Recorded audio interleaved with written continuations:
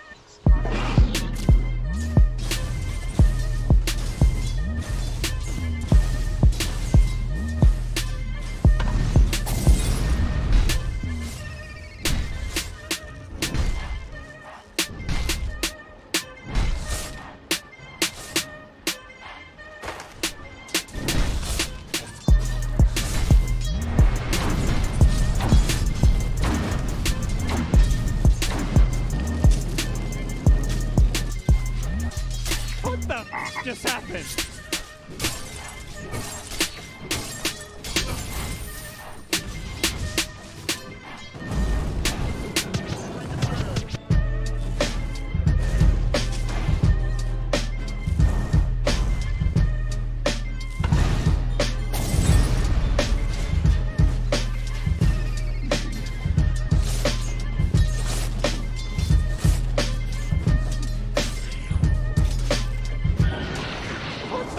Just happened.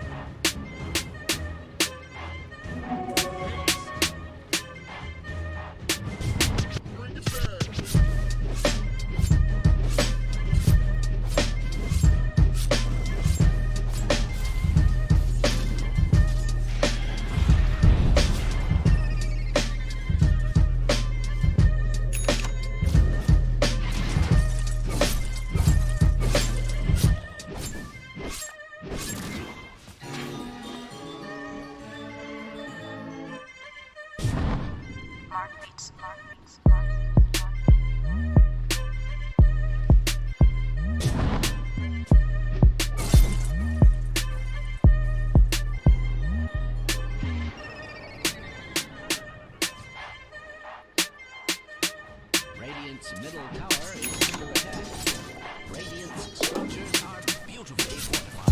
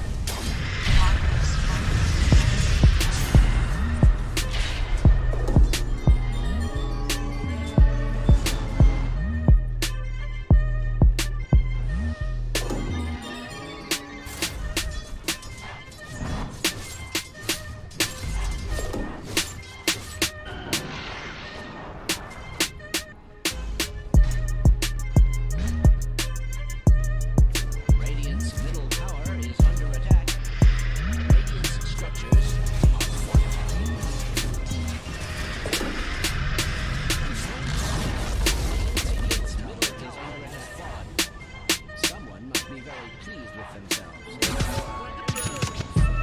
Singular entity must be protected.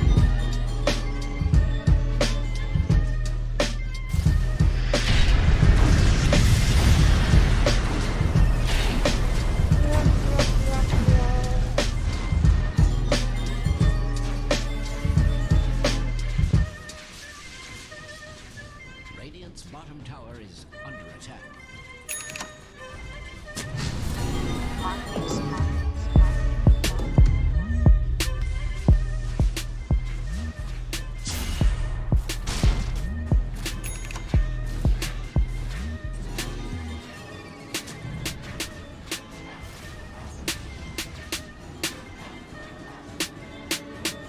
Strange to say, Radiant's middle tower is under attack.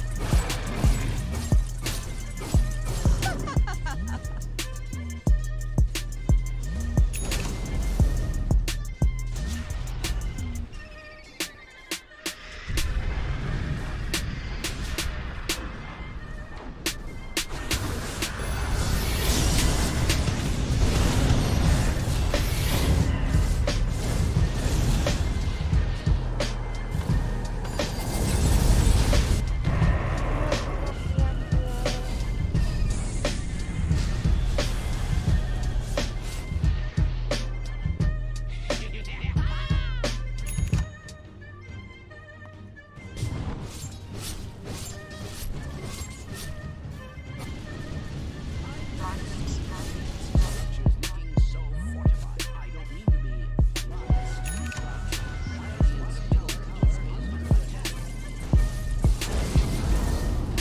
Structures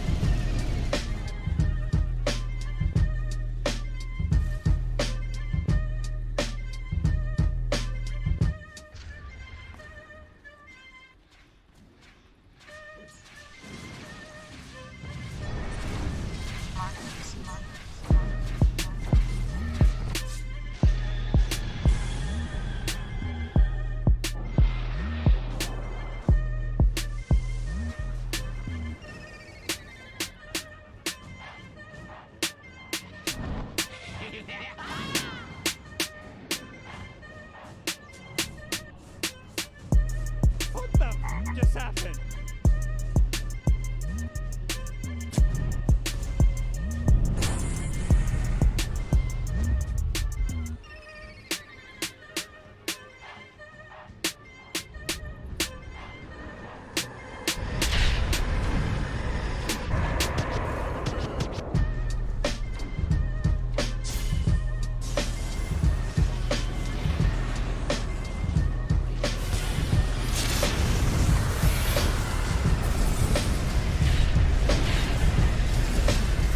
What the just happened? Wire's top tower is being attacked like nobody's business.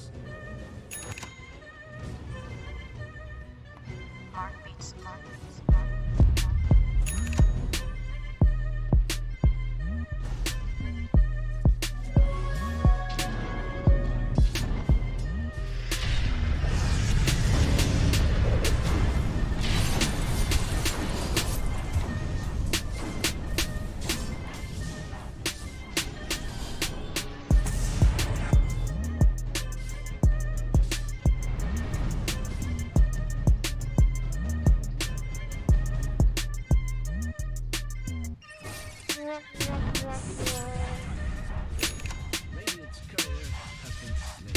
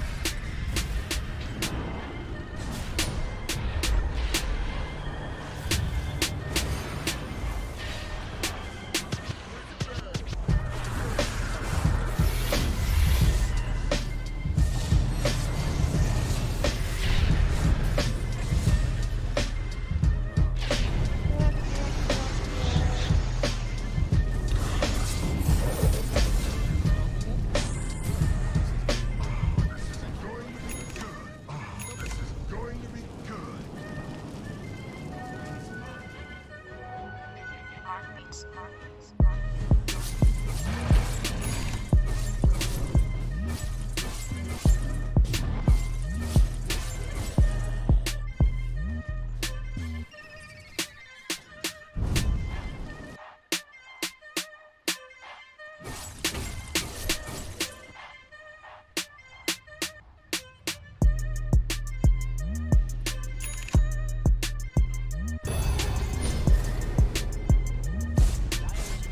are fortified.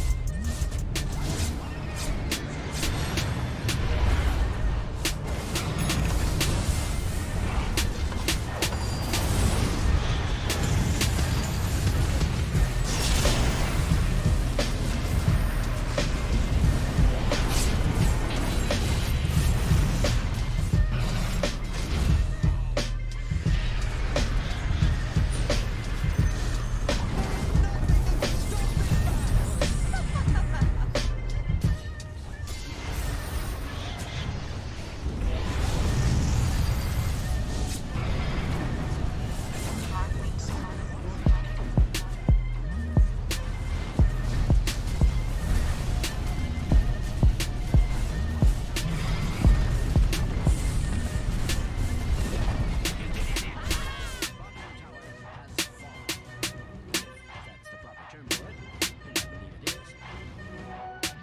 Sorry, I just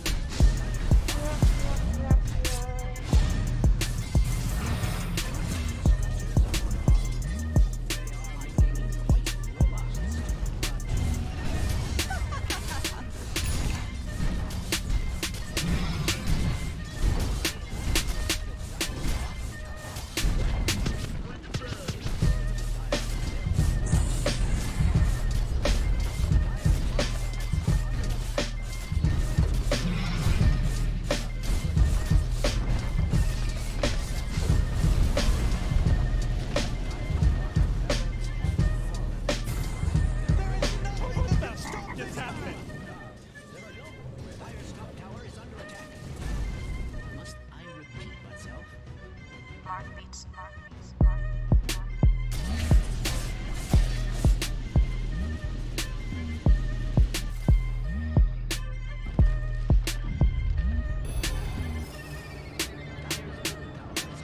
Extraordinary amount of stress. Dire's middle tower has fallen.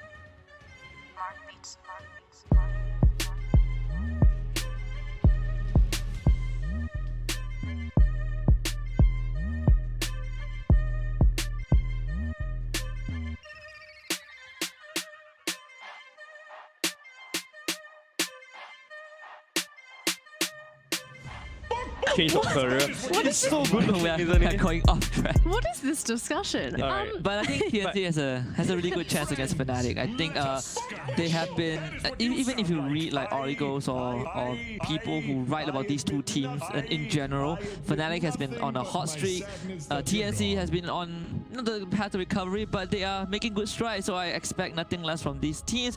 But of course, before all of that, when it comes to performance in gaming, you want the best laptop, and we have just the one for you.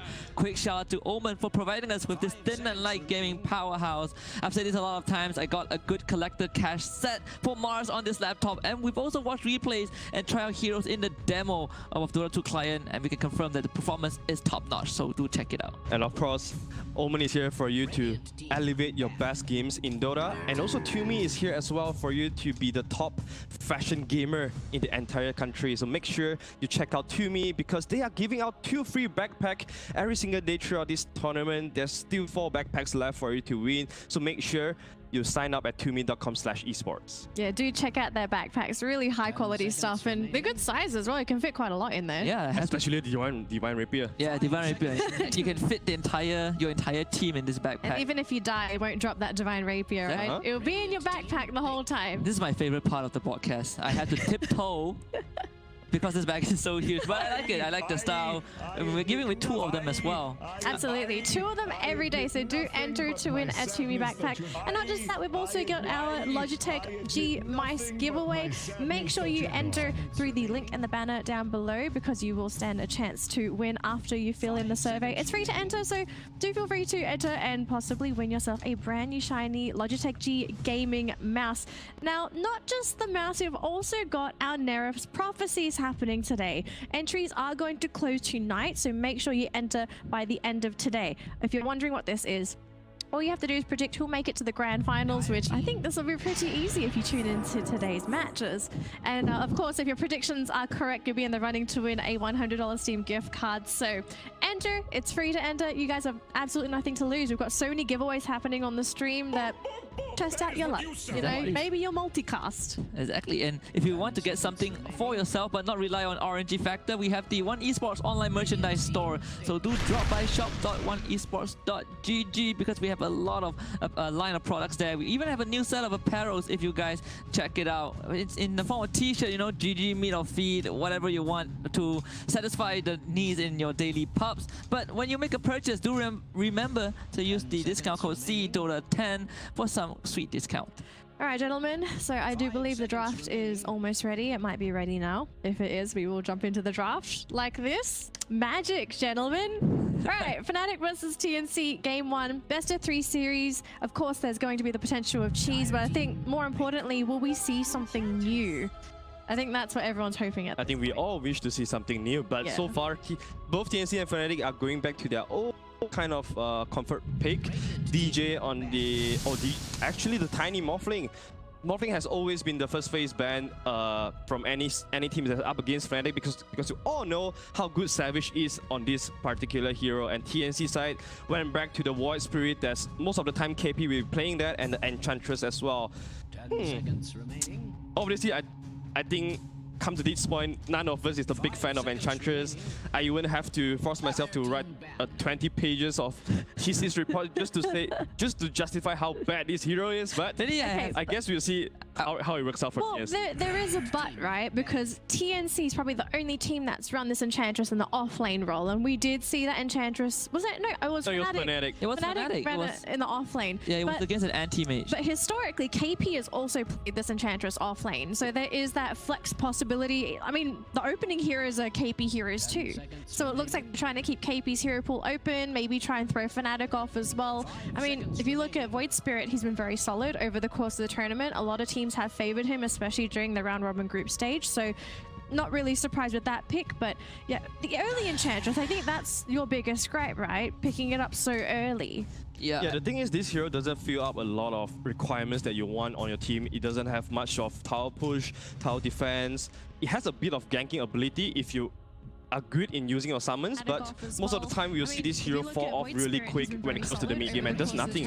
I just had a light bulb. Do you think TNC might be trying to run a Clink strat?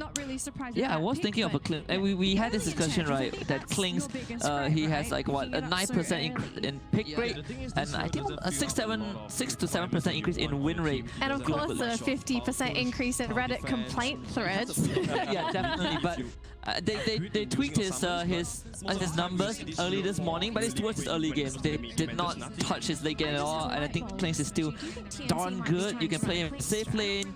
He's decent in the mid lane as well, especially against range heroes like TA, Invoker, you know, you name it. Clinks is a good pick. But I think Enchantress, what Icefrog is trying to do, my speculation is that they are trying to turn Enchantress back into a core. They kind of made Nature's attack more effective early on with the tick killing. They gave her extra range if she buys Aghanim Scepter, which was the core item for Enchantress back then. But I still think the core issue with Enchantress was Untouchable being an ultimate instead of her basic skills. It just doesn't give her that lane dominance that she used to She have. just feels very weak during that laning stage. It's almost like she needs to be treated as a core as well sometimes. Because previously, when Untouchable was a basic skill, she's dominant in lane because you just can't hit her. Yep. But now you can do the same, and she doesn't have the best health pool either. So I think Enchantress is mostly going to be a support for TNC. Yeah, and right now Fnatic is going to have the first pick of this second phase. So they can either go for Jam's hero first, or they can get something they can flex around with, so that they can keep ISS heroes or Moon's hero in secret first. And there's a Timber still available. Yep. I think you go against Void and you just need kind of strong laners, especially when you're playing in the Ench lane, or some heroes that can clear out the creeps. We've talked about this. Winter Wyvern is one of those examples that Fnatic does play in both the off lane and in the support. I'm just wondering if Fnatic wants to bring back the Shaker Morph combo as well, because AA is obviously banned out, one of the strongest counter to Morphling, and also Shaker is still in the pool now. Fnatic also plays the Chen. Oh yeah? Yep. So 100% Chen win rate for Jabs. This statistic was back when it was still group stage, but Fnatic is going back to the Trend Protector. It could still be Jabs hero or SSS heroes, but most of the time when this hero is picked, it will be on ice. Yeah. Yeah. You also have this Tiny, right? DJ does play the Tiny, Moon also plays the Tiny. I think Moon is the only player to play Tiny, to bring back the Tiny core with the Echo Saber in the playoffs. The right click against Neon Esports. Yeah. With Neon Esports in the group stage, but you know, he played that. Yeah, but Moon always loves to go for DPS heroes on this magical hero. Like another example is the Lina. Oh yeah. He's one of the player that will go for the DPS build on Lina and really make it work, especially when it comes to the late game. So that possibility is definitely there. And TNC is still not going to reveal the potential Clinks yet, but they are going back to the Phoenix. I was just suggesting the Clinks. I wasn't saying they were going to pick the Clinks. I mean, this is TNC style, right? It could be the potential, right? Yeah. It could be the potential cheese, right? I mean, TNC loves their Phoenix a lot. We always see this Phoenix, and we've seen KP play the Void Spirit, I think, in two of the games across this entire league, and his Void Spirit has also been super amazing. But with this Phoenix in, Phoenix and support, not the best support duo, not... And then I don't know, but it's lane dominant, right? I think this is... I think TNC can live with this, but Fnatic with the Snapfire, instant response to break this egg. Yeah, now you talk about it, it does looks like an Enchantress core. I think there's a high possibility for it, because look at the ban out the Puck, Ember, this is setting up for Void Spirit to be a core, so probably going to be Amel on the Void Spirit on mid, and you don't want to have a Phoenix plus Enchantress duo as well. It doesn't give you early aggression, doesn't give you any ganking ability as well, unless you really use this, unless the Enchantress can use the summon units to a perfection. Yeah. But I really don't like them as a duo together right now, especially when Fnatic has the Leader Shadow. on Snapfire to counter that 8. It's a little difficult now because they do have a combo with the Phoenix. We've got the Faceless Void revealed for TNC. Yeah. So they've got a way to somewhat protect the Phoenix egg, but they've also got set up for this Phoenix egg, right? You go for the Chronosphere, then you go for the Supernova right next to the Chronosphere. It's really hard to get out of that after the Chronosphere duration. So we've got some team fight for TNC, but there's something a little bit interesting with their lineup. They've got this really good ulti hard lockdown, but they don't have lane rotation lockdowns. They're only running this Enchantress so far. And Phoenix, the only lockdown you have a Supernova. Yeah, So everything actually comes down to the Void Spirit. He has to rely on his early rotation, and those have to work as well. And until he gets the U Scepter, everything should be a bit easy. But Fnatic's lineup, they're super fast in the early game. Tiny rotation, Snapfire on the lane, and of course, Trend Protector has always been one of the stronger hero on lane. Yeah, I think TNC Predator right now, if that Ench is going to be a core and they are looking for support, I don't know, Pango support still seems okay. TNC love to run the Pango support to protect this egg. If they are looking for an offlaner, there's also the Mars as well. TNC Predator being one of the teams that plays that Mars. Centaur is also not too bad, but AP doesn't play too much of that. Brewmaster got a lot of buff. And yeah, Brewmaster got entire Primal Spring got buffed, all the 3 pandas. Yeah. This is the KP special as well. Yeah. Do you think they could fit the Panda into this lineup though? There's also the Doom for them. I think the Doom is also, it's also an RML/KP hero that TNC Predator can look at. I think they also play the Doom support, if I'm not mistaken, on Tim's. Fnatic, they banned the Evoker, so they're expecting TNC to run this mid laner last. So the TNC, they have this Kunkka as well on the back of their head, on the back of their mind. It is a big possibility, but even never mind, Invoker is being banned. yeah, I just did. But I think right now, one small detail about Snapfire is that she's even better against right clickers because of the Scatter Blast change. Yep. 100 flat attack speed reduction. You're not hitting the Snapfire. Yeah. It makes him really good on lane. So right now, any support that wants to go up and try to trade hit with them, you get Scatter Blast, you just get the hell out. You don't want to be trading against this Fire. Yeah. All right, there's the Kunkka eliminators. It looks like TNC didn't want the Kunkka themselves. Yeah, I think if the sort of Fnatic, they can put this DJ on the support, and then suddenly this Kunkka just buffs up the entire team so much. You have the Rum, you have the Cookie, and suddenly you have the Living Armor Cookie, and you have the Rum. It's just way too much. It's not even just the Rum, right? You've got counter initiation with the Kunkka. You can just boat into the Chrono, and then Void can't commit to that Chrono. Yeah, and heroes like Enchantress, and Enchantress especially is extremely bad against the Kunkka. Kunkka destroys her with one combo. So Fnatic, they take out the Lina There's the and Quap. Quap going over the TNC. So there's still a lot of flexibility for TNC. They can potentially put the Quap or the Void Spirit on the lane or the mid lane, depends on what Fnatic is going to pick next. This is going to be Moon's last pick hero. He has pretty much TNC has pretty much showed their hand already. Yeah, it's either Moon or DJ right now. But I think with the Tiny, I don't know, I feel like you can, because you have the last pick, you can easily pick a Moon hero. I think one of the heroes that has seen a bit of resurgence and some love is the Razor. We all know Razor mid. Yeah. It's also one of the classics back then. Also not very fun to play. Not very fun to play against, if you're a right clicker, right? Yeah. If you're a Void, you absolutely hate the Razor. Oh, really? I mean, in general, he's not very fun to play either. He's just like a wiper. It's like a Viper, but Yeah, but anyways, I really love Fnatic to pick up another core because you don't want to play a single core lineup into a Phoenix plus Void Faceless Void lineup. Yeah. Every time you get chrono by the Void, you are just gone and you don't have your winning condition anymore. So Fnatic really taking their time to figure out what's the best pick here, potentially change the dynamic of this game. some hero that's good into Quap. It's not much at their banner. Those Spirit mid. Oh, yeah. Yeah. We were talking about We were this talking about off-stream. this, right? Like, But if maybe there's one not team. for Fnatic. No, but I mean, was saying Moon is one of the players yeah. that actually play He actually Links mentioned that, on mid lane. we expected, maybe TNC is going to bring it out, but we also did talk about this on broadcast, that if there's another team, it's going to be Fnatic, because I think Arthur did ask me if Klinks is good in mid, right? CCNC did play the Klinks mid, and Klinks is good into range matchup. You really can out-trade range heroes. I know Queen of Pain has magic damage, but it received a bit of nerf, so I think Klinks is totally fine. Yeah. So we haven't seen Clinks in practice yet, right? This is going to be our first time over the course of the One Esports Dota 2 Southeast Asia League. That's very long. Oh, goodness. Now, historically, Clinks is actually very squishy. He's very easy to gank. He's got the skeleton walk, but all this AoE to work.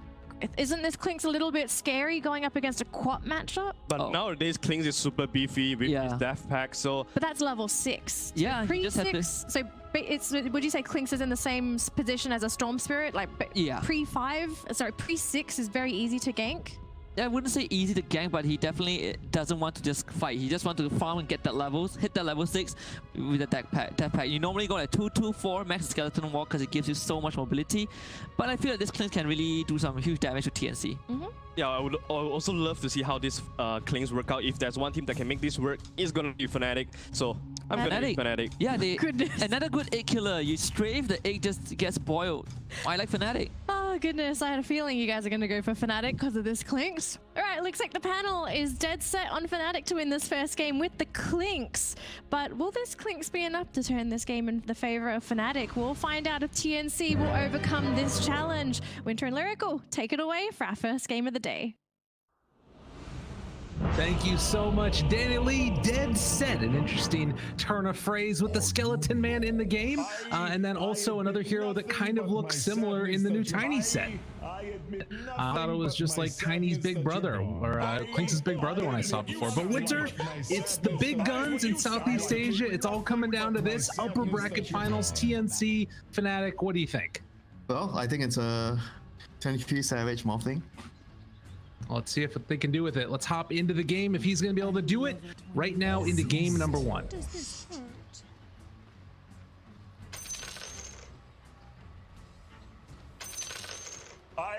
I admit nothing but my sadness that you're gone. I admit nothing but my sadness that you're gone. So Winter, I want to explore that idea you just said. 23 Savage. Hero he came to prominence on, but also a hero that can be very volatile. And recently he has been struggling a little bit in this league. Good, bad? What do you think? Is that you're saying you like the 23 Savage more? If I'm assuming. Hello. Oh no! Is it starting already? The battle, the beatdown. I was not ready for there to already be action in this game, but I guess I should have kind of expected it, considering the way that these two teams face off against each other. But won't be a killer. I guess it's not that bad skilling the Nature's Attendants, and you could see the change, right? It heals a little bit faster, I think, compared to before because of the interval. So I guess that's kind of like a buff in some ways, but the total amount of heal doesn't change, right? Yeah, I believe so. It just heals faster. Like there's a extra tick for every second. Before it's 1 tick per 1 second. Now the tick is changed to 0.5 seconds. All right, I think it's better against damage over time spells because you don't have to worry about like dropping down below that death threshold. Oh yeah, that's true. It's better against those spells. But go back to the Savage Morphling. This is the hero that he was sort of known for a long time, and definitely knows how to play it well. You're washed up. It's a pretty good game of Morphling. Void is a decent counter, but generally you should be able to react and get your strength morph off from against the Chronosphere, and they have living armor to protect him. So I think he's in a pretty good game to solo carry this as the Morphling. All he needs to do is get a good laning phase, and he has a Treant on his lane. So more than likely he's gonna be able to farm, and he's against a Void Spirit, not the hardest of lanes for him. Yeah, it's interesting, when we saw the tree come out, I was expecting this just to be the Ice tree again. But I guess based upon the way that the draft worked out and they ended up going for that last pick Clinks, they wanted to change things around. This is the thing you should notice about Fnatic. Their position 5 and offlane has a few overlapping heroes. Snapfire, Treant, and Chen. Both Jabs and Ice play the same heroes. It's even Phoenix to a certain extent. Phoenix and Winter Wyvern. So whenever they draft and they open this kind of heroes that look like a support initially or look like an offlane initially, there is still room for adjustments during the draft for them. One of the reasons that they're so deadly in the draft for sure, but it did end up sort of transitioning afterwards. And you know, the thing that I was thinking through my head was like, okay, oftentimes they do it to buy space for this late game carry, but then once they saw maybe that Faceless Void and the Phoenix come together, like, all right, maybe we actually can't out carry them with what's left in the pool, and they decided to switch it up. Or maybe it was the plan all along, who knows. But Clink has been played out of the mid lane. I think it's mostly because of the lane matchup. I think they feel like if we do Trian against Void, you can't really pressure him, and you're not gonna do so well in the lane, so it's hard for the Trian. And on a support role, he could still defend and delay the towers when you get your levels on the living armor. So they choose to put the Snapfire against the Void. Oh my god. Dude, we've got the whole slew of voice lines coming from Aghanim Scepter. Should be noted, it looks like most of them have either only gotten to the second level, which is the admit nothing but my sadness that you're gone, or they just like that line a lot. And then big old man Mr. KP himself has beaten the highest level one, having the bok bok bok voice line. So kind of interesting little lore background there, maybe seeing what these teams have been spending their time on instead of practicing for the tournament. Who knows? But you know, the game mode's really good. Why do you even need to practice for the tournament? Just need to play some pubs, you know? Yeah, or some Aghanims. So there was a mini patch today, right? I think the only hero that got affected from the patch today is Klings.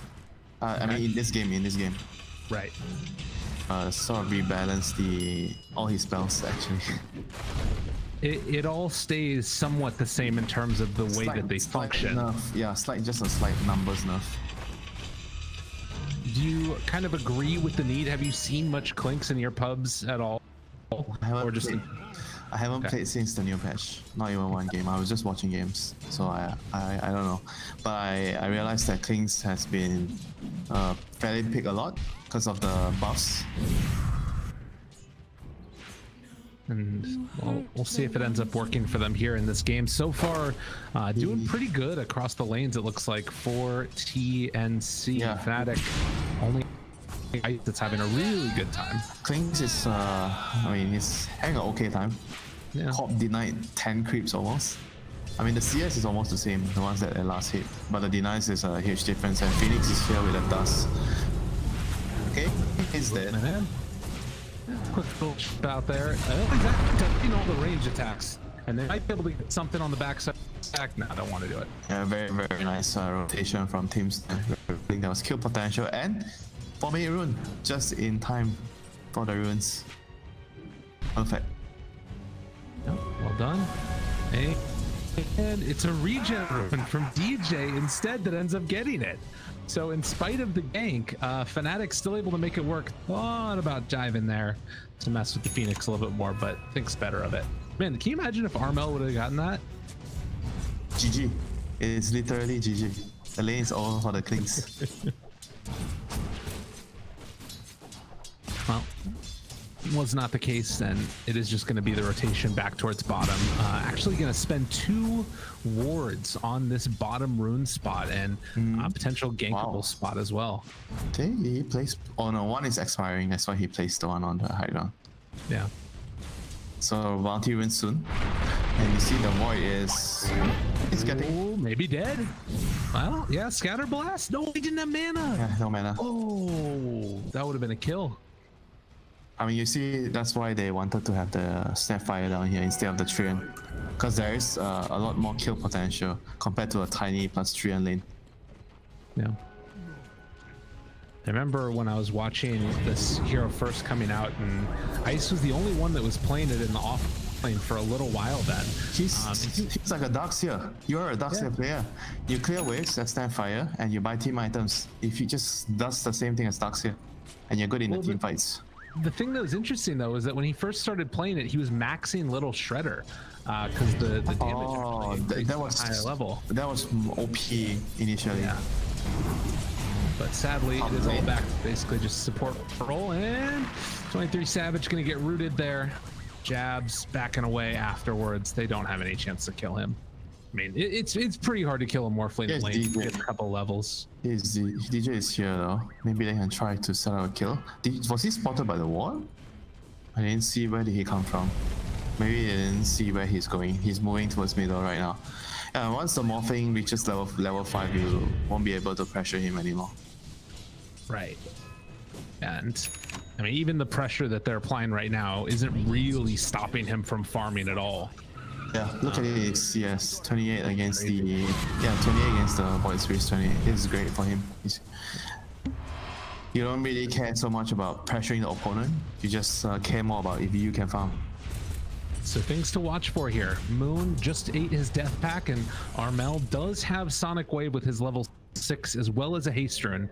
So this could very easily be a rotation. There we go. Looks like he's gonna go bottom. There we go. And they're gonna pop Mortimer's Kisses. Hello, how you doing, Ice Ice Ice? I want to talk to you. But he got the kill onto Gabby. Now the turn. Oh my God, is this actually gonna work? He's still in Sonic Wave. Yes, mana. Armel does not want to use it. He was one mana short of the scatter blast. He would have actually killed the Phoenix too. That was crazy. Ice in a nutshell for you, ladies and gentlemen. The most annoying offlaner, I swear, this guy. So right now, they didn't need to use the Sonic Wave, but he still has it. But he just needs to maybe pick up a rune later or have a support refill his bottle. Does have his treads also if he wants to bring them out to himself afterwards. 30 seconds until the next rune. He might just wait till then because he does have at least a ward down bottom, so he should be able to outmaneuver anybody. And Boone, in the meantime, death packs another creep, and he's gonna head over towards the mid lane while DJ, or rather top lane, while DJ heads. Hey, he really likes to play this hero. He's been trying this hero for a pretty long time. DJ or Moon? Moon on Clinks. Even like 2 years ago, he was every now and then he would ask this hero to be picked for him. Moon's on top that's farm now. He gets the regen. That's very, very crucial. So the Queen of misses out on the second room. He's going to be bot again. Does he have enough mana for his combo? Oh, he's One spell, pretty yeah. low. Clarity on him. spell. Going. Chrono gonna land. Did he get the strength of them? Did. Sonic Wave is out. It's not enough. 23 Savage is gone. Yeah. That is both ultis used. Oof. That sucks. That really, really sucks. And now Gaia is gonna be happy farming the home and pressuring. They're still chasing. Warning shots. Those are warning shots, you know, Gabe. Don't you come near the tower. Don't you come near the tower. I dare you. They're just gonna pressure this one. They're coming near the tower now. The jump and wait for is done. Now DJ catching the Birdman, Mr. Tim's on his way out. Things going all kinds of good for Fnatic over the last couple of minutes. One stone through bird. He did that. So right now the things is moving top. He has his Fine jabs. death pack. KP on him, still chasing. He gets the heal onto himself. Jab still trying to walk away and buy whatever time he can. He's Never fine. kill the Clave. Yeah. He's fine. Void has he's like a creep right now. We can find Gabby. Wow, that's a lot. Holy shit, that's a lot of damage. Ain't no joke. I was like, what? 500 right click damage? 600? Wow. Yeah, and He has no items to create beds. He has 2 beds. Okay, fine. He has a broom handle. Slight extra damage. yeah, that broom hand. Look out for it. It's dangerous. Bounty But yeah, runes. 10-minute mark now. They're gonna throw a little bit of a bounty as well onto the Faceless Void. Meanwhile, Ice Ice Ice able to pick up a DD rune. And they're sitting there. A lot of Ancients being taken out now by 23 Savage in the meantime. Yeah, let's look at what they're doing. Jabs is delaying. Everyone else is farming. One person is delaying the enemy team, and everyone else is just trying to farm. Oh no, Snap decides to go top. He has his ultimate ready right now. Trin has level 6. Yeah, 1 CS away. He's 1 creep away from level 6. Then he can set up for the Snapfire ulti. Oh my god, they're gonna blow up KP. Oh, Who do they're they gonna get find? it. There's a lot of people that they can go on. KP is there. They pop it maybe a bit too early, and they're not gonna hit it Nah, because they didn't have the mana. Yeah, the Trin didn't have mana because he cast his nuke once. Alright, maybe should have saved more mana for that. They might have been able to kill one of the heroes at least. And mid lane, Queen of Pain is here again. Chronosphere. And a jump on them. cut. Seeing if they can bring him down. Do they have quite enough damage? Marchside's on the inside, and he just gets out another rotation from the Queen of Pain, and the Chrono used no kill. Oh, this is rough. This is really rough. The morphing is just like, whoa, guys, thank you so much for the space. I will make sure I carry the game. It's been okay. Oh my god. But he was actually so good. You see, he was farming in front of the corp, right? And he intentionally swapped agility to bait him, and then he swapped strength right away. And the corp thought he had a chance to snipe him. What a freaking play. 72 CS right now on this morph lane at 11 minutes. A lot of those are ancients. They're gonna jump forward, kill KP. Man, It is falling apart. This is like a huge morale victory, you know, all the last few engages. A morale booster. You taunt them and you kill them. This is the thing though, is that like you still have a faceless void in the late game, but I feel like the Quap is just not really able to get enough done right now. Armella's not really having the game he wants. And in fact, if he goes down right here, okay. Tim's was there, so they didn't want to go for it. But yeah, I'm just worried about this Queen of Pain. She's still pretty rich though, to be honest. Yeah. Look at her net worth. I don't think she's doing that badly. Like, imagine those rotations have worked, she would be like at least 5k net worth right now. Right. I guess I'm just thinking, like, isn't this normally the point where you would be like wanting to move around and find kills and be like the strongest hero in the map? It's very, very hard because of when you miss kills with the Sonic Wave. Yeah. You don't really snowball hard enough as corp, so your power spike is slowed down a lot. This hero is a hero that relies a lot on rotations being successful, so you snowball ahead in terms of XP, you get higher level, you get more items faster, and you help the other heroes snowball as well.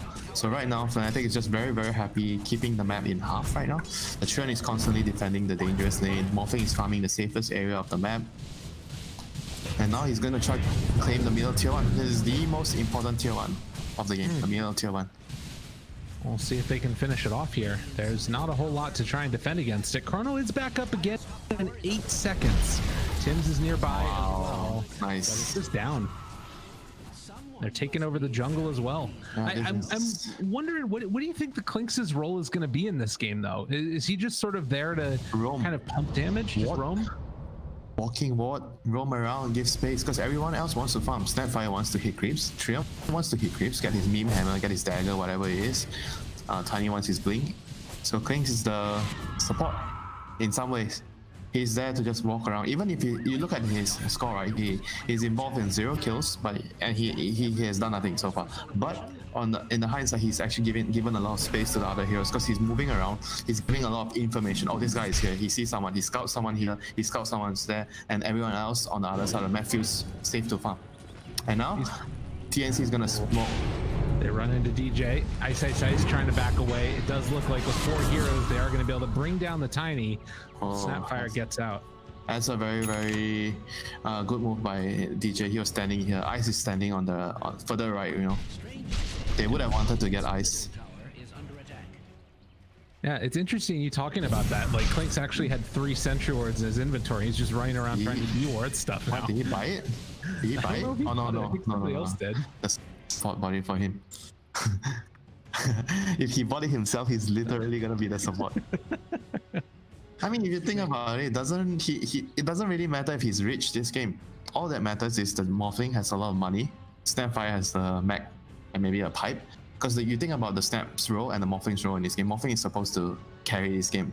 Right. And Snap is going to allow him, buy the items to allow him to not die in the chrono. If the chrono is dropped, Morphling doesn't die, you pop your pipe, you pop your mech, medallion, whatever it is, then the fight is literally over for the Radiant team. They cannot do anything anymore if their combo is out. It feels like also he's just going to be that egg hitter with the strafe ability too, right? Like bonus 180 attack speed. The Clinks. Yeah, but Snapfire could also be the egg hitter. Yeah, I guess egg is just dead. They have 3 egg hitters: Morphling, Snapfire, Clinks. Or egg. Man, Scramble egg. poor brains as these voice lines are going off. You need to put the chrono in the middle of the fight to stop them, you know. Like he's gonna have to rely on the chrono to get his egg off. It's gonna be ridiculously hard because that's like pretty much it. Sonic Wave from Quab, kinda. Or maybe like a voice you don't use to remember. you don't use the egg. You don't focus on using the egg so much because there's a chrono. Don't use the egg.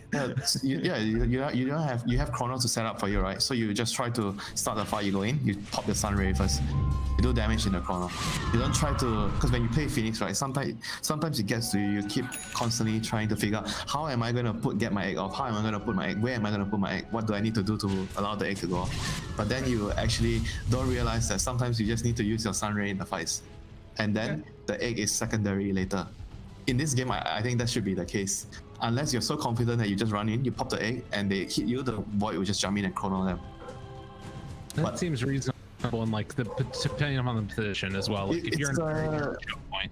It's a very common mistake, Gabe. Like people when they play Phoenix, right? They focus too much on getting the egg off, and they forget about it's a spell that does so much damage too. And heals. It's incredible. It's a good one. Well, we'll see if Tim's makes it happen. Definitely not in the easiest position in the world on the Phoenix, no matter what's going on. But there's a guy that can make it work. It's going to be him. They do have some deep wards in their own jungle, oddly enough. But everybody groups together around the top tier 2 tower, and they go as one to take this one out, while simultaneously Fnatic is pushing the other 2 mid and bottom lanes out. Yeah, Fnatic is using the map better. You look at the heroes that are scattered around the map. The Radiant team is more grouped up together, and the other team is farming more of the whole map. Tiny is gonna get his blink after he finishes this creep wave. KP is getting use. So Ice has a mech. Queen has Orchid, right? Oh, not yet. But I like the Void's item, going for the Diffuser Manta. It's great against the Morph. Feels like it could be a nice pickup there. Yeah. And we'll be able to just destroy him. Here we go. I don't know, man. They're just gouty. they're just running away. They're like, don't want to stay here anymore. And I guess that again goes back to what you're talking about of right now Fnatic using the map really well, though. Jabs, he runs into everybody, gets the armor on himself. Ice going crazy. Nothing to wait for him through. Sonic was there to save the day, but it is not gonna happen. Even Jabs is living. What a bait. What a bait. He actually casted the Rainfire even before the train. He knows the train was gonna root, and he just casted it before. That was a great fight there for Fnatic. Just TNC chasing past the low ground too far. And now the Phoenix is in trouble. He's dead. Enemy lines. No egg, no sunray, no nothing. No answer. And KP trying to salvage this game here, but Fnatic are just running down lanes. And KP going to pull the next creep wave back. Jabs trying to get in a position to catch him with DJ. Slowdown is there. They have another toss if they want to use it. KP, he's like out of mana too. His TP is on cooldown, 6 seconds away. Can he actually get out of here? Has one more astral step. And hiding avalanche toss caught him. Can they get the kill though? Able to get a jump away for the moment. And it looks like he might actually be able to. He's pretty quick. Yeah. Hides behind the tree. They get vision. Oh yeah, I can't get him though. Blink is on cooldown. I admit nothing but my sadness that I mean, that's also the thing, right? Their draft is so reliant on the chrono. There's no other stunts until the Void has a yields. It's very difficult for them to pick them off. That's why you see them chasing so far towards going past the outpost, going to the low ground to get a kill. If they would have fought on, it would have been okay for them.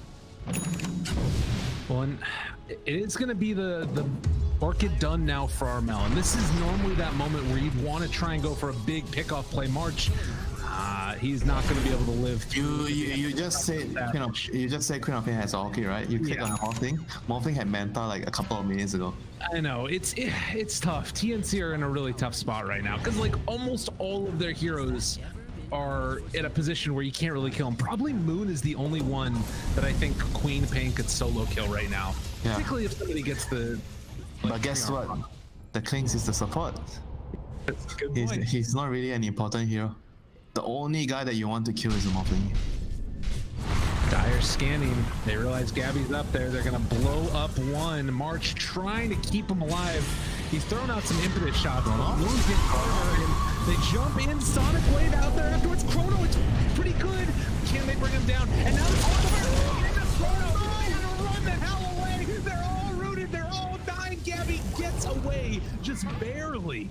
Now trying to see if they can escape any further. They fall back on Tim. No. Caught in the Chrono. Dude, that was rough.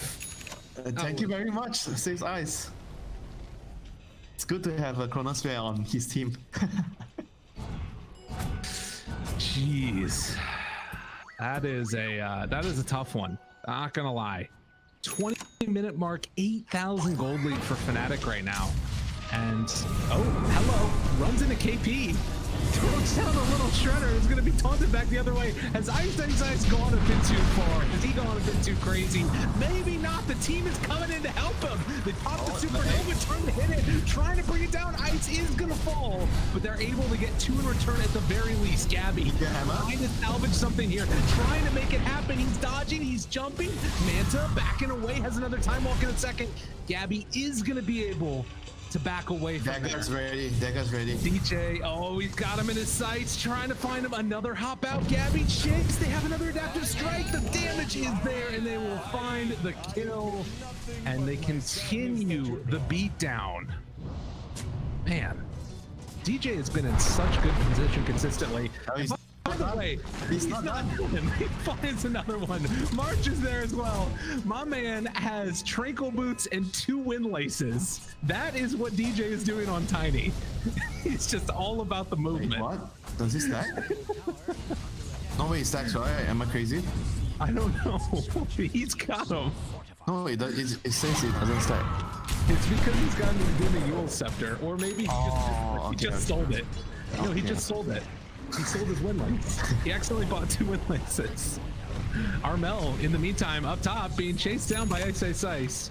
Will manage to get the blink away. DJ couldn't get there in time. I mean, if he stacks, I'm definitely getting 2 or 3 every game. You know those empty slots you have as a support? Windlace. I think DJ just had so much gold that he was able to, like, you know, click it a bunch of times and it accidentally bought 2 or something. Didn't you know good things come in pairs? That's right. Double the flavor, double the fun. That was another little jingle. Uh-oh. Oh, Chrono. Coming in. Mid. Gabby. Oh, danger. They're gonna back out. Nice smoke. Kings wants to eat a creep before he moves. Ice just got Guardian Greaves now. Oh, who? Oh, Ice. Okay, good luck killing anyone. Oh, he didn't finish the pipe? Okay, that was strange. I thought he would finish that. The first one opens up on the March, who has just been dead time, and again, Ice jumps away, so looking for the follow-up. The time dilation on the KP. Oh, that one feels bad. Sonic Wave afterwards, jabs living rooted. In some trouble, got the overgrowth off though. Now Boone trying to do whatever damage he possibly can. They're gonna bring down the egg, maybe. No, it doesn't quite get down. Oh, they finally end up finishing it right towards the end. And with that, 3 dead. Is looking further and further into the favor of Fnatic as KP is going to get beaten down by 23 Savage. Easy as pie. Alright, this game is over. Small thing is now that they get Roshan. Alright. I mean, at this point, even if he gets a 3-man Chrono, I think it's still hard to win the fight. They don't have enough damage. Because the Snapfire has too much sustain. I was thinking he would have actually finished the pipe first because there's so much magic damage. Oh, but I guess the Orchid is the main thought here, so he doesn't get. Yeah, that's true. That's true. There's a value for the cleanse this game, or the dispel. Well, the game looking firmly in the hands of Fnatic unless something changes drastically. But at this point, 23 Savage is 5,000 gold. Oh my god! He doesn't give a damn! That man is insane! Faking gets hit by the Mortimer's Kisses. They just have to run away. That's an E-Blade, and that was Armel. That was 1v5. That was what it was. Like he was alone, he saw 4 heroes in front of him, and he waited for me. Wait, there's 5 heroes for me to kill here? Yeah, why not? Dude's got the Aegis, and March is just gone again. Poor March. Oh, playing that Enchantress hurts against the shotgun build. And they have already taken the tier 3 tower. They're moving over to the racks, taking that one next as well. Yeah, when you say that, I feel like right now it's even harder for the supports. You can't buy braces, you know, to have that small magic resist to allow you to survive. You can only get the cloak.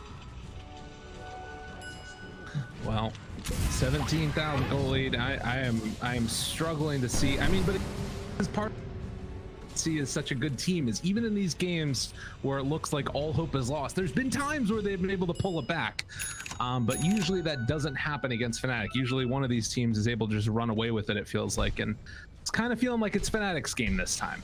Yeah, the best way to put it is if they are going to want to win this game on the Radiant side, it's all gonna be on the Dire team making a severe mistake, a severe blunder. Wow. Jump forward. Mark just did it again. That's not a blunder. That is definitely not a blunder.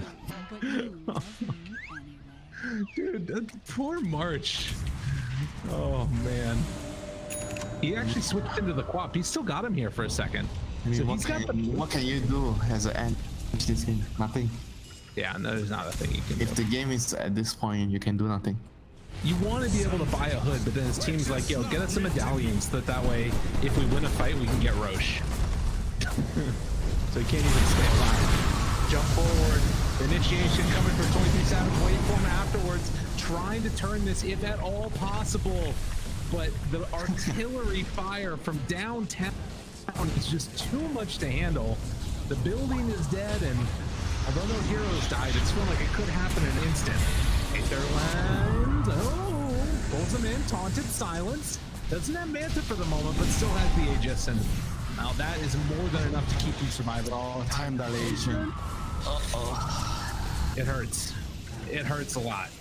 Walk uphill again, get the building taken down, and continue the destruction. How everyone's standing on Fnatic, everyone's just behind them off. Oh, DJ jumps in to find the kill. Ghost Scepters afterwards. Taunts Cookies. Pulls him back in. Sonic Wave doing literally no damage. He waveformed into the tunnel, but I don't know if they can kill him off in time. They're still bringing down the Tiny, but they can't bring down the Morphling who has the Aegis afterwards. So far, they've had to buy back on 2. Can they get any more? Trying to turn and get out of here for the moment. That's Aegis down.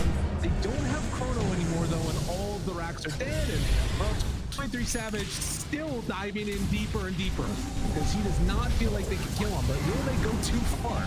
Rooted, stunned, turn, the attempted damage, the attempted kill, and they do manage to bring him down.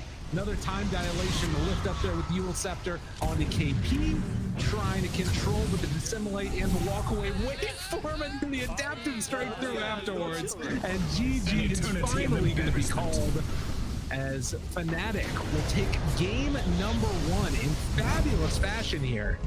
Very impressive showing. Yeah, very, very good game of Dota by Fnatic.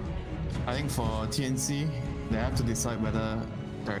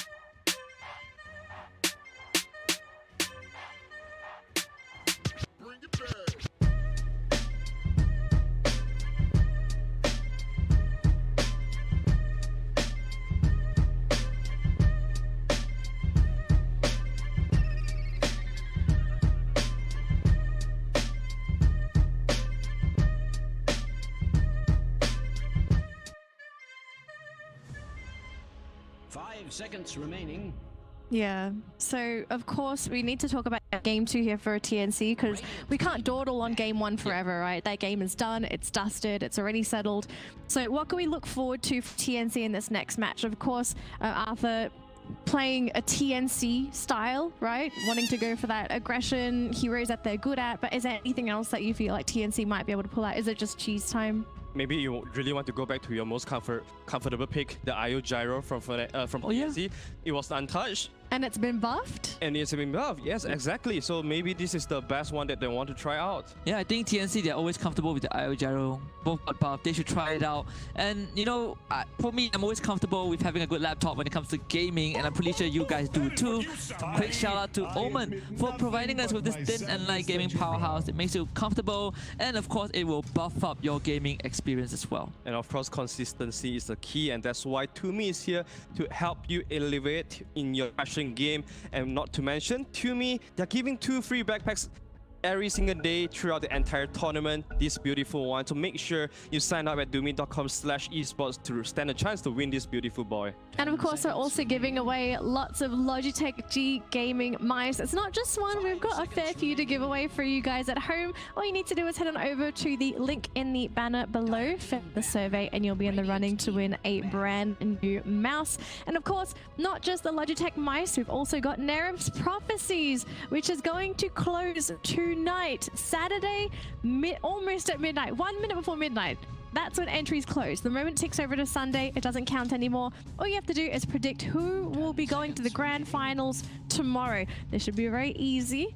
So I hope all of you are very correct with your answers. But of course, if you are correct, you'll be in the running to win a $100 Steam gift card. So good luck to everyone that has entered. Of course, you've got until tonight. If you haven't done it, shame on you. Yeah, and there are ways to get extra entries as well. Just follow One Esports on their social media platform, Twitch, Twitter, and YouTube at One Esports, and use the hashtag OneDota2 when you share the post to keep out on updates and the live broadcast. You get a cute Twitter emoticon, and of course One Esports. They're not gonna let you go home empty-handed. We have our online merchandise store, so do drop by shop.oneesports.gg. We have a new line of apparels that you can see on the banner right there. If you're the kind of mid player that leaves the game if your support don't give you tango, Meat or Feet is the perfect one for you, and use the discount code CDOTA10 whenever you make a purchase. You seem to say that as if you've got a lot of experience. I have a lot of bad experience with mid laners who grieve my games. I'm pretty sure the GG shirt is the one that suits him the most. Yeah, I like the GG shit. Goodness. Wow. I'm a positive player, okay? My Earthshaker grieved my laning stage and I stayed positive for 40 minutes. Yeah, that's because you muted him right away, right? But I don't understand because... Yeah. You know what? Never mind. I'm not talking about this. The draft is ready, so let's just jump into the draft. Alright, so... Yes. Ayo. Yes. Alright, I think at some point this had to have made it through. Yeah, and the Morphing First Phase ban came out as well, so TNC off to a better start compared to game 1. Is it a Gyro partner or does TNC surprise us? Are you TB? TB got buffed. I mean, Gyro has been not only not nerfed, but he has been buffed. The missile leaf out time is better right now, and also flag cannon big reduce in the cooldown allows you to farm so much faster now. So I don't see any reason why TNC would not want to go for that. I don't think a Grimstroke pick would actually stop them from doing that. Yep, there you go, IO Gyro. But Fnatic, they do have some good combos that they can pair out with for themselves against this IO Gyro. So it all depends on TNC whether they want to ban them out or do they want to play against it. Now, they got the Grimstroke for Fnatic. Now, we've seen how good Grimstroke can be, especially in these kind of matchups. So, of course, if you're TNC, you need to be worried about the Grimstroke, but is there anything else that you kind of want to ban out here that's very lethal to this IO Gyro combo? Something that could separate the two? Yeah, I think first of all, you want to ban out the IO killers. Second of all, you want to ban out the heroes that can outcarry the Gyrocopter. Yeah, Doom is a classic example. The Beastmaster as well. You get the double primal roll, you actually split whoever is so bounded. So I think that is an option that Fnatic can look at. Obviously, right now is the kind of the stronger offlaner. He got buffed despite him being already that strong. The Magi is banner, which I like it. March Hero, boss of the Gyrocopter. I think Fnatic, they are really prepared for this, right? They dumped the TNC in game 1. They should have seen this IO Gyro popping out in game 2 as well. Yeah, and we all know that Fnatic that has this tradition that they always give the best strategy. They always let the enemy's best strategy through, and they'll play against it. They'll crush them with it. So I'm pretty sure Fnatic has answer for that. The Savage, Spectre, Moons, Klings, these are all good heroes against the IO Gyro lineup. Yeah. So it's all comes down to TNC's priority. Well, who are the heroes that they want to ban out? Obviously, 3 bans will not be enough though. Exactly, and I think TNC right now in this game they have the last pick advantage, right? The pick sequence has changed. You know, both teams exchanging that. So TNC Predator, they have the luxury of that last pick to look at Fnatic's draft and make their decision. They ban out the Razor. I believe I did brought this up in game 1. Razor got a slight buff, and it's pretty decent against right clickers. And you don't want this Razor to lay into the Gyro as well, especially how strong he is right now. It really shows a lot of good understanding of TNC's player towards this new patch, because we don't really see a lot of Razor bans coming out, especially before this patch note. Yeah. Interesting. We're getting a Winter Wyvern ban here for Fnatic, so yeah, they're setting the Tiny and Grimstroke as their support duo already, so they are probably not going to pick Winter Wyvern anyways. Are they maybe prepping for a right clicker carry themselves? It kind of looks like it. Yeah, not only that, but also TNC has ran this Wyvern plus IO duo combo. They are super good in sustain. Kind of remind me of OG back when Creed and Fly were still playing that. They love to play this double heal and sustainability support. So it's just you have two heals. If you go on the IO, you're not going to kill him because of the core embrace. But if you go on the Wyvern, the IO Gyro is just going to kill you. Yeah, and of course right now with the AA ban, it opens out a couple of picks for Fnatic as well. You have the Alchemist, which Fnatic, they also have the Spectre that they can kind of consider as well. Fnatic banning out the Beastmaster, they want no part of that. If you're TNC, would you just ban the Alchemist here, or would you challenge Fnatic to get the Alchemist? I think you can challenge the Alchemist pick right now. You have 3 picks to kind of set up for that, to prepare for that honestly, without having to look at the Alchemist pick. And when it comes late game, Gyro always out-carries the Alchemist. And that has been the case since, I don't know, the release of Gyrocopter. So Alchemist is not too big of a worry as long as TNC can guarantee that they survive the first 30 minutes. Yeah, that's very true.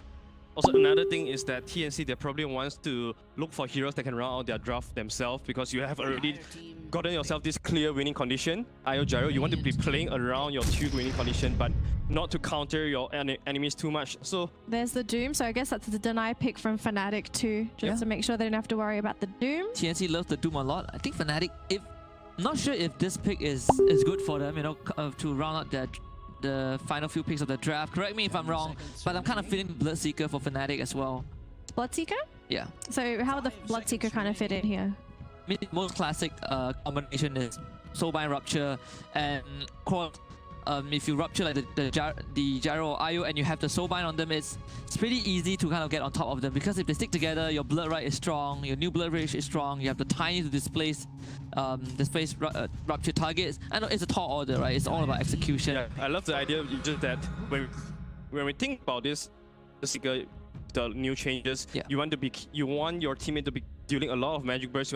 You want your enemy to die fast. Yeah. But looking at TNC's draft, they have IO with the sustain. Gyro is not going to die fast. Doom is also not going to die fast, so I'm a bit skeptical about the Rupture combo for IO Gyro, because they kind of just want to stand there and right click, so I'm not sure if the Rupture is effective on those two. Maybe on the Doom, but yeah, it's a kind of a tall order. Yeah, I agree. But DJ Rubik out of the bag once more. We've seen DJ saving the game when Fnatic almost fell 2-0 to Neon. Yeah, we always talk about this big combination with the Soulbind, but actually, if you can pair Soulbind with some small spells like the Telekinesis, it's always going to be very useful and reliable as well. It's just that Rubik, looking at TNC's draft, I don't know if you have a lot of good spells to steal aside from the Doom. And TNC, they have tasks to immediately run into your face right now. I do believe this might be a pretty hard game for Rubik to really shine, but you know, this is DJ's Rubik, the Dota Jesus himself. I mean, he managed to catch that amazing Sunder the other day, right? I'm very sure we got a lot of expectations for his Rubik. Yeah, and I think the Tusker is a great pick for TNC right now because if you get so bounded, you have the Tusker snowball to save whoever is linked together. So TNC went pretty defensive, but Ice Timber makes it through the draft. Yeah, this is such a good pick, not only because Ice Timber is the best in Southeast Asia, also because they desperately need heroes that can protect their backline too. Rubik, Grimshaw, these are two heroes that always want to sit at the backline and try to be not too proactive. You want to be reactory. So you have this Timber Sword to always be the protection in the front line to making sure that you can do your spell cast more easily. Yeah. He might be the primary target for the Dooms now. You can't simply just Doom what 23 Savage is playing anymore. If Ice is causing a lot of damage in these team fights, then all of a sudden 23 Savage might be free to fight. And even Moon's tiny, right? You kind of... There's only one Doom. And you can only Doom one person. Oh yeah. So all of a sudden you have to diverge your attention. Wait, so who's the priority Doom target now? I think you really want to doom the Gyro killer or the IO killer because looking at TNC's draft right now, they all really want to play around IO and Gyro. You don't really want to go around chasing because IO Gyro are not good at doing that. You want to stand still and stand in your ground and deal damage. So anyone who poses a threat to killing IO or the Gyro will be doomed by KP. I think early on it's most likely going to be Moon and Ice. 23 Savage probably going to be off the map for the first 25 minutes, right? Yeah. But then so when we go into the late game, I guess we're going to have to wait for these last picks, but late game, how much of an issue is this Tiny and Timbersaw going to be? Like, do you want to just go ultra late if you're TNC? Not really. I think Tiny Timber, you really want to shine at the 20-minute marks, especially when you get your basic items, like the Tiny Dagger or Timber Sword, any sustained item, and you want to just go. Yeah, I think if you're TNC, you're fine with going late. You always have this Gyro. We've seen Gyro as being one of the best late game carries out there. If things go wrong, get a Divine Rapier and suddenly you just need that one big fight to come back into the game. And of course, they ban out the TB, one of the choices that Fnatic can go with, that can stand up to the Gyro, is not there anymore. But I like Fnatic's ban as well. They banned the Pugna and Necrophos. These two good heroes that can really, Is this prepping for the PA coming up from Fnatic? Yeah. You know, Savage loves the PA aside of a lot of other heroes. PA is also a very good Gyrocopter and IO killer too. With all the crits coming in, you are not able to sustain through that if he really gets the RNG god on. Oh, here's the Wraith King. We've seen this 23 Savage Wraith King. Last time he picked it was BTS Pro Series, but I guess we're gonna see it again. The King has risen. King has returned, yes. So what's the idea behind this Wraith King? Is it just to outlast TNC in the team fights? Make him just... I think one of the big ones is he doesn't really want... I mean, they don't want to doom the Wraith King, right? Because he's going to die anyway. Horrible target to doom. Also, it really speeds out their game too. Now Wraith King skeletons for you to push towers. And there's quite a few item build that you can go on. You can go for the fighting build, Armlet, Blade Mill. These are great against the IO Gyro. But wow. Go back to the Dead Prophet. We haven't seen DP since the group stage. Yeah. DP Silence good against 4 members of Fnatic. Tiny, Grimstroke, Rubik, and Timbersaw. They all hate the silence. And of course, Dead Prophet can... When she gets enough items, like 2 or 3 items, probably when she gets the Shiva's Guard, she can kind of really kite out this Wraith King, which is one of Wraith King's biggest weakness. He doesn't like to be kited out. You know, he wants his prey to be delivered to him on a silver platter. That's not the case with Dead Prophet. And also it rounds out their draft too. This is a 5-man lineup for TNC side. You protect your IO Gyro with the Exorcism, so anyone who wants to go to kill IO Gyro will need to kill the Dead Prophet first, and you wouldn't have so much damage to kill these 2 big cores once together. So I'm really digging TNC's draft right now. Now, speaking of drafts, are we going to be looking at a game 3 or are you predicting a 2-0? For me, I'm still going with Fnatic. I feel like this Wraith King pick really does help Fnatic a lot in the early phases. That was TNC's weakest game phase, and I think Fnatic can really capitalize on that with this Wraith King. And I think TNC has gotten a draft that they really love. It's all up to TNC's to execution right now. If we always say 30 minutes mark is the most sloppiest mark for TNC, if they don't do that this game, I believe they'll have a big chance of winning this. All right, gentlemen, thank you for breaking down the draft. We're going to jump into game 2 between Fnatic versus TNC. It's do or die time. Will TNC survive and pull this to a game 3? We're about to find out. Winter and Lyrical, take it away for game 2. Take a knee, peasant. Thank you so much, Danny Lee. And yes, Winter, we are here. It is Fnatic versus TNC. TNC backs up against the wall again. We're in the upper bracket. So winner of this is going to be moving on to the grand final. Loser drop low to face the winner of our next match a little bit later on today. But Winter, seeing the drafts, before we get into it, who you like it? I think I like the TNC draft more. All right. Well, let's see if they have what it takes. Let's hop into this. Game number 2, Fnatic versus TNC, starts right now.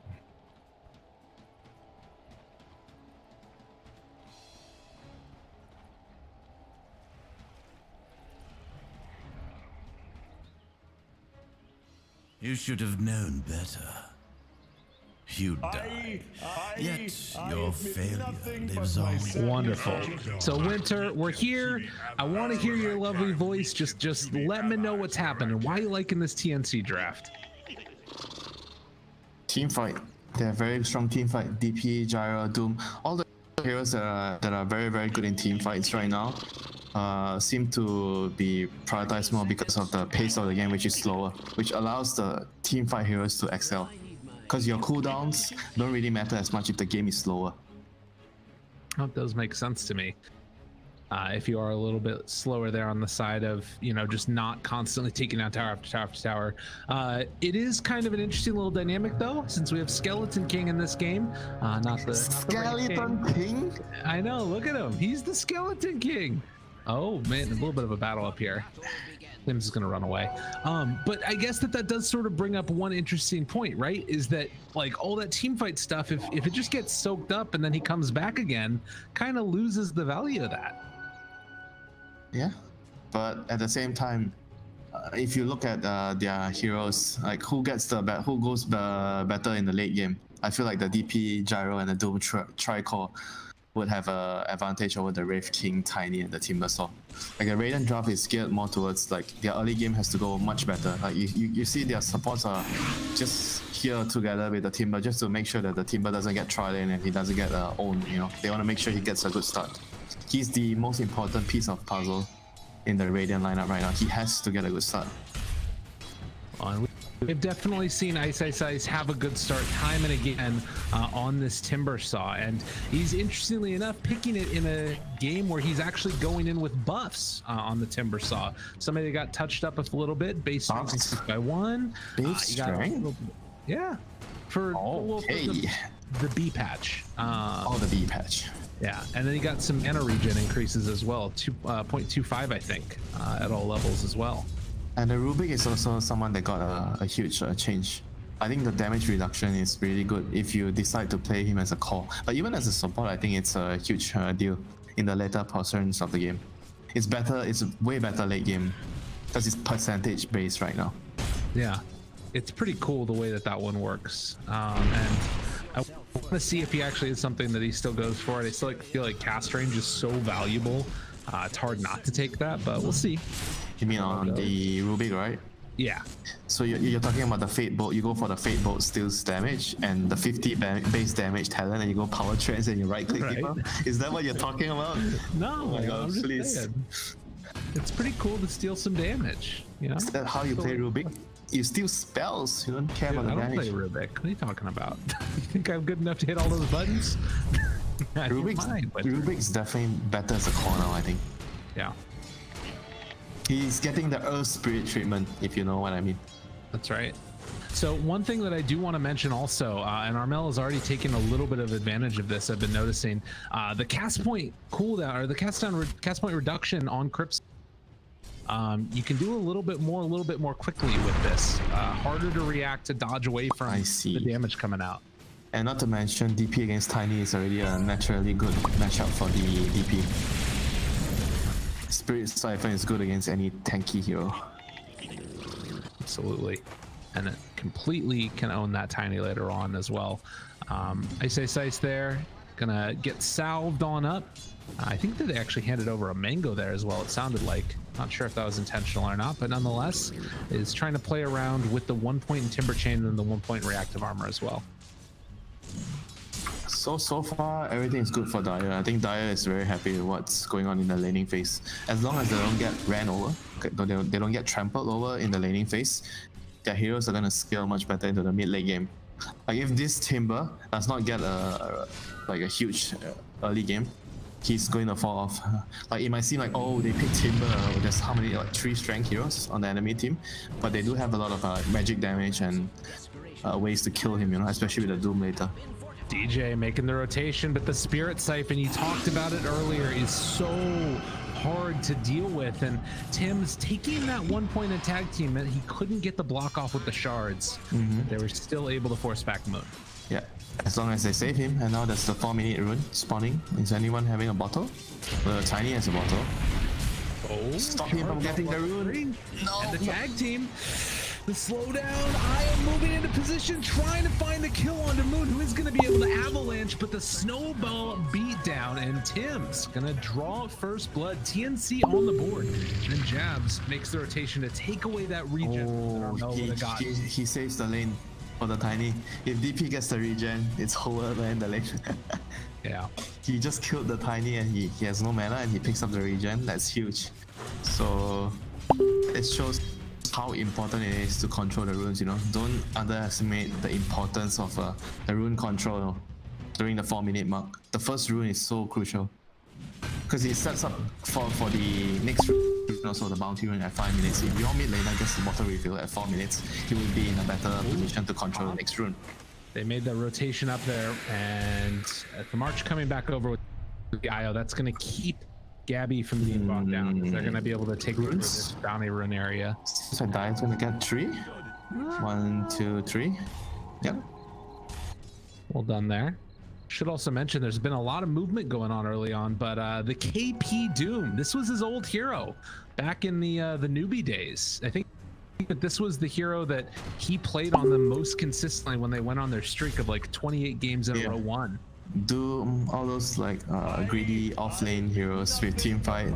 I like him playing those heroes compared to, because recently, you know, noticed this like this year and the last year, he's been playing more of like a support offlane, you know, like he plays Beastmaster, like the way he plays Void Spirit, and he allows the position 4 or position 5 to get more space to farm, and he's rotating around.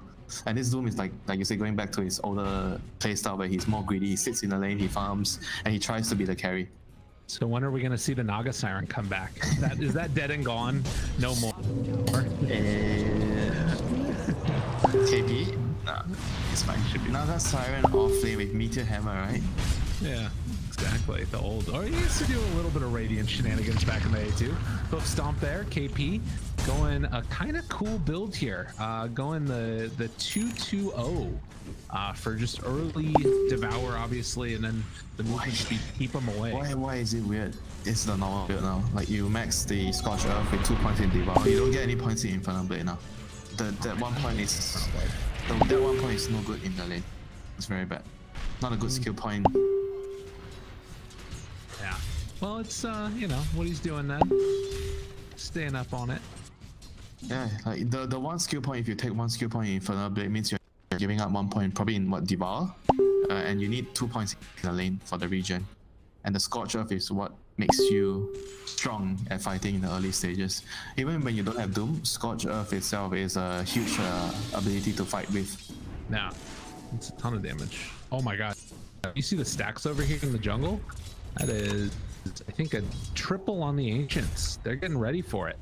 And that could be an Ice pickup. So maybe he'll make that rotation now that he has 6 if he wants to into the jungle. What is he buying? Arcane Boots, Bracer, Soaring.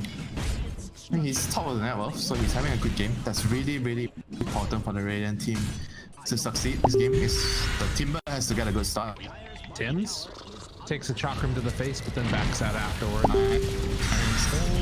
good shards catch, but look at the ice damage coming out as well. They do manage to find the kill onto DJ. There wasn't enough of a turnaround for Ice to make anything happen. Yep, very, very nice shards by Tims.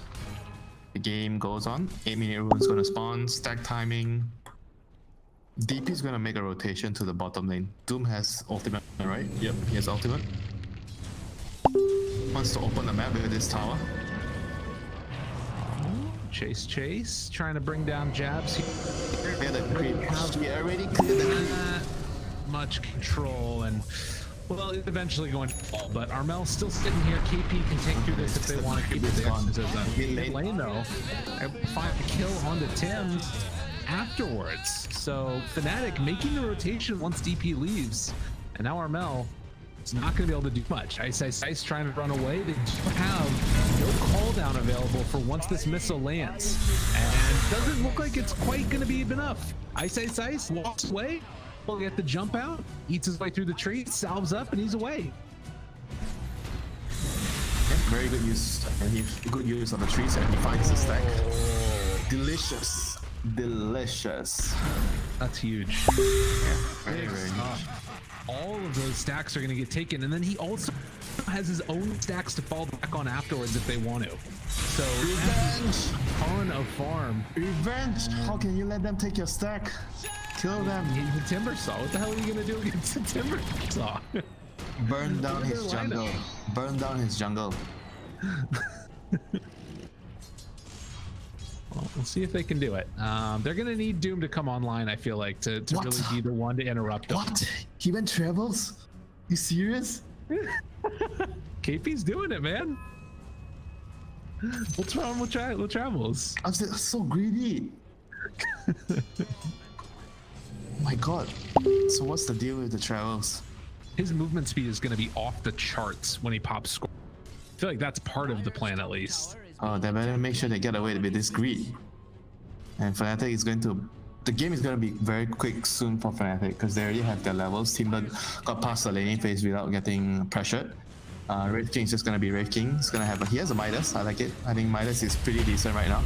It gives a lot of XP.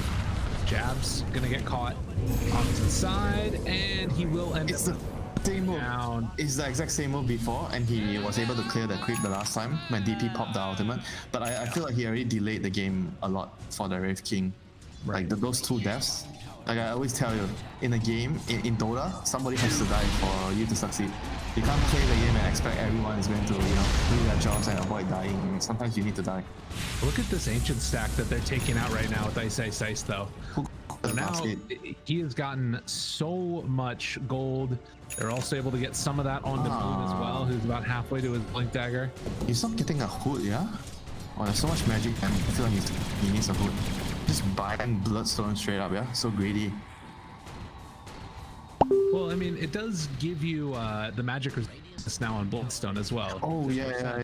10%, yeah, 10%. And the Octarine Core, right? Like both of those items has 10% magic resist now. Yeah, so it's a little better. It's like maybe a way that you can avoid not having to go hood, it looks like. I mean, hood is still 30% magic resist. It's still pretty good.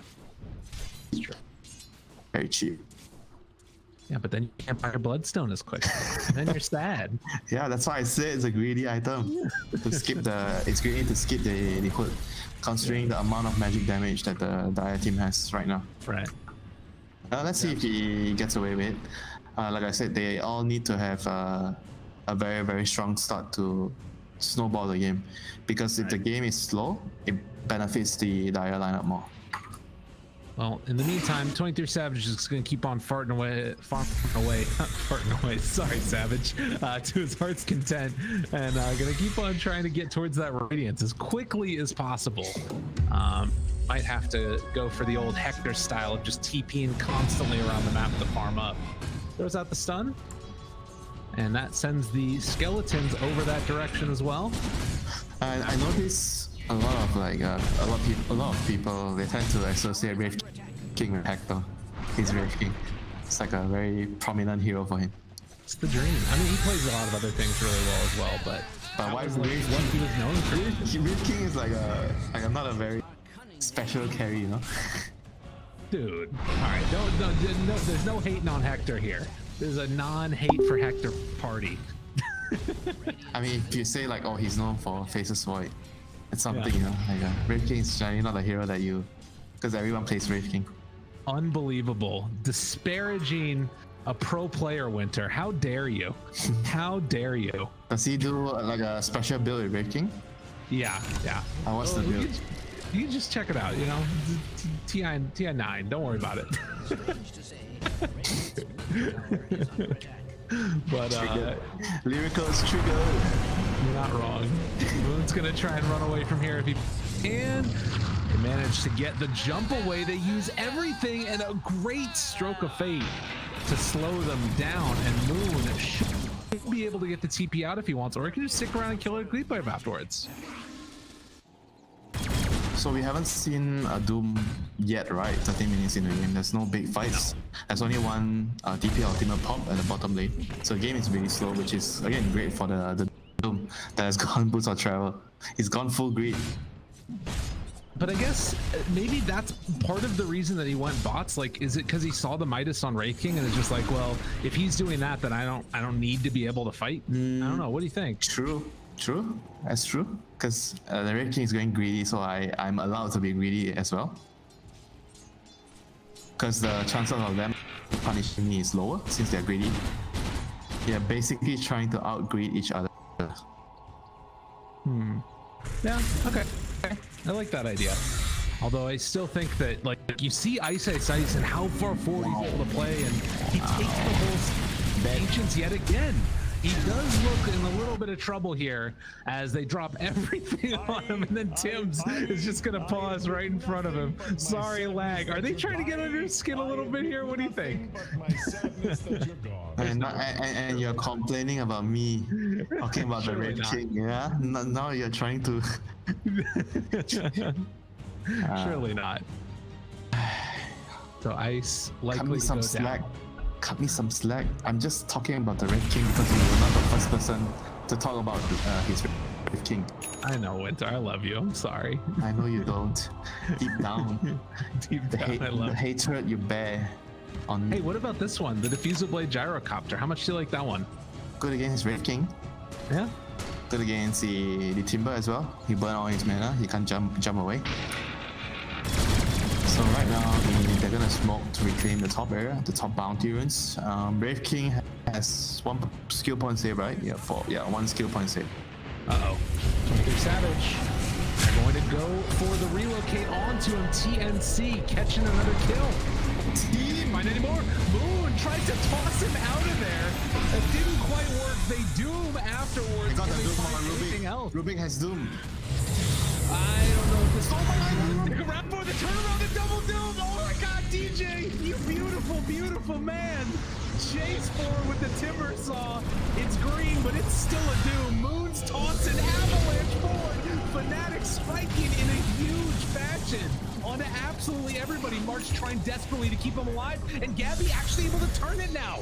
So, in spite of how great it was looking for Fnatic for a moment, TNC fight back in an even better way. Armel trying to get the chase down, but he knows he doesn't have enough damage. Unreal. What a crazy fight. Yeah, the only thing that could have gone better was the Timber wasn't at the party early enough. The fight where they got the double soul bind, double doom. And if he was there to finish off the targets quicker, then maybe they could have snowballed the fight faster. But eventually the DP was able to do enough damage to kill the rest of the heroes first. Like, they do so much damage on all the heroes, you know, like the Gyro, the DP, Doom. And I feel like not far ahead enough from the laning phase. The Timber doesn't feel as strong as he could be. Yeah, it's maybe a bit of a problem coming forward here. Like, it does feel like, again, it's all going to be on that 23 Savage Wraith King to be able to carry them through the game, because everybody right now in TNC is so farmed and they scale well. But you think about it, right? When he gets to Radiance, it's not go time, you know. He's gonna need Radiance, Dagger, and AC maybe, like a lot of items. And here comes DJ. Found them off to the side. Still trying to control Tim. They managed to throw punch back in their face. Another two people grouped together, but Armel finds the kill onto Tabs, and just like that again, TNC in position. They did burn the relocate, and it looks like the only kill they're going to end up having is the Grimstroke. So a little bit more space created. Space created for the Red King to finish his Radiance. But like I said, he's gonna need Radiance, maybe Blink, AC. And he's gonna need a lot of items this game. And he's gonna need a level 20 talent too, because like you mentioned earlier, the Gyro has a Diffusal Blade. Right. So the Red King is 20. Bot lane, He's dead? Yeah, dead. Nothing much he can do. Yeah, I think was his TP on cooldown? Must have been when he's trying to go out there after. He got cancelled. He got cancelled. They found him. So a 2,000 gold lead already for TNC. I think probably what both of us wanted to see in the end was this game go to 3 series, just because they're so much fun to watch. DB Rune? Very likely at this rate, the game is going for a game 3. Unless Fnatic can conjure up some magic.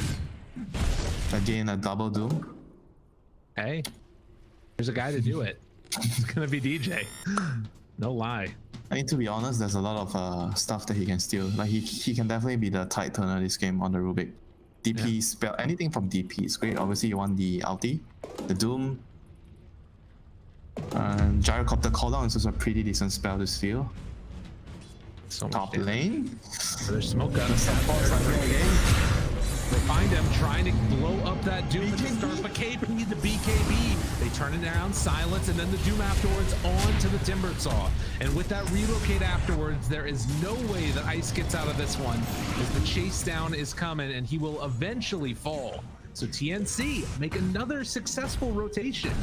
It is again all still more room towards 23 Savage to farm, but you're losing a lot now. Let's talk about whether he can carry this game. Like, we're always saying that, oh, he has the room to farm, right? His team is making space. But realistically, how can he carry the burden alone? Like, if he's the only one being rich, he's up against a DP, Doom, and Gyro. Like, realistically, is he actually gonna do it alone? No, he needs someone else to be rich. It's true. It's a hard game to be able to solve on your own, and Timbersaw just now completing that Bloodstone, he already lost some charges off of it as well. Like, this is a problem for Fnatic, absolutely. I think it was just like a bait, like the Timber. Like, it felt like, oh, there's a lot of string heroes, but it's actually not that great of a game because the hero doesn't synergize with their draft. Yeah. So they're having a lot of problems in terms of like team fight. They don't really have team fight unless Rubik steals something good, you know? What's the team fight? Grim go by into double stun from Rift King. Right, exactly. It's not that great. It all has to be like, and I guess that again goes back to why you need this Rubik to have an amazing game as well. Yeah, so he is having an okay time. Currently the top of the supports as well. Yeah, actually talking about that, right? Because Rubik has to get a good game. Maybe it would have been better. Maybe the Rubik was the core and the Tiny was the support. Oh, you just want to see the treads build. You're ready for it. You're believing. You're ready to believe. I've already seen it. Don't worry. I've already seen it and it was bad. Oh no. In the game that I saw it, it was bad. Alright, well that's too bad. No, it happens. I guess the guy actually went Dagger. He had Threads, Dagger, Aetherlance, and he went AC next. It was such a dumb build. He went for the 50 damage talent and the steel damage, the steel hero damage talent, but in the end, he was just dying so much in the team fights because his itemization doesn't allow him to survive. Maybe it's just one of those things where it needs refinement, you know? Avalanche cost? It's a trap. You think it's good. I don't think it's good. I'm trying. But you're not. No, I'm saying if you think it's good, but you're not supposed to do that on Rubik. Okay, I see what you're saying. I gotcha. Yeah. See, it's like when Bane got the Nightmare, and it was like, you can attack now. No, and the steal, the damage steal, like you want to play him as a core, but you have the damage steal. Like, no, Bane is not a core hero. Doesn't matter how you change the skills. He's meant to be a support. He's meant to be a servant to the kings, the Red King. I gotcha. Well, the king is back, and he is almost got a BKB completed, but on the other side, TNC. Oh, KP. He's just gonna run. You have BKB? Oh, that's what he's got queued up next. Strange. How good is it gonna be? It doesn't really stop the Doom. It doesn't really stop the DP ultimate. It's mostly for, I guess, for the Spirit Siphon, which is killing him, and the cooldown. And the Diffusal Blade. Oh yeah, that too. Yeah, that too. Yeah, true. So you don't have to wait for your level 20, so you can fight earlier. But then again, you still have to get a dagger. Like if you have Radiance and BKB without dagger, you feel like a very immobile hero that doesn't do anything, like a tower in the team. But you do a lot of damage, but you can't really move around so well. Or maybe their hope is that, okay, TNC are going to be trying to push at that point, and like we're not going to need to initiate. I can sort of live or something. But I agree, it's a weird situation, and it feels like nothing would really solve all of those problems that he's got. I guess he's just a Wraith King, so like being doomed is sort of a solve in and of itself. I think he needs to do the timber actually. Yeah, probably. And here we go. X-Ray trying to blow it up. Can they get him? Yes, indeedy duty. Gabby, slow down, and Moon. He's gonna force staff, KP chasing, hook stomp afterwards, jabs. Well, that is not gonna latch onto anybody, but no, they tossed him over to it. So now they're leashed together, and Moon killing his support jabs. He's like, just get away from me. And Jabs is going to very happy about that. It looks like. Did he took his lunch or something? Stole my lunch. He stole my piece of steak. That's right. Best learn. He took my lasagna without asking for permission. Ooh, lasagna. Don't tempt me, Winter. I have one in my freezer right now. I could go warm it up in between games. Freezer? I thought you were a chef. You're supposed to eat food. Dude, I am not making any food right now. I am too tired.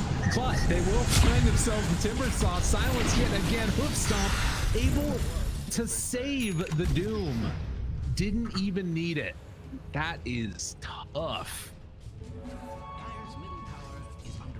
Man, 14-4 and a complete just walloping coming out right now from TNC. They did not appreciate how that game number 1 went and are looking to try and get a little bit of retribution here in game number 2. Yeah, this is what we want to see, you know? Yeah. You lose a game, you want to show everyone what you're capable of. You don't go down without a fight. That's a good character. Moon is just going to keep on cutting waves constantly, and Fnatic not willing to go out without a fight themselves. DJ Crypt Swarm, and then the Blink look at KP. You say he's greedy, but he didn't take the Devour goal at 15. He went for the Scorch, so he has move speed and talent, and the damage talent both. So his Scorch Earth is actually the killer here. How much damage is that? It's a lot of damage. Damage per second. Oh, Moon. Oh, Chase. He's the room in front of him. Oh! Where's the Scorched Earth? Oh my god, they get him out of there. And now back on the other side, Tim's. Well, they will be able to find the kill onto Jabs, but he's going to pay for it afterwards. 23 Savage finds one finish. But the relocate coming back the other way. He's got to be careful. The mana burn. He's losing a lot of it. But the BKB turnaround and the beatdown onto March blows him up. Can they find any more? Looking for the rest of TNC, the Timber chain forward. They have Chakram.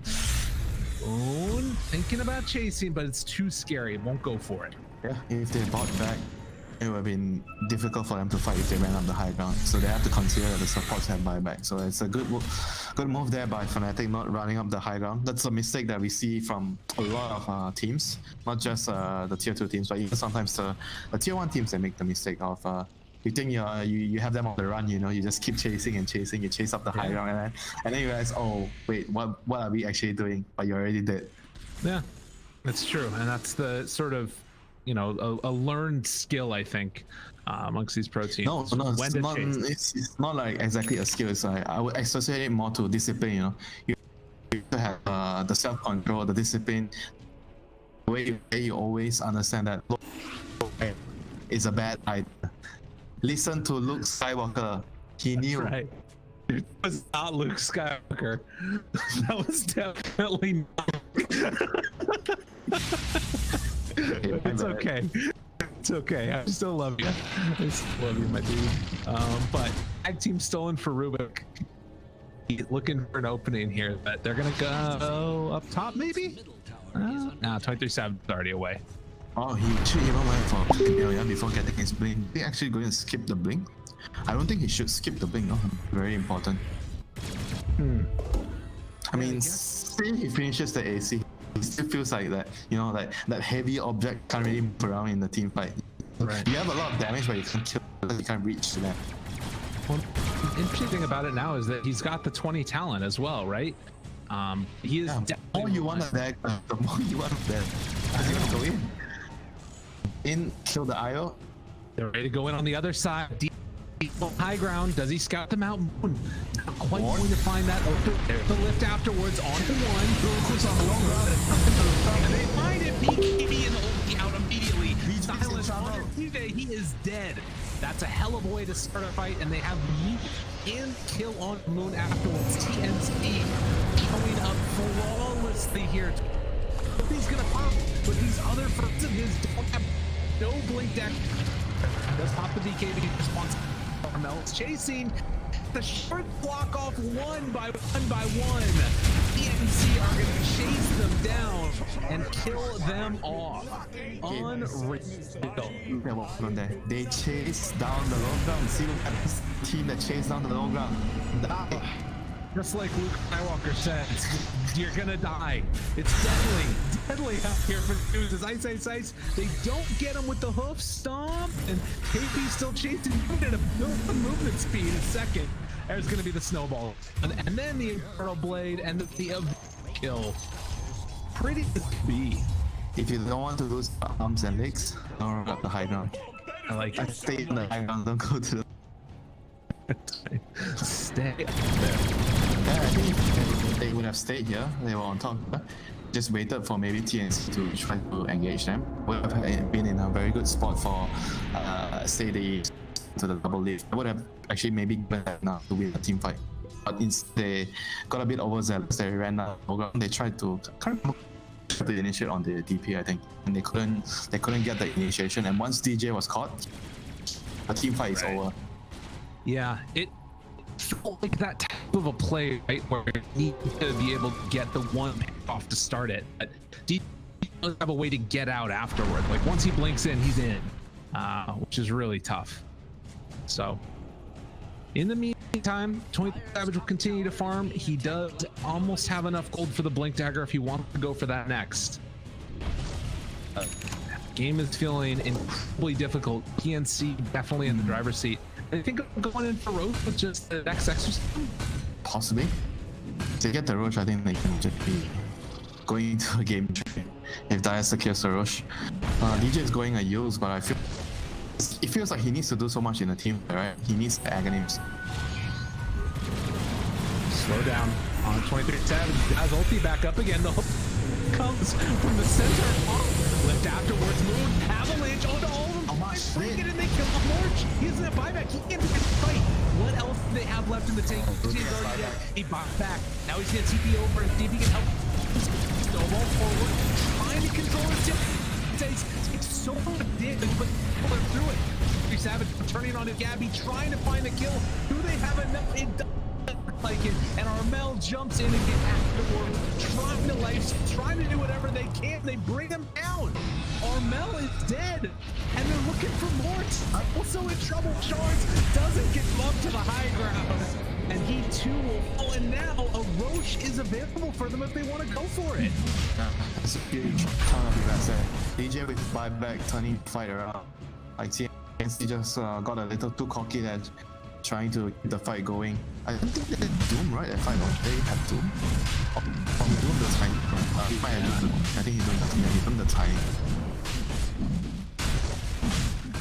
You can see the importance of the support on my team. Like Fnatic is after the Rubik and the Grim combo. And Dia, once the IO is dead, the fight immediately felt so easy for the Radiant team. And that one fight up top that happened earlier as well, it felt like it was the IO just being able to keep everybody alive and sustainable that made the difference. And now, I mean, like if they can find him at the start of each of these fights, that feels like such a great way for them to take it. And I've got to also give a shout out to your low to high ground analogy. They stayed up high ground and TNC tried to go up there. Yeah, he always works. He always works, you know. You want to be on the high ground. You don't want to be on the low ground. Yeah. I mean, there are gonna be some scenarios that, okay, because you're so strong, right?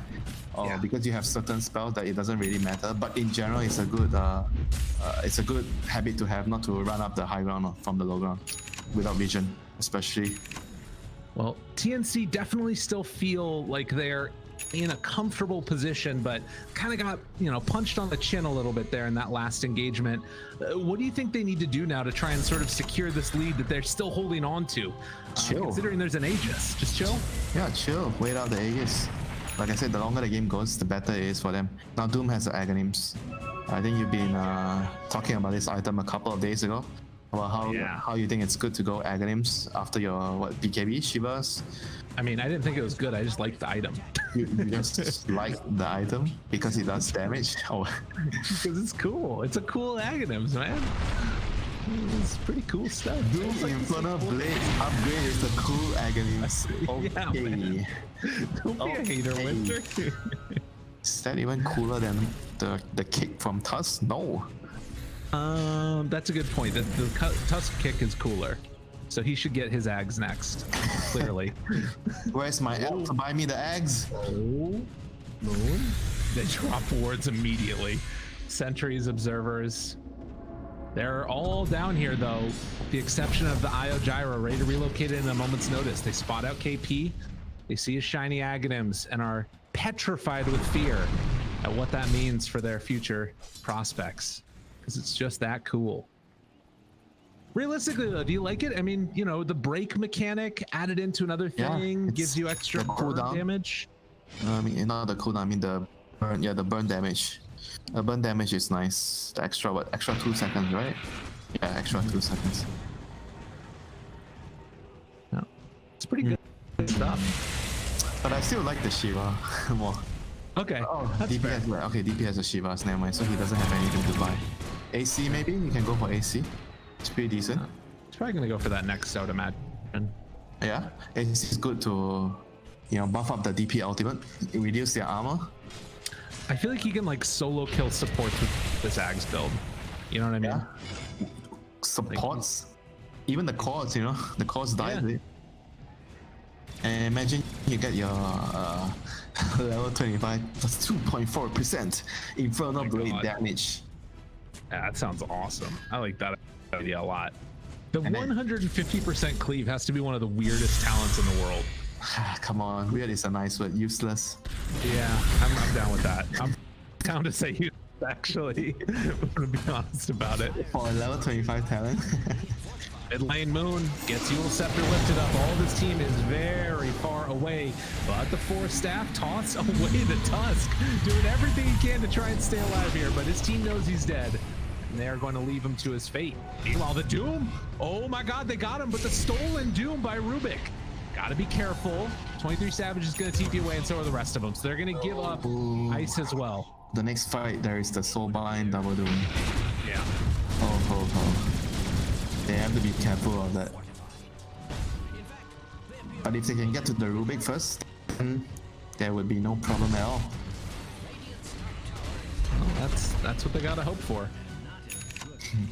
The Arcane The Supremacy. Doom actually needs to get the Rubik. Yeah, alright. The like Arcane Supremacy with Doom is also pretty ridiculous. Just so much damage over time, everything. You love it. Love to see it. Yeah, Dagger is a big item on Grimstroke. Who do they find though? I mean, ideally it would probably be like the Io Gyro, right? Catching those two together? Or who would you think is the best 2 to Doom? Io Gyro for sure. Okay. You have to be very wary with those relocate movements in for the next while. As they do smoke up now.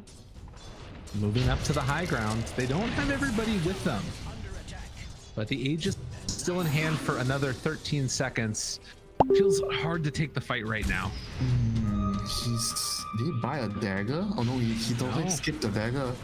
Not a big fan of it. Basher in his inventory. It doesn't matter if you have a basher or a rapier if you can't hit anyone. Yeah, man, I'm with you. It's a little crazy, but if he gets the Abyssal Blade, there you go. He actually doesn't even have a queued up though. He's just going Scotty. Dude, 23 Savage is crazy. He's just like, all right, team, bring them to me and I will punch them. If they're not in front of me, I'm not gonna hit them. So they have to get the Soulbind double lift so you can hit heroes. I don't know, I just feel like the hero it's a big difference, you know, when you have a blink on Wraith King. Definitely. I'm with you. Mid lane is being pushed in though by the Skellies, and up top they're pressuring. They're forcing him back. Look at the damage on this tower. Nobody's responding. Where's TNC? Glyph? They are No not glyph? here. No glyph available. They turn now back onto the Raid King, trying to bring him down low, but they're going to be able to find the stun afterwards, and he's just dead. Tusk Yes, is bye, plus bye. 23 damage. Oh, repack Gonna it. get mutilated. They're fine. Okay, and Repair Kit forcing it out at the very least. But TNC will lose the Tusk, get back in their base, and Fnatic showing that they're still capable of making moves if you leave them alone. What are they doing? Did they not have TPs? Oh, so weird because they are so strong, right? They have all their spells. Why are they not coming back to defend? Yeah, that was bizarre. I'm not sure. I mean, lucky for them, they have repack it. Yeah, I know, definitely. Well, they got an illusion escape for Raid King. Pretty freaking cool. You know, Ice just smooth sitting on 2 Bloodstone charges. It's been a tough game for him. Dude. He's gonna try and heal. It's gonna like do less than his wand. Toss onto the gyro, trying to keep him alive. There's the double doom. Isle gyro, they got them both. They're in a ton of trouble, but they're leashed up for the moment on the other side, seeing what they can do. They're gonna go buyback and no buyback on the gyro. Oh my God, not like this. They even deny the Tiny. He buys back immediately. Now they turn on to KP, trying to bring him low. Oh my God, there's no buyback there either. What has happened? That is all first. And the shooter left or right is a DP with no ulti.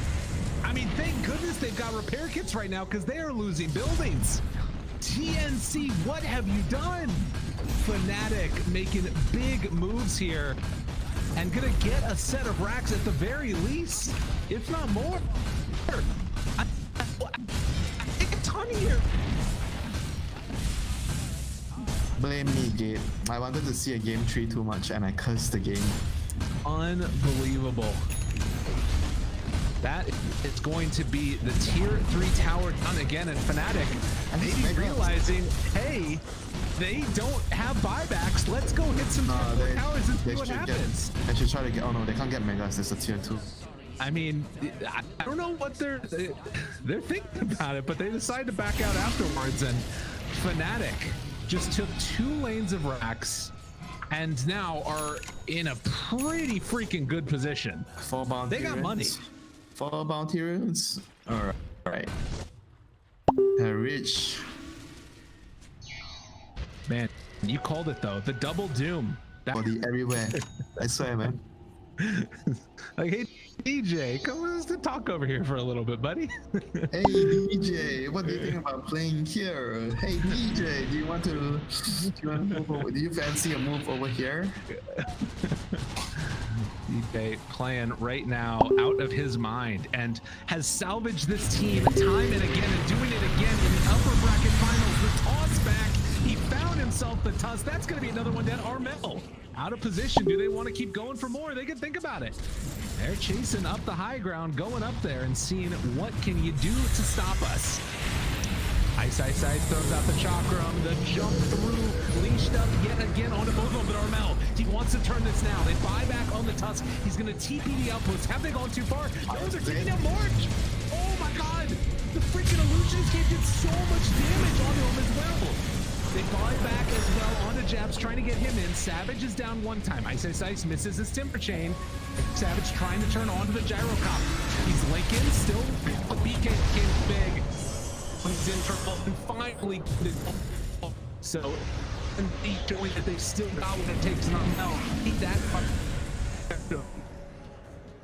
Yeah. Main difference is fight. Once that's not happening, you can't fight into a 5 against 5 and Oh. Still sitting with his rapier, but oh God, he can't afford to go down here. He cannot afford to go down here.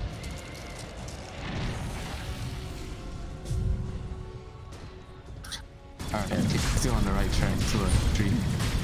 You think so? Yeah, as long as the Doom doesn't give up the double Doom. Oh, 4 stab, double buybacks. There is a Roche available with the Refresher Shard here. But you can see I mean, as soon as they leave their base, this double lane of racks, it's making it a lot harder for them to defend. And Gabby wanting to walk in. Again, got to be careful about this. Coming out. Okay, that's Lincoln's one time now. Do they have it again in a second? They got 25 seconds until DPLP is up. They've got to make something happen before then. Otherwise, they can't take this fight. Likewise. The couriers.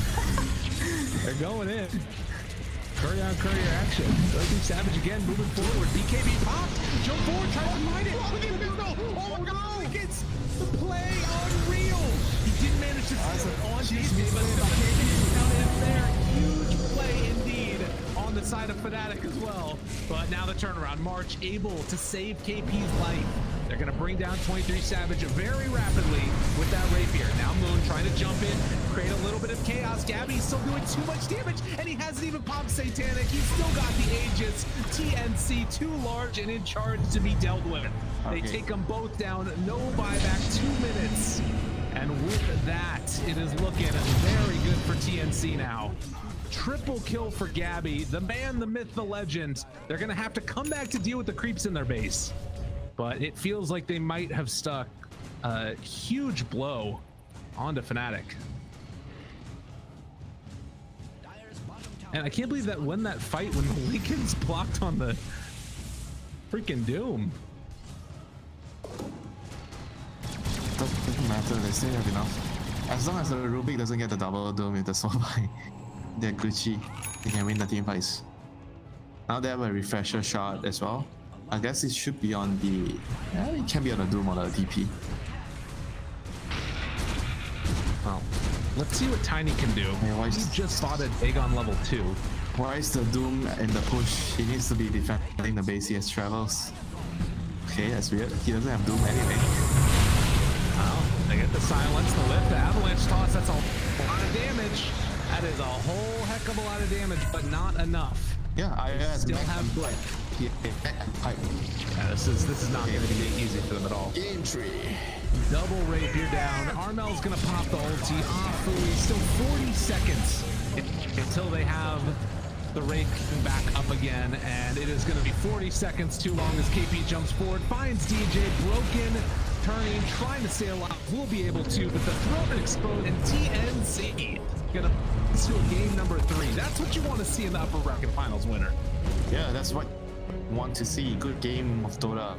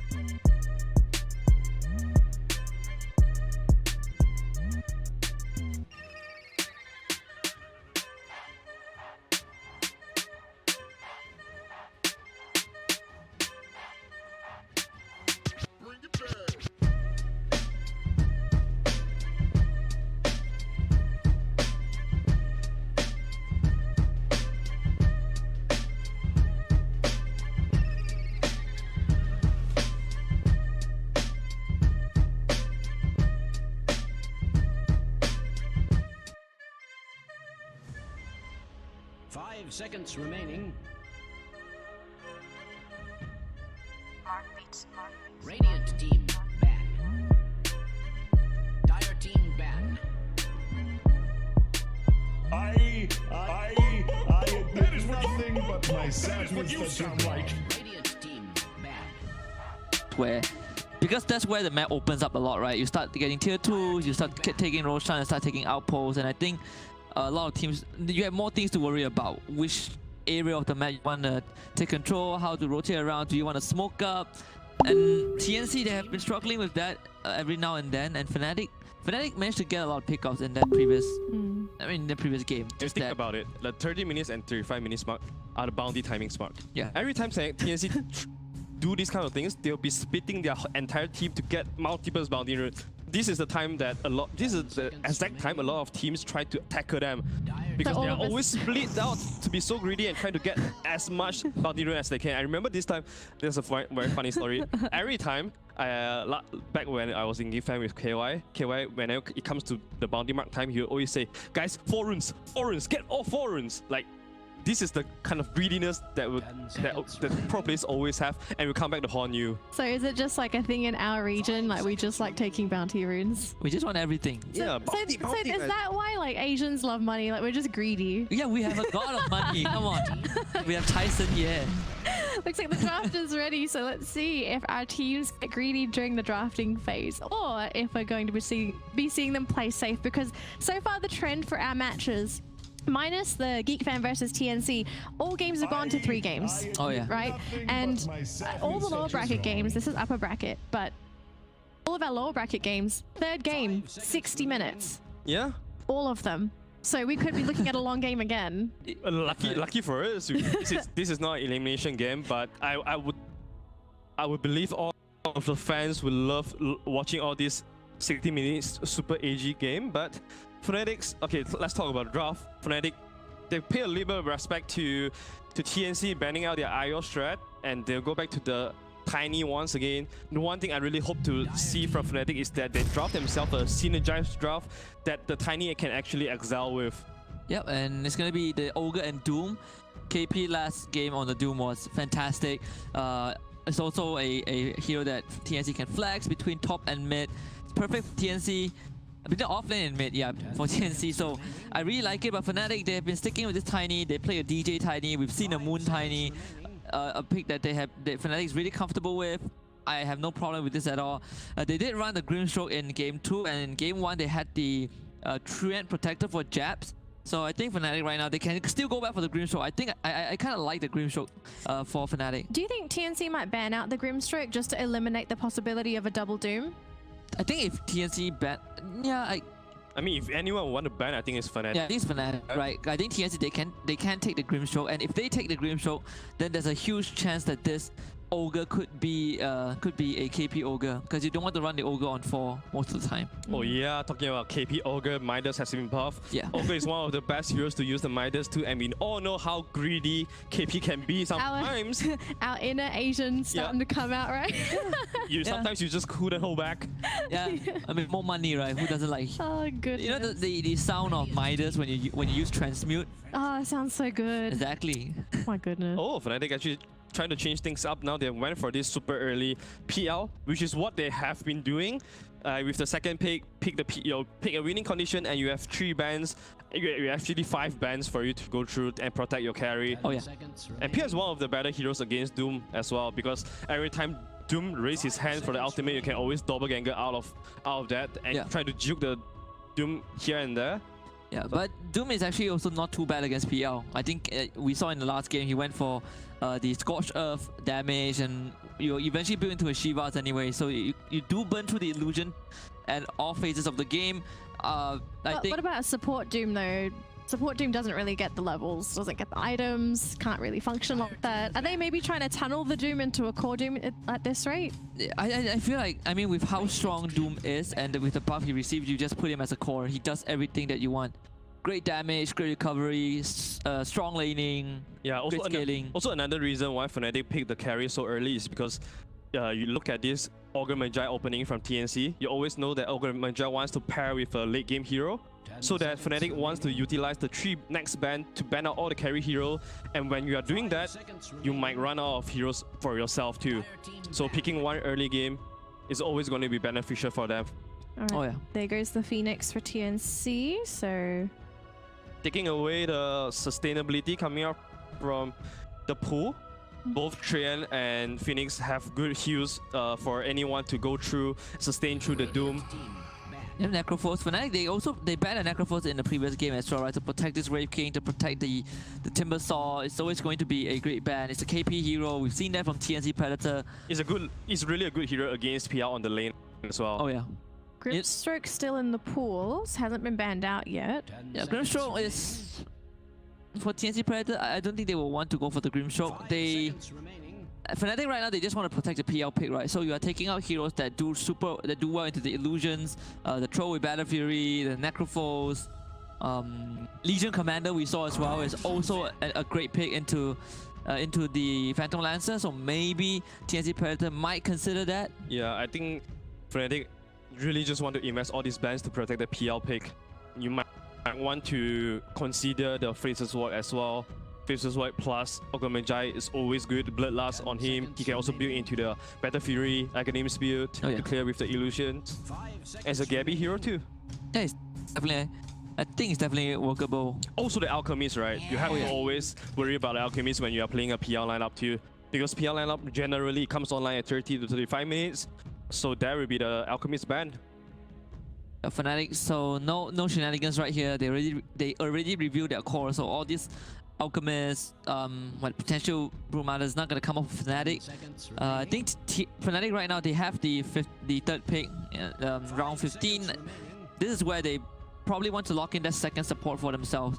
We saw DJ with the Rubik. I think they can still go for it, but it's gonna be a Witch Doctor. This is different. So what does Witch Doctor add to the lineup here for Fnatic? Well, first of all, it provides you a pretty solid laning phase. Second of all, when it comes to team fight, Widow Restoration is always going to be good for you to heal through the Doom. But TNC is here. They have double Doom, double Fire Blast synergy here. And Fnatic, knowing this, they really don't want to be picking single core lineup into this double Doom combo. Oh, yeah. They want Moon on something that can carry this game too, or maybe Ice. So you're worrying right now. You don't want to be repeating your mistakes from game 2 now, Fnatic. Yeah, and they can still go for the Rubik and put this Tiny as a core. Perhaps Tiny wants to go for, I don't know, the Echo Saber build. It's kind of tricky for Fnatic right now. They need a pick that can kind of secure the lane and also kind of protect the carries. What else is in there? It's actually getting very tough because TNC, they were so smart with all the bans. Like a great way to deal with the Doom is just sustain through it, right? Have enough healing to last through the duration, but all the big healers are gone. I feel like that profit could be good for Fnatic too, as long as you pop your Exorcism before Doom shows up and Doom you. You posted a lot of threat to TNC's draft. All of a sudden, if you want to fight, you need to fight through the Exorcism, and PL will always just be flanking your team from the back line. Because right now, Fnatic, they are desperately looking for front line, so the PL doesn't have to front. I'm not sure how Fnatic want to do this. Ooh, there's Venom. Alright. Probably an Ice hero. Most of the time, it will be on Ice hands. I mean, Ice has played some really strange stuff lately. He's played the Snapfire, so it might not be an Ice Venom. It could be an Ice Witch Doctor. Oh yeah. Yeah, I don't know. I'm not sure if you still want to put Venom as a support. Like back then when they, put Venom support and you go like what, like 1-2-2. You max Plague Wards. Plague Ward got buff. Poison Sting got buff. But I still don't think Venom is a good support. Oh, definitely no. But one thing Venom can provide here is that Plague Ward is always going to give you a lot of vision, and when you are playing against Grimstroke plus Doom, you always want to identify their location first before going to the team fight, so you can try and eliminate the Doom or the Grimstroke before the fight starts. Thoughts on Moon taking the Venomancer? We've seen mid Veno, and it's a pretty scary matchup up mid. He's got lots of pressure potential, and when he gets levels as well, the dot that comes out of Veno, you don't want to be fighting for too long against that hero. You want to play fast if you want to go for that Veno mid. I honestly, Veno mid off lane is the same. You want to go as fast as you can. TNC obviously want to go late right now. They have the Spectre as insurance. Good thing for Fnatic, they have the last pick, so they can look at the rest of the draft and decide who they want to go for. We haven't seen this lucky lady in a while. Spectre. Yeah, Viper ban. Well, TNC, they tried Viper against Spec, didn't work out, but you still want to keep it. You still want to play it safe and not let this Viper duel, you know, kind of ruin the Spectre's lane, Spectre's game. Also, Viper is really good against the Venomancer, right? You normally build a lot of HP items on yourself, so you are very likely not going to suffer from the Venomancer ulti too much, and also it's so good against heroes that are immobile. Look at this Witch Doctor plus Veno. These are all going to be food for the Spectre when she gets to that point. And also Radiance naturally good against PL too. Yeah, they need something to do with the Spectre, but they don't really have they anyone. don't have much They don't have damage. any Spectre killer right now. It's only the PL, but you can't expect 23 Savage to deal with that Spectre until much later. It's going to be the same as last game. Fnatic, they just want Savage to farm as much as he can. He comes online post 30 minutes and start fighting. But their lineup doesn't allow them to buy as much time as, you know, as the PL needs. This is kind of worrying for me. Puck ban coming from TNC, I think it shows that TNC will want some kind of elusive hero, like the Ember Spirit, Wild Spirit that can jump around, creating space for a Spectre. That's why they ban out the Puck. 5 seconds remaining. Yeah, Fnatic right now, they need to look at, because the thing is, Doom can go mid or off lane. This Ogre can be an off lane or support. So I see prior they had I feel like their draft so far is just slightly better than Fnatic's. They still have the Armor Kunkka to worry about. Like if Kunkka gets picked up, then suddenly you have this Doom off. Ogre, there goes the Kunkka. Support. Yeah, Kunkka instantly banned out. Smart one from Fnatic.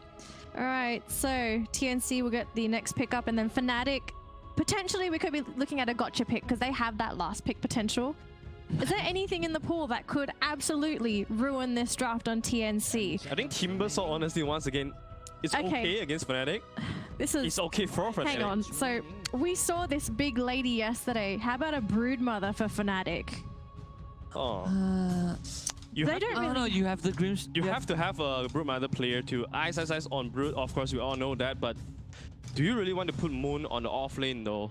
This is my big question. Yeah, I don't. What if you put the Brood in the Spectre lane? No, I honestly don't like it. Brood needs to have that middle lane. It's the shortest lane, allows Broodmother to access both sides of the jungles, and you don't want to leave the lane. What happens is it's in the safe lane you're sharing experience, and it slows down your snowballing capabilities. It's not good at all. And besides, with the nerfs to the Spiderling magic resistance, yeah, they have Ignite and Stroke of Fate. It will just blow up your Spiderlings, Scorch Earth. Now you have Flame Guard, Spectral Dagger. There's just way too much to... Fnatic is going fast right now. They have the DK plus Venomancer lineup. They can go really fast if their laning phase is secured and solid. But TNC side, honestly, they are going to stay still for their laning stage 2. They are not going to be too aggressive. Just like last game, they are going to farm and wait till their timing and then hit with the strongest punch. Yeah. So what's the role of this DK here? Is he trying to brick wall something? Is he simply there to be that frontliner? Like what are we expecting from DK as that last pick? It's the frontliner for PL, and also a natural tower pusher to ram out the tempo. Yeah, I'm expecting a Blink Dagger from DK pretty quickly, like double braces threads into Dagger. Want to play fast. Dagger BKB. Hopefully Fnatic goes for that. Like I think if things go well, they definitely can outpace TNC, but I like TNC's draft, like the late game. They have everything. Grimstroke, Doom, they have the Spectre, they have the Ember. It feels like every phase of the game is laid out for TNC. Now they just have to pull it off. I mean, if you're asking for prediction, I really like TNC draft. I feel like they have, once again, all their favorite heroes and they have a better timing too. But I kind of have this feeling that they will somehow screw up at the 30 minutes mark. And against Fnatic, Fnatic is going to capitalize on that. So I go with Fnatic. This is where I make the jump. I'm still gonna support TNC for this one. Sure, you know, I do agree they do mess up at a very specific timing, but I think they learned their lesson. This is their last game. It's the grand finals ahead. TNC is gonna take this. All right. All right, gentlemen, thank you for breaking down the draft. Game 3 of our upper bracket grand final. We'll see who makes it to the grand final tomorrow. Is it TNC? Is it Fnatic? It's time to find out. Lyrical and Winter, who do you think will make it to the grand final? Who do I think will make it to the grand finals? The best team will make it to the grand final. Winter? No. In one word, who do you think has the better draft here, my man? Spectre is going to outcarry PL. You really should prepare for All right, I'm excited. Can't wait to watch it. We got game number 3, ladies and gentlemen. It all comes down to this, the upper bracket finals, TNC versus Fnatic. Let's find out who's going to win. Let us skirmish. I admit nothing but my sadness that you're gone.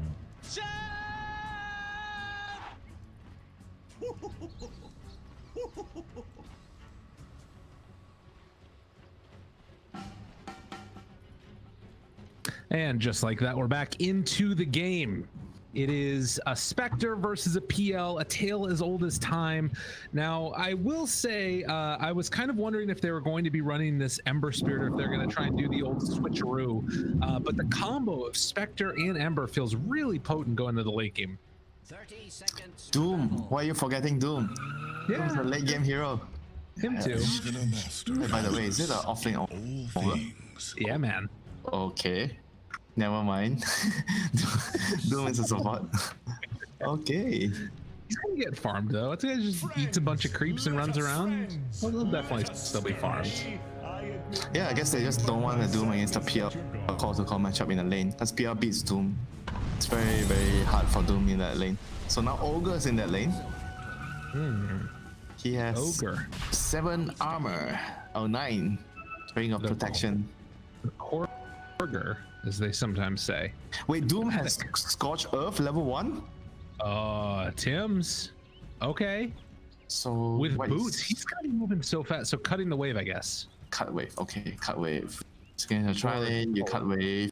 If you run around, okay, makes sense, makes sense. Yeah. Because this lane is actually unplayable for them. It's after tiny. Really tough. So that's going to be the whole plan. They're actually going for the all-out tri-lane at the start to ensure 23 Savage's farm. Man, and that is going to leave Ice Ice Ice alone down bottom, and he's taking the Plague Ward. Yes, So better. this is it's better now. 120 HP at level 1. The first point is way better than before. Very, very interesting. So they're going to be going for the double last hits on it, so that way Ice Ice Ice doesn't have time to deny it. So they're reacting to this pretty quickly and pretty efficiently, but still, the fact he can stay down here without them being able to do much is really big. Yeah, very, very big. It's a very big deal indeed. He can 1v2, and the Doom plus Ogre, the Corker is not getting too much done. Doom has the wave. He missed the wave? Or Yeah, tried man, to he got start? completely zoned out.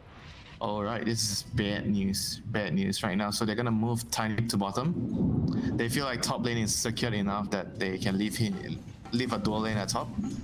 Okay. Bot lane. Getting some good pressure on DJ, gonna toss him back into the bog. The collection of Plague Wards. Throws out a dagger beforehand, and then we'll be able to back away afterwards. A bog is a collection of plague wards. Yeah, man. You know, a bog, like a marsh or something, you know what I mean? No. Sort of in this area where you're in the swampy, you know, disgusting area where you can't really walk very well, and you're stuck in it. That's all what it is. Okay. I learned a new word today. A bog. Yeah. And Spectre's still free farming here. He's happy. He's happy dealing with the bog. That's right. Maybe he gets a Heart of Tarrasque later if he wants to. Looks like right now he just has the Meteor Hammer queued up. Yeah, Meteor Hammer is a good transition. It replaced the Necro on Spectre. Oh, caught out there. Tried to get on the other side of the range creep, but didn't work. And DJ gonna draw first blood here in game number 3. So explain to all the viewers out there at home, what's going on with the Meteor Hammer Spectre? Why is it so good? How does it replace the Necro Book? Talk to me about it. Look at the stats. It gives you regen and HP regen and mana regen. It's cheap. It gives you some tower damage. Generally, Spectre, you can't really kill towers in the early game, right? Because there's no way you do it as a hero. But when you get Meteor Hammer, it allows you to do that. It gives you another avenue of playing the game. And the stats is great, you know, and the regen. Because when you buy Necro Book, the mana regen is great on you because you're going to be spamming daggers to farm. So Meteor Hammer is the new thing right now. It's pretty cool. And the fact that it's also built with a crown, just more stats that you build up, and that's a hero that loves to have it. Man. Everybody loves stats, man. Every hero. That's true, but the Spectre a little bit more than most. Dispersion's a cool thing. And DJ finds himself Mr. March, pulls him back in ever so closely, trying to give him a hug. And oh, the Plague Orb block off. Oh, it's painful. Poor old March. He is going to go down. DJ afterwards, maybe another one who's going to take some extra damage here from Gabby, but he doesn't have another dagger, so we'll be able to walk away. Up top, they were pressuring jabs with KP Ogre, but they couldn't get him. Yeah, and Ember gets the rune, the 4-minute rune, illusion rune. This mid lane should be a 50-50 lane. Dragonite, Ember Spirit. I can't kill you, you can't kill me, we kill creeps. True. Man, as soon as Doom picked up that lightning creep, it was just like I could hear it really loudly. I don't know what it was. It was crazy. But now switching back over to the Alpha Wolf critical strike, and wow, they managed to get the courier as well. DJ just doing everything on this Tiny. I'm in a tropical country, rainforest. You're in the bog. No, you're not. It's true. Well, it's getting close now. 5-minute mark, and I think bottom runes are going to be secured for Fnatic, definitely. But TNC should have an easy way to claim a couple of their own. Tim's gonna give a little chase down here on the jab, trying to find him. TP's out. No point in the Infernal Blade means no chance for a TP cancel. Catapult wave. Can anyone do something? There's a Dragonite in the game. They probably have to move to the middle lane to deal with this Dragonite soon. It's gonna have level 6 after this wave. Dragon form. How is our PL doing? PL does not seem like he cares about laning against a Colbert. Bottom. Gabby gonna get tossed back yet again. A big amount of damage coming out. Jab's gonna pop the Fairy Fire. They can't find the kill onto the Witch Doctor. So another death for the Spectre. Bad news, man. This is bad news for the Spectre. They're the mid lane as well. They have to deal with this Dragonite soon. They have to deal with bottom lane. There's a lot to deal with right now on the Radiant team. And the Ember wants to move, but he's afraid of the Dragonite pressuring his tower. But instead, the Dragonite is moving. Oh, he's actually moving to his bottom lane. Yeah, well, they're gonna just clean up an easy kill into Ice Ice, who's back behind the tower for kind of strange reasons. But down bottom is where they're gonna go next. Oh, he already popped his Dragon Form for that move speed. 25 move speed. And now... well, that wouldn't go how they hoped it would. I think they weren't anticipating the rotation from the Doom. Okay, I like this TP. He might be able to kill the Colgar here and push the tower with the catapult, and the other support can take the lane.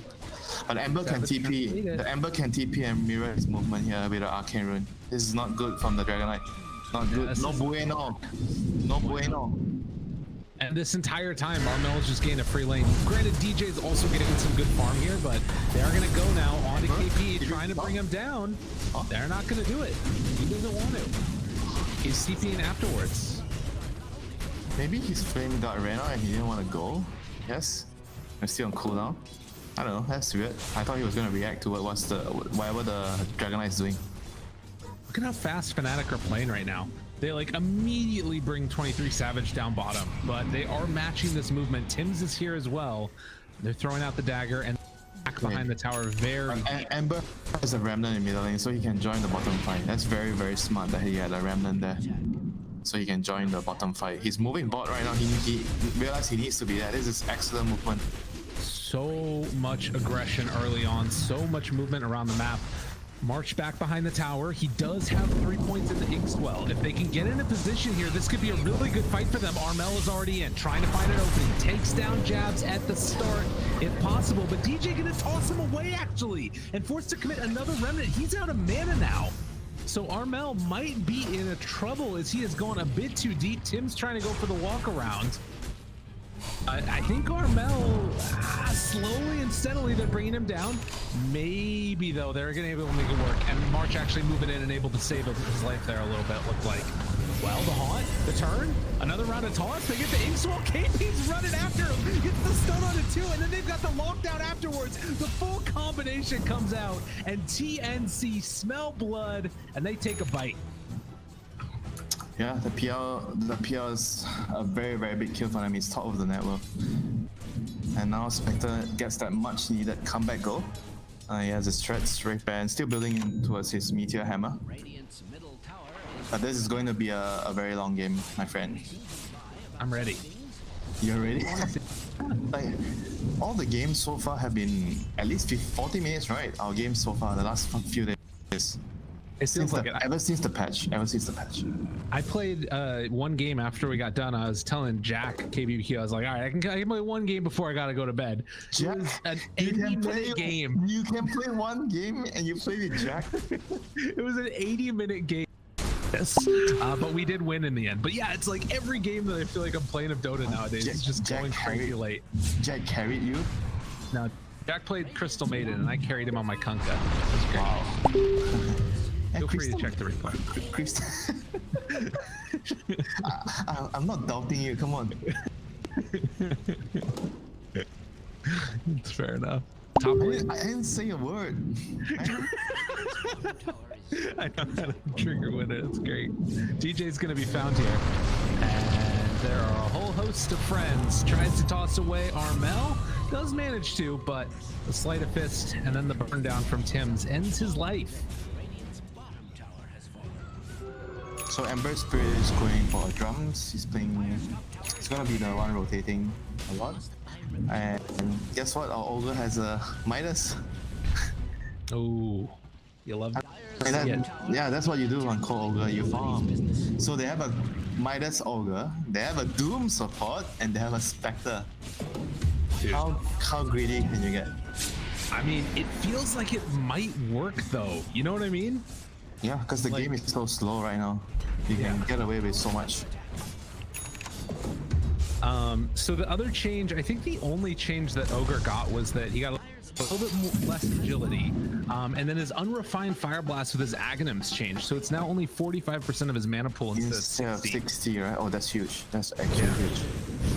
Armel, gonna get, well, jumped on, but then immediately the wraparound came from Tim's and they'll be able to find a kill on the Ice Ice Ice. Doom committed.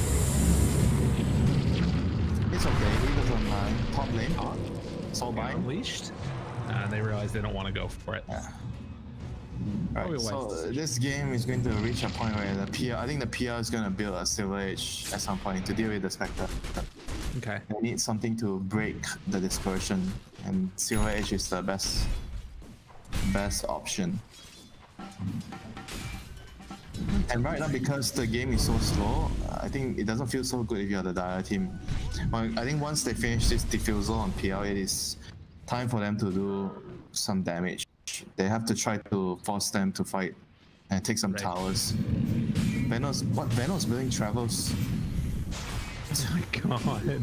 So is this a thing for the offlaners right now? I guess. I don't know. I mean, again, it's a weird like answer, right? Because normally the question is, okay, they're building really greedy. Let's try and play fast, but instead they're they're building greedy, so let's go more greedy. Yeah. No, it's totally different right now. You see one Midas, you buy two Midas. Does he have that queued up next? No. Is it time for Ben Merlini Wu to come back and play professional Dota again? Pod smite us every game? Yeah, because the game feels so slow right now. Everything is moving frame by frame. You don't get towers and kills as much.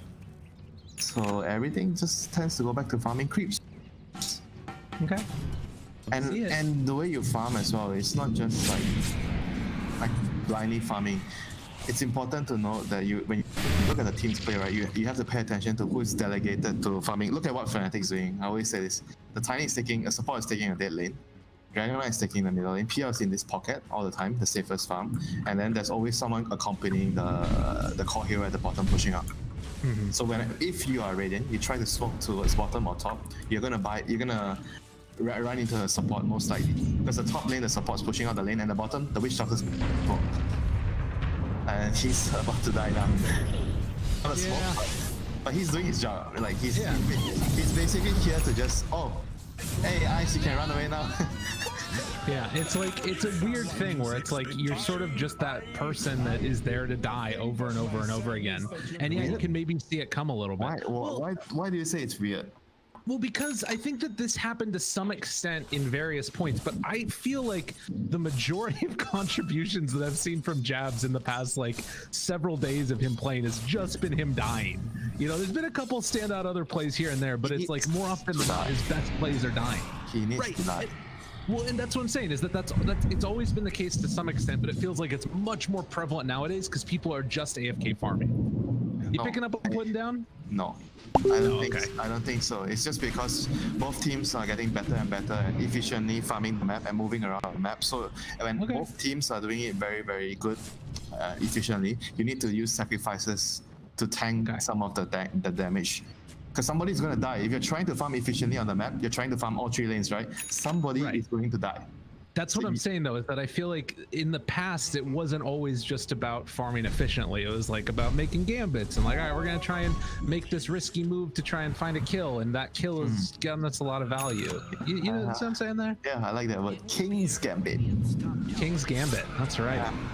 I play that every time I'm white. What? Literally every game. I like the French defense. Okay. That's a good one. So bounty runes. JUGGERNAUT actually teleported away. He saw them rotating to defend the top tower, so he moves away and he's trying to pressure the tower. Yeah. Good move. Moon. But he needs to back off soon. He did some damage. A tiny bit of damage. That's a glyph out at least over here also. I don't know. It's alright. I can see this game going 50 minutes. A Resident Ogre is gonna have an Aghanim Scepter. Oh no, a Resident Ogre is dead. Mid lane, as the Witch Doctor ulti come down, Root doesn't break it anymore. Fnatic claim themselves a kill, but now can they claim themselves the tower? The catapult wave is here. They're gonna press for it. It feels like the answer is yes. He has diffuser, right? Yep, he has diffuser. This is time to go. They have the pressure because the Spectre has a meter hammer now, so he doesn't want to fight. Yeah. Well, and actually they just ran out of the dragon form and the catapult ended up dying. Moon Shadowblade as the option. On top of him, and now to the backline, Gabby found. He's tried to create a little bit of separation here, but TNC there all over them. Finding at least one here. Ice is going to be chased down. The toss away keeps DJ from getting completely destroyed, but Armel is here afterwards anyways. With the slight change. Oh, good blink away. They didn't get the flame guard damage. Damn, and then he eats up a bounty rune afterwards. You know what saved DJ? Gumising nga kayong dalawa. Kenneth. Otherwise, the Ember would have definitely caught up on him. Dang. 250 saving lives. Keep your slot empty, guys. Buy a win lace. Saves a life. Oh my god, DJ was chasing to try and kill KP. Dude, he's thinking about it. Oh my goodness. I was terrified. But they might instead go towards the mid lane. Ice found March. Avalanche toss. And he falls to the ground with his scepter laying there after him. Fnatic, again, able to make some counter moves here and there, but I mean, is it solving the problems? feel like it really.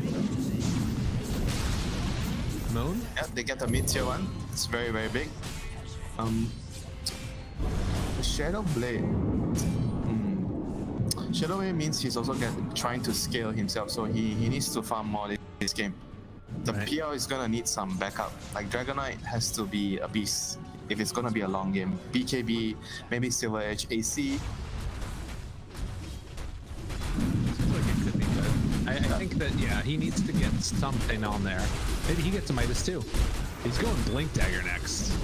Maybe they just want to try and pressure and like end the game. I don't like the Blink here. It's against the Spectre though. The Blink is probably gonna be not so useful. Yeah. I don't know. I think he needs to play more greedy instead of just be this utility hero. Radiant's bottom tower has fallen. Well, Maybe he feels like, because how the last fight went, right? But he just died because he was in the front line and he got Doom. And maybe he feels like he cannot get Doom, so he needs a Blink. He wants to stay behind, out of vision, and then he jump on the Doom. okay. I like that idea. And then it's just going to come down to who has the better vision, and with the Venom bats are thinking vision and initiation. Vision and initiation. So Venom is gonna build he's gonna build like I think pipe plus mech because he's against a Spectre. You need those two items to keep your supports alive. Otherwise the game turns south really quickly. And right now Gabby is closing in on the Relic, so Radiance will eventually be online. This is, you know, a relatively free game it's felt like so far for Gabby. He's kind of gotten everything that he wanted, hasn't been pressured too much, second highest net worth, granted behind the Phantom Lancer, but not to a ridiculous extent. But I think the Spectre can outcarry until the PR has the Silver Edge. Okay. Because when you have Radiance, you sort of like Radiance is just good against illusion heroes in general. Because you mitigate a lot of his damage and you clear his illusions. They need to chill for the next couple of minutes. Wait for the 20. Jumping all over the damn place. They're trying to chase him. They don't find him. The stun combo onto 2. KP controlling the Doom, killing. And man, Fnatic looking scared. Now the Remnant forward. They find Moon as well. He's rooted. He's dusted. He's stomped. And well, with Gabby showing up, he might go down. Gabby chasing in, trying to find it, but no. With PL showing back up, they can't go for any more. That's really, really bad. But that's good moves by Fnatic. Sorry, not Fnatic, TNC. They just wanted to help the Spectre farm, defend their jungle here, this area. Because Spectre TP back and they realize he needs he might need some bodyguarding when he's farming around that area. And they just did the right thing and got rewarded. Like obviously they wouldn't have known. There was no way they would have known that the Spectre was under vision. They were just doing the right thing, coming to reclaim their jungle when Spectre is returning to farm the area. Well, and that's one of those moments too, where like if you can't burst the Spectre from 0 to full, and she's got Haunt available, it's really hard to like zero in on which illusion it is. Just just start casting or pressing D and clicking all over the map. Feels pretty good. Just able to get out of there. So impressive showing from Gabby. About to hit level 14, has the Meteor Hammer Relic done, and very, very close to the Radiance. And granted, they do have a pipe on Fnatic, so there's some avenues that they have to like, sort of deal with the fight, but I'm getting more and more concerned as this game goes on. I think they need to get the Doom on the Venom. If the Venom is going to have the pipe and mech, they need to Doom him before he pops anything in a team fight. That would be ideal for them. So then the Spectre can do more with the Horn and Radiance. I mean, at the same time, even though let's say he manages to pop everything, right? But the Radiance is still gonna like allow them to fight better because the PL illusions are still gonna get destroyed later. So I think it's still in a very good spot. And Maelstrom on Ember Spirit and going in for a BKB. So he's probably gonna go for the Flame God DPS as well. Gabby again living. Amber get brought down low and will get the stun off, but he still ends up falling. No haunts. Take him down. Tiny wants to get a toss. Jack's back. Okay, they got the ogre as well. So just when we were talking about how rough this was for TNC, or rather for Fnatic, they get a couple quick kills. Yeah, can they get Roche with this? medallion. Is there any medallion? Probably not then. So they have to just keep farming, I guess. I don't think they can claim any objectives. They're trying to claim the top tier one. Okay, that's good. That's great. Juggernaut is pushing out the bot lane. Vino has travel, so he's farming the enemy jungle. They're just trying to take as much as they can off the map. Roshan is going to be a very, very key thing in the next couple of minutes. Spectre is going to have his Radiance, so they're going to want to take a fight. If they can win a fight, they can do a rush. Well, that's going to be the avenue that they look for. Don't have a TP right now on Gabby though. He's kind of in an awkward spot. Support has BKB soon. Oh my god. What a ridiculous hero. Honestly. This dude doesn't even have the stone. He's just chilling. Ice, ice, ice. Pops the haster and runs up a hill. Scares back the rest of TNC. And steals a couple creeps on his way out of there as well. Why not? Easy peasy. But yeah, trying to buy some more time. We did see in that last fight, Armel is not invulnerable. That was his first death after 4 kills and 9 assists. And he is going to have to play it a little bit safe. Going forward, it looks like. And he just needs to let the Spectre on the given region, the Ogre, to take the damage, you know, tank damage for them, and just see how things goes. Ooh. Yeah, he's underneath the ward right now on Moon. They know.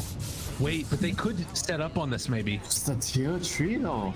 It's dangerous. And he's not that easy to kill either.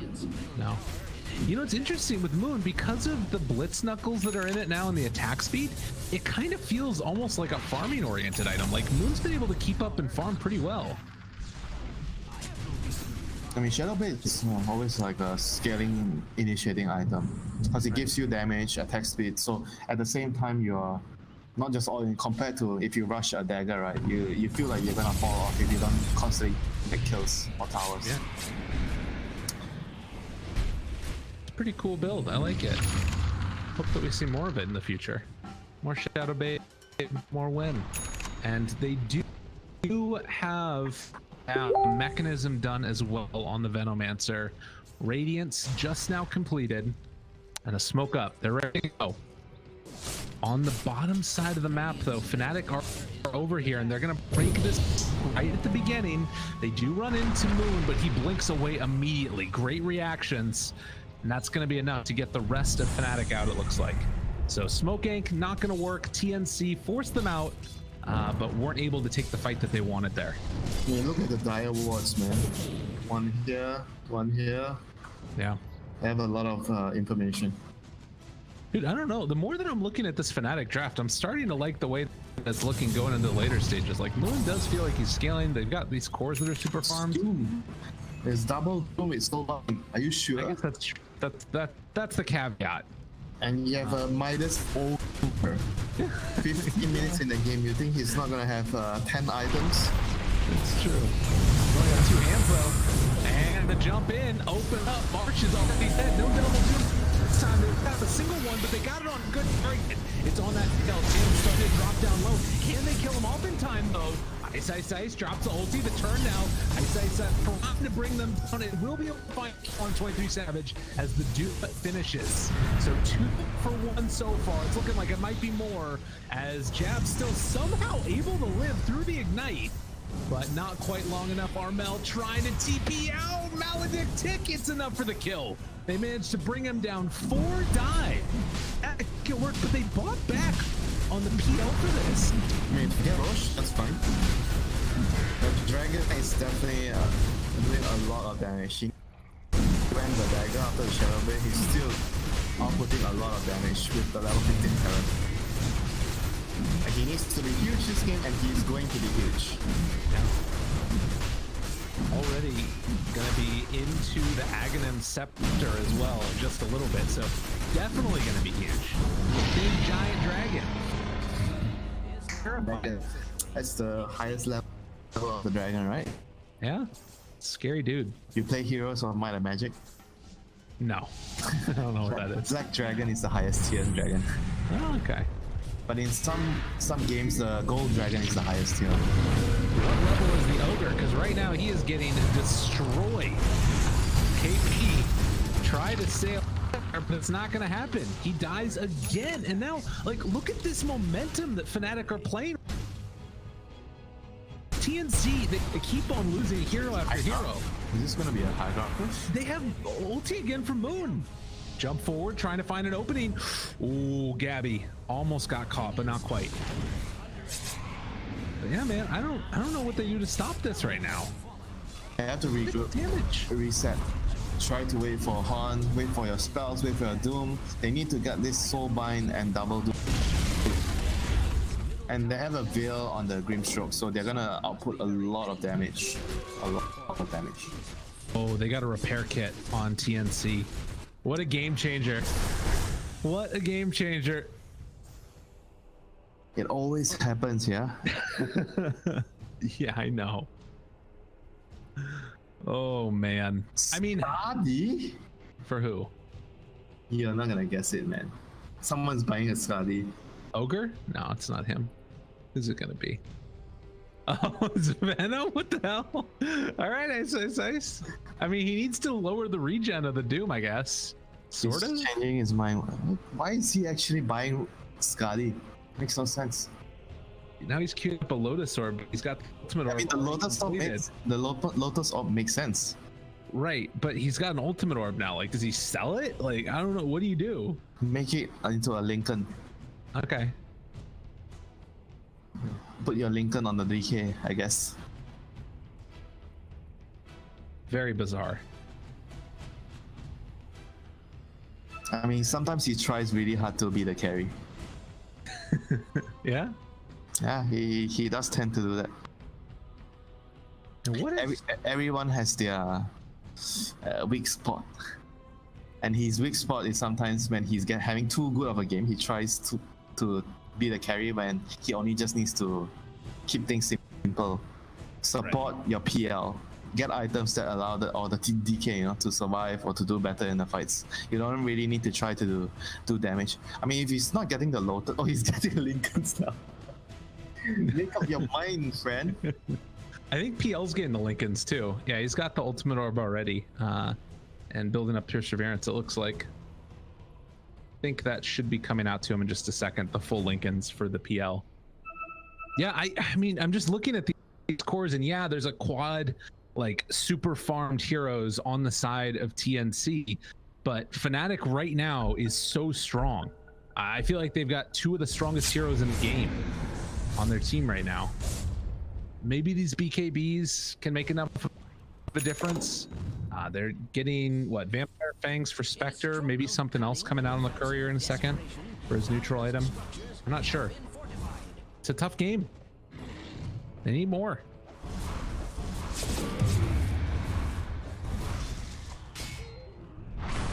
Yeah, they need this game to go 50 minutes, that's for sure. Yeah. Fnatic. Gem? I like the gem. They get a gem on the Doom. When you're losing, you need the gem to clear out the vision so you have a better chance of coming back into the game. Okay. They're gonna miss on that ward, just barely, but I think the ward scouted them making this move, so they know about it. Fnatic, they find him! Oh god, if they lose the gem right now, they do get the soulbind on it too. The Doom afterwards is on the boat. Tiny as well as that Dragon Knight under a ton of trouble. Jab's trying to live through the other side of it. KP's still living. 23 Savage trying to jump out of there and go for the reinitiation, possibly. See if he get the slowdown. He's got KP under fire. That's a pretty good one. The casks are bouncing and 20 streams forward. The Gale just barely able to connect on again. Who's dropping the meteor hammer? What a freaking play! He burns through the Aegis, but he too will eventually die.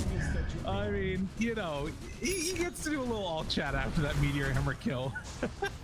He was dead anyway. At least he got the Aegis. But no buyback. Instead, yeah, and no buyback. And look at the Dragon Knight up on the high ground, gonna start beating into these buildings with the PL there. And like no Doom, this is really problematic. Gonna use the repair kit, trying to keep it alive, but no glyph. makes this a lot harder to hold, and the continued relentless damage from Fnatic is going to claim the first set of racks in this game, it looks like. There's still a good amount of Dragon Form left on the Dragon Knight.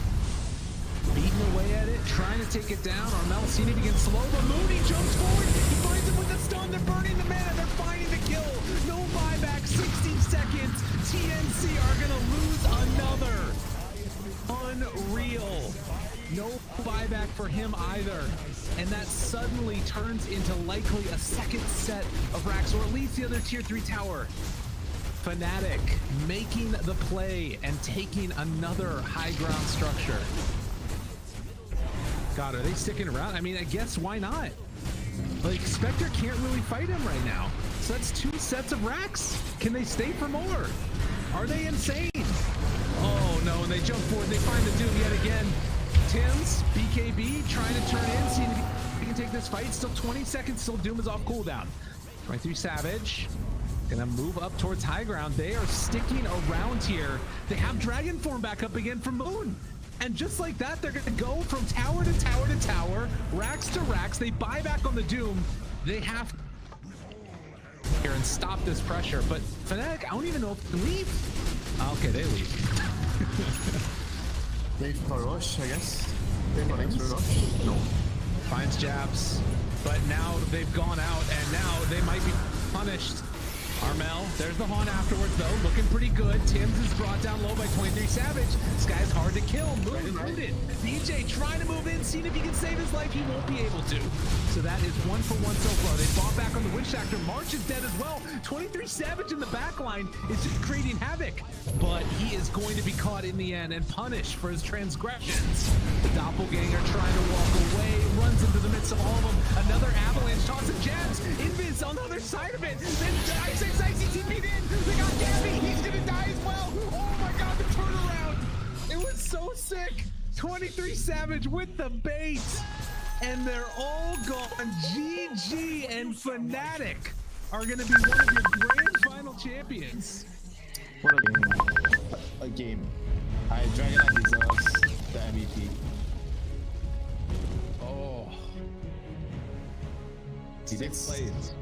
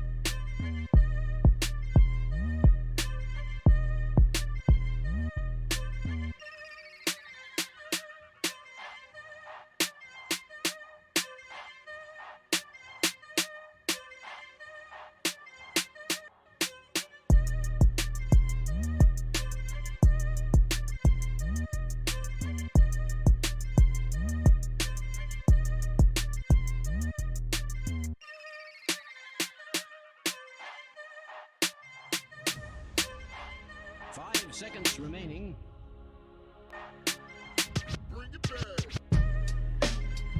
Radiant team ban. Dire team ban.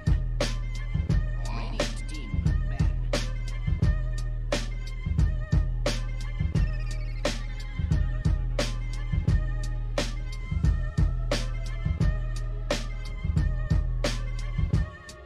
T1, they have not been the best team to recover from a deficit unless the enemy makes a huge misplay, but I don't think GeekFam will face that problem. Also, we all know that T1 loves this Pro Protect 1 strategy too, so laning phase is the first step.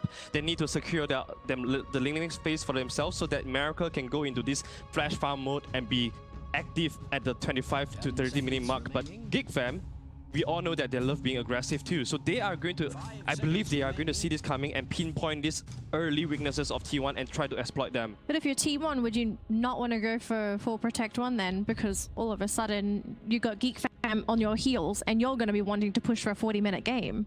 I don't know. I feel like T1 they are most because we did. I mean, we did see T1 pull out the Broodmother, right? It's a hero that, yeah, it contributes to the full Protect 1, but it actually did quite a bit when it came to pushing back early game aggression. Yeah, but it has to be a last pick, right? It has to be the X factor for T1. You can't just toss the Broodmother out and expect GeekFam to do nothing about it. Especially with now you have better ways to deal with the Broodmother spy links. I think it's still too risky. It's still too niche of a pick, right? But with that being said, all these Dota games, would not happen without the the support of our sponsors and partners, and of course one of them is definitely Omen. So quick shout out to them for providing us with this thin and light gaming powerhouse and being a part of this journey. We've already tried Dota 2 on this laptop and we can guarantee that it brings out the best of the game, and of course in terms of the performance as well. So do remember to check that out. And of course, I believe if you guys stay through the break, you'll see this beautiful video between Team Secret and Tumi. And if you want to be as good as the Secret player and also you want to be excelling in your fashion game too, make sure you check out Tumi, because right now they're giving out 2 free backpacks every single day throughout the tournament. So make sure you sign yourself up at tumi.com/esports to stand a chance to win this beautiful baby right here. Yep, and not just this baby over here, we're also giving away Logitech G Gaming mice. All you need to do is head on over to the link listed in the banner below, fill in the survey, and you'll be in the running to win that lovely mouse as well. And that's not our only giveaway. We're also doing our Nerf's prophecies yet again, folks. I can't emphasize this anymore because today is the last day where you can enter Nerf's prophecies. All you need to do is predict who will make it to the grand final, which that might be easy right now.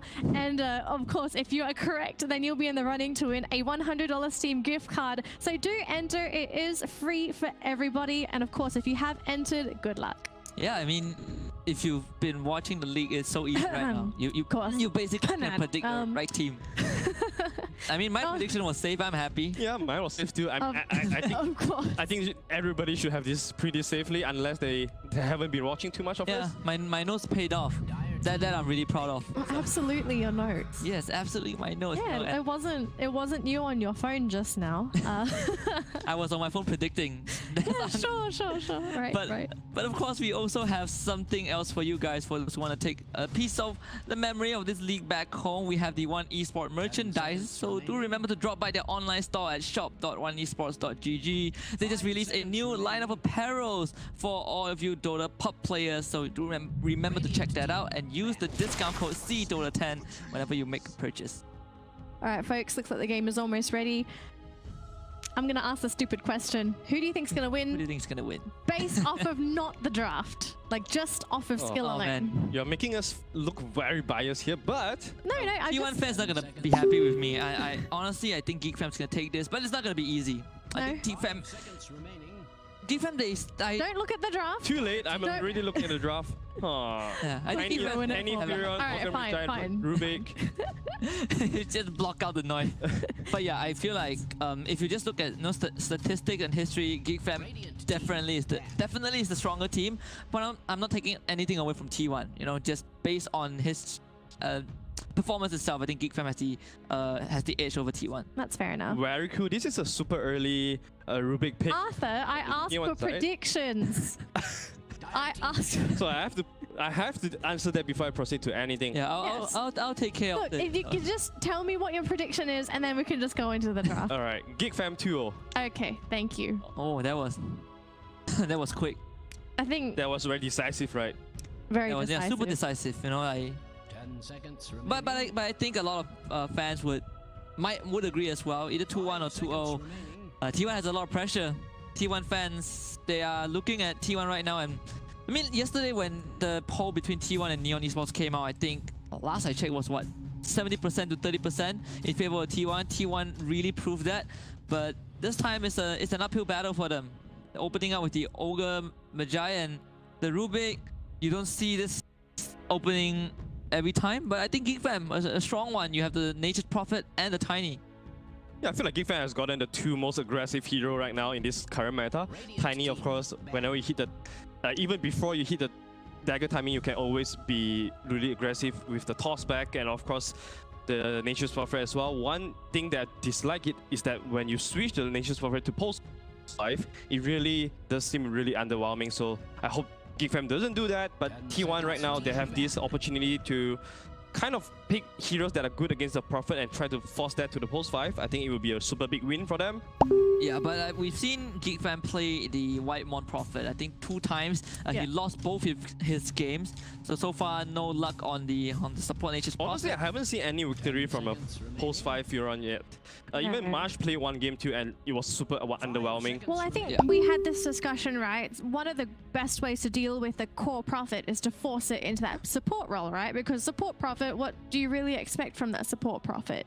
Not really. He'll take away all the resources on the map, because what else is he going to do, right? So when you're running into a disadvantage match, this hero just doesn't do anything but takes away all the farm. Yeah, and normally you play Prophet because you want to play fast, right? You want to utilize the teleportation, you want to utilize the Wrath of Nature across the map, and you hit your orchid timing, and you start ganking, creating pressure around the map. And his laning stage is pretty decent too, right? You can harass with the Treants, he's quite difficult to gank, so... Yeah, and to be fair to the support Nature's Prophet, a droid made it work.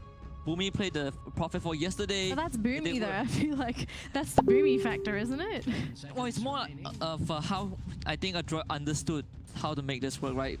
The core difference we saw with the Boomy support Prophet is, as compared to White Mon and March, is that the team was able to back him up, right? They make a play around the map, Boomy shows up, pushes the tower, and then he falls back into the jungle. I think that's the biggest difference, but you rely on your team a lot to make that happen. You are not the enabler, but you're the one who kind of complements your teammates who create the space for you. Right. We have talked a lot about the Furon, and GeekFam is gonna proceed with the co-op, and T1 immediately responding with the Puck. So we might very well seeing this Puck versus co-op on mid lane, the El Clasico. Yeah. And it's probably going to be one of their core... Well, obviously it's going to be a core hero next. This is a very weird draft from T1 because we're so used to seeing them play the T1 way, but this doesn't feel like a T1 kind of draft. I mean, T1, they can go crazy, they can go... Because up until this point, right, they have been dead set on picking up one of their carries in that second pick role, right, to fall back to those 3 bans, but they're holding it for their last 2 picks. Yeah, I think T1, they... Most of the times they will pick that off laner in that second phase, but they want to see what GeekFam brings up first, right? GeekFam revealed the Tiny and Prophet and then the Quap. So thankfully T1 didn't just pick the post 1 because this Disruptor would catch them by surprise. But either way, Disruptor is a good hero against this Puck. If you catch him in the Static Storm, he's pretty much dead. So both teams are kind of responding to each other's pick, and T1 right now, they're probably looking at the Miracle Hero. You want to pick that post 1 right now. They don't have the last pick, so it doesn't matter too much. There we go, the AM for Miracle. Wow, he is really picking AM into Disruptor Furon lineup. I think this really fits into GeekFam's what they want to do. GeekFam want to play fast right now. They want to be punishing T1, and T1 just picked the perfect lineup for them to punish. Unless they can get out of the laning phase and drag this game towards 30 or 40 minutes. I think there's a very good chance for them to work, especially right now. You are seeing games becoming slower and slower, like what Winter has been saying. I think especially we are coming to this lower bracket elimination match. Teams are going to approach games in a more secure way. I don't know though, because we've seen GeekFam play fast when they want to, right? And I think especially after seeing this anti-mage, look at their hero so far. Lots of early game aggression. Yeah, they have 2 heroes that can buy the Orchid. And of course, one of the ways to deal with the Orchid is to rush the Manta Star. We've seen it a couple of times where heroes like PL rush Manta before Diffusal. Anti-Mage can also go for the Manta first, but it's not the best hero to do that. You need Battle Fury to really speed up your timing. If you get forced to that early Manta, T1 will have to extend the game by another like 15 minutes. And this is why laning phase is so important for T1, because anti-mage needs to have this perfect laning phase for him to get 14 to 15 minute battle fury timing and go for that and proceed to that 20-minute Manta style timing.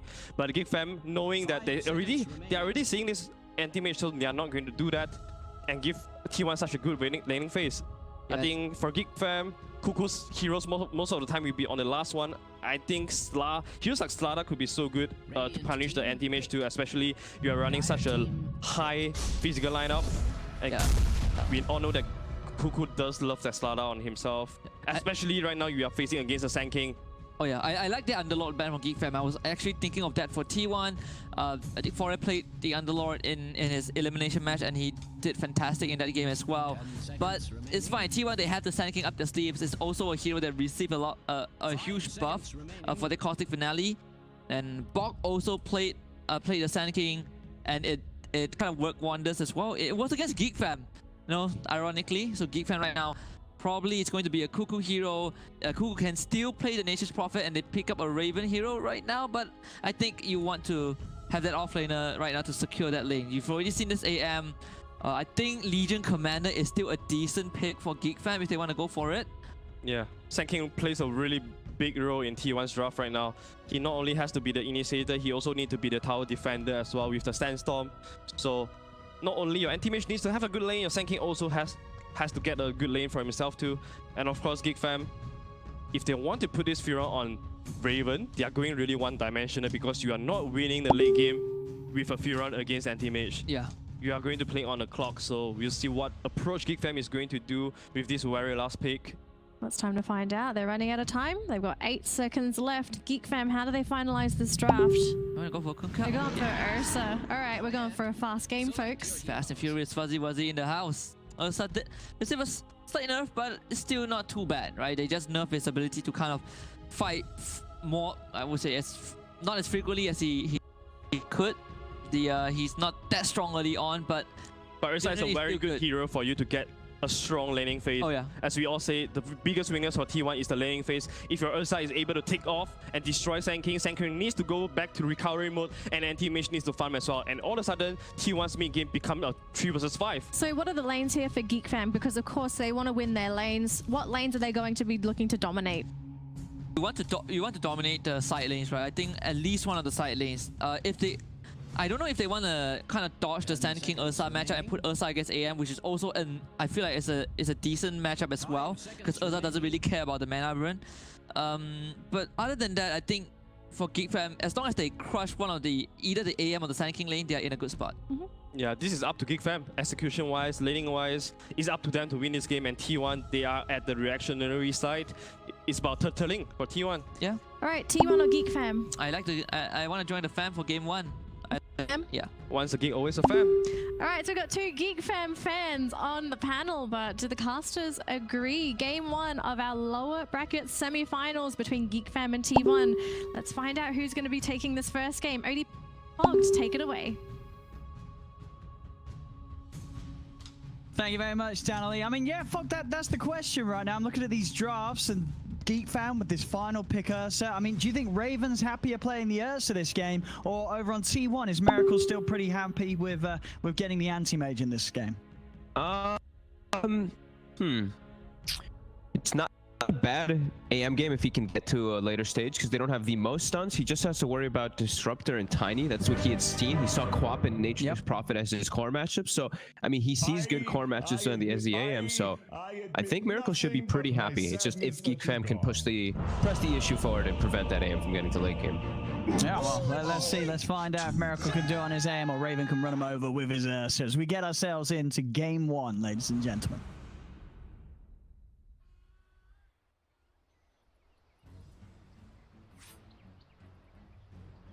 Friends, let us skirmish. Friends, let us skirmish. See you later, nerds. See you later, nerds. Let's have a look. I mean, because Miracle on the AM, I mean, correct me if I was wrong, but it was T1 and Miracle on his AM the other day where they were getting destroyed and then he was able to carry the game on his back, right? Yes. So we've seen what he can do on his AM, even in games where, you know, everything else is sort of going terribly. Like you can rely on this man to carry on his anti-mage. So definite threat there for GeekFam. And looking at sort of what, you know, we talked about the Ursa and the anti-mage. I mean, the other cores in play, I mean, do you see the potential for many strengths to be there? I mean, like, GeekFam, I'm looking, for instance, Carl on this mid-quap. I feel like it's kind of a tricky game for the Queen of Pain, right? Like, all three of the cores are going to be kind of elusive. Like, you've got this Puck matchup in mid, right? Puck's going to have some obvious strengths against Quap. Anti-Mage is always going to have the counter spell and the magic resistance. And 4F, he's probably going to be getting a hook pretty early. So I feel like it could be quite hard for Carl to have an early impact this game. I mean, absolutely. He usually is if you have a good mid matchup, then you can really start to snowball as well if you don't have those side lanes that can bother you a lot. But yeah, like you said, tons of disable, tons of way to take up through it, and not a good core matchup. Puck does great. Puck can do great versus Queen of Pain. I've seen Queen of Pain actually dominate the matchup too, but it shouldn't happen. It should be a pretty trade farm one. So yeah, I mean, it looks like a pretty good setup for that AM, right? Like good core matchups, like even versus Cuckoo. And Cuckoo, they made this Nature's Prophet a core. So int core, Nature's Prophet, int core, quap mid with little disable, and then it's just Ursa. Ursa's really the big problem, and like I said, the two support casts that he has to deal with. Sure, we'll see. I mean, would you say any of these lanes do look like they could be off to a hot start for GeekFam? I mean, for instance, like this Ursa lane top Raven and Whitemon and this Ursa Disruptor. Do they have the potential to do well against this dual lane of T1, which looks to indeed be sort of this double melee lineup at least? Yeah. Top should be. I mean, yeah, they should be able to put pressure onto T1. I like the Ursa and Disruptor, but I mean, I also like their bottom lane too. I like the Cuckoo, Nature's Prophet plus the Tiny. I think the core matchup versus the AM eventually gets bad, but in laning phase, this is an excellent pressure lane versus AM. Yeah. No, okay, so they're going to start actually. They're going to swap it. Top, so yeah, I think that's the better move. See you later, I think this actually changes it quite a bit here. I think now this top lane is a little bit more favorable, but it all depends. I'm still a bit iffy on Rubik, especially in laning phase, because he's just different now. It's not the same reduction. Early game, like the first few levels, it's terrible damage reduction compared to what it used to be. It's like 5 damage compared to what, like 12 or 14 that it was before. Sure, and I guess what the sort of counter to that was the buff on the actual damage, but at the end of the day, 80 or 100, if you're a good Rubik, you don't need that plus 20 damage to be able to secure the range creep, right? That doesn't really make too much of a difference to the lane. As the courier, oh nice, nearly goes down there. It was definitely made worse in that aspect, like you said, a little bit more damage, but definitely a bit of pain. And the other thing is we actually didn't say is Caustic. You know, Sanking's changed. Caustic is an insane ability with a crazy potential. The max health as damage when a target dies from Caustic now. A lot more damage coming out from that. Yeah, that's gonna be pretty insane. I guess what in sort of the fights if you get that on multiple heroes. Yeah. And then they all sort of pop. Yeah, that's got the potential to be. Yeah, an insane amount of damage if they do group up and he gets the finale on them all. Level 2's up top. They're looking at about the 4F. Disruptor plus Ursa. Very strong at level 2 in comparison to Sanking plus Rubik. Right now they're actually zoning the Sanking away from lane, so 4F. Nah, he's got a lot of regen though, right? He's got 4 tangos, Sal, so he's very much prepared for GeekFam to try and battle him early on. Yeah, just such a fragile hero, Sanking. Even though you're an offlaner and you are like that frontliner, you only have 2 armor. Like, look, Rubik has 4 armor, Sanking has 2. So you see what happens every time 4F walks up. He just gets poked and hit time and time again. Raven. Try and go on Yokam again, though. Yokam has hit level 2, so telekinesis will tear the bear away from him. And then looking at the other lanes, In Your Dream versus Carl at the moment on these early levels. Carl with a little bit of a lead here, has managed to get a little more denies than In Your Dream, despite actually having the lower right click. So Carl just off to a bit of a smoother start here than In Your Dream on his puck.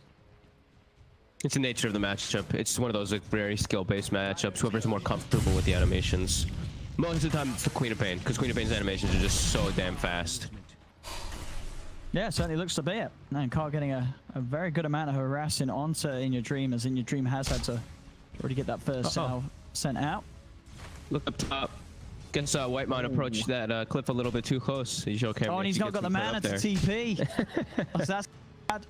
He's so gonna have to wait. Very nice. Almost there. And there we are. Back to base. He's gonna go pick up some items. Now it's gonna leave Raven alone. Mana. Yeah. JUGGERNAUT also has to go back to base though. But they might find an opportunity to pressure this Ursa for a slight. There's not in lane. Rubik's actually gonna walk back top with a clarity. Probably pretty unlikely that they can pressure Raven anyway, because that disruptor will be there soon, and because of the positioning of the lane. Yeah, creep wave's in a good position for Raven for sure. Yeah. And how we're doing down bottom at the moment, Cuckoo 11 for 7. And Miracle though 18 and 4. So Miracle's having no trouble at the moment farming on this bottom lane against Cuckoo. As both cores are getting good farm, but power runes come up. Olsen's going to be able to grab it away from Zephyr. Carl, blink on cooldown 5 seconds, putting him into In Your Dream. Evan Orb. He gets silenced and also has the ferret. As Carl will still fall. In Your Dream able to jump over, get the final right click in. But not going down, of course, before he was at least able to secure First Blood. First Blood was on the support though, and obviously In Your Dream getting the bigger kill in the sense that it was a core. But overall, gold it is still favourable. Getting that First Blood bonus. Bottom. Now Cuckoo still getting ran down with the end of that haste rune. Actually won't be able to finish him off just yet, and now the jump forward Miracle. And they won't get Carl. Sorry, get Miracle. They've got a chance for Paulson here. He's got to blink again in a second, but not going to go any further. So good back off there from T1 as both of them fall incredibly low there, nearly getting turned around upon by this rotation from Carl. Does mean that Carl will be able to secure both of these bounty runes down in the bottom half. Yeah, top. Raven and Whitemon pretty deep here, trying to go in. Very far. Done onto Raven. He's going to get tossed to the side, and he's just dead for that one. Little too aggressive there from Raven. He tried to come over and join forces with Whitemon, but against this sort of stun and this early game damage, the Bear's not going to have any sort of great time running into these two heroes. No, and he didn't have all of his items on him either. He has, I believe, full treads on the courier, so doesn't have those early break bands that we usually see from the safe laners to at least let them tank up versus all this. So yeah, good moves there from T1 getting those kills. Fixing 4Ev's start, really important. Like we said, he was having a bit of a struggle time up top. Now hits level 5, has his bracer. Probably his boots finished up too. He's off to fixing it. Quite successful now. Runes. The battle between runes, the bottles. 4 heroes top, rune spawns bottom. Yeah, Paulson able to make sure that Carl doesn't get the refuel. As top lane, Dream calls down on the two of them. In Your Dream's going to get dragged back, but he's able to dodge it with the phase shift. Also has the orb to get himself far enough away from Whitemon and Zephyr. Scary for a moment for him. Raindrops almost, maybe even saving his life during that moment. And now it looks like the 2 safe laners will be left alone for the most part here. Miracle still has Cuckoo in his lane poking him, but like you were talking about before, he's still free farming Raven. Now left alone top for a moment, and it's all about the battles for the runes and the control. As Whitemon, he wants to get this D ward. He's gonna probably pay with his life, we'll see. Unless he can get a roast tonight. He's gonna try for the TP out, and it's gonna work. Nice moves there from Whitemon. Very smartly done there. Reads the situation, says I can make it out, and he can. Yep, great read. JUGGERNAUT, I think that's a common mistake. They both have boots, right? 4Ev and JUGGERNAUT both have boots. I think he should have seen how slow this disruptor is. They had more than enough time to chase him out. I don't think you should lift immediately almost ever. You wait till he starts walking away, but he was standing still, so. A little premature there on the lift. Miracle and Paulson, they're going to find the chance going on to Cuckoo. Zephyr's trying to come over to help out. Fire Blast holds Cuckoo in place. Miracle, he's got Blink up again in a second to try and he's about to be 6 for the kill. He's trying to get himself to 6. Yeah, he's got it. Yeah, very nice. Got it. Hits the 6.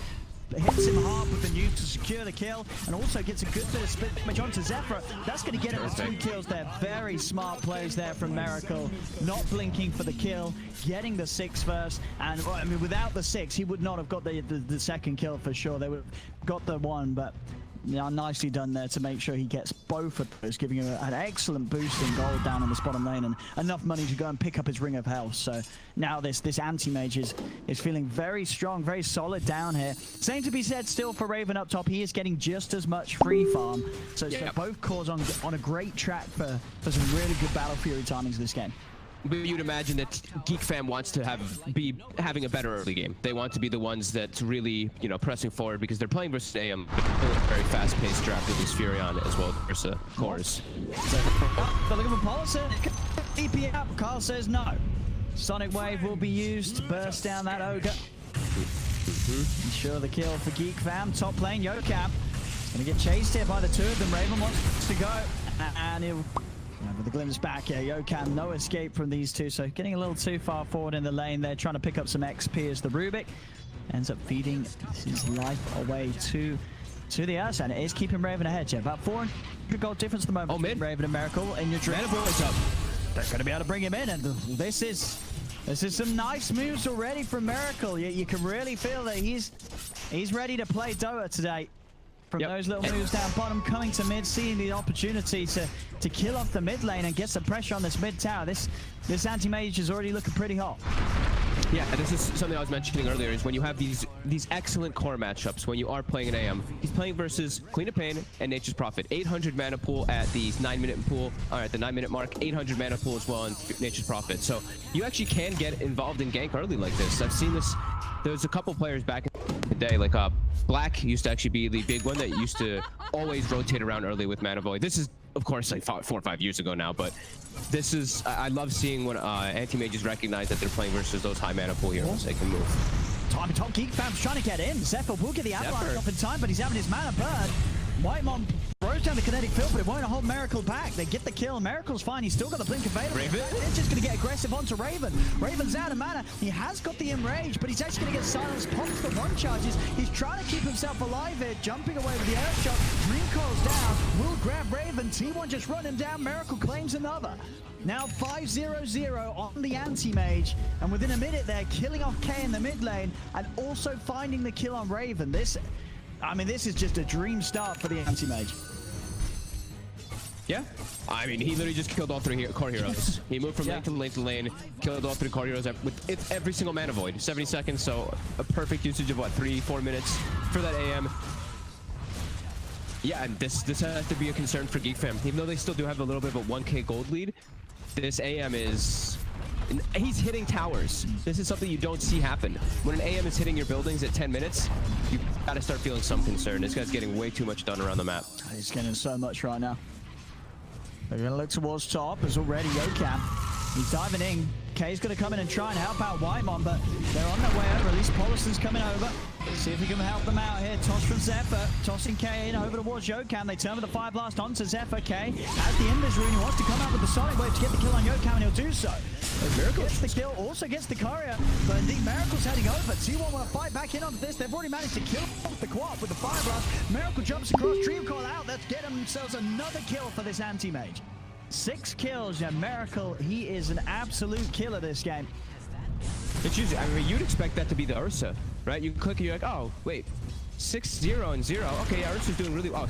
6-0 with 66 last hits and 69, but 6 is creepy. But yeah, you expect the Ursa who's the one being active and getting all these kills. But yeah, Miracle with some nice movement. Like he was aggressively positioned in the enemy jungle for that one there to join into his team. T1 really on fire from what I'm seeing today. Yesterday we saw some rough moments for them. Today it seems like they're really on point, like together as a team. I can definitely see some communication going on. And as you say, you know, showing gold at the moment, it is even. It's less than a 1k difference, but you're very worried about the fact that this AM is having, you know, he's at the top already at 12 minutes in against the GeekFam's lineup. Yeah, I mean, he's playing versus super limited disables. It's Tiny Stun and Disruptor Ultimate are the big things he has to worry about until way later when Ursa has a Basher. I mean, this is a phenomenal anti-mage game. And when you're up to this start, you're also versus a mid-game lineup, right?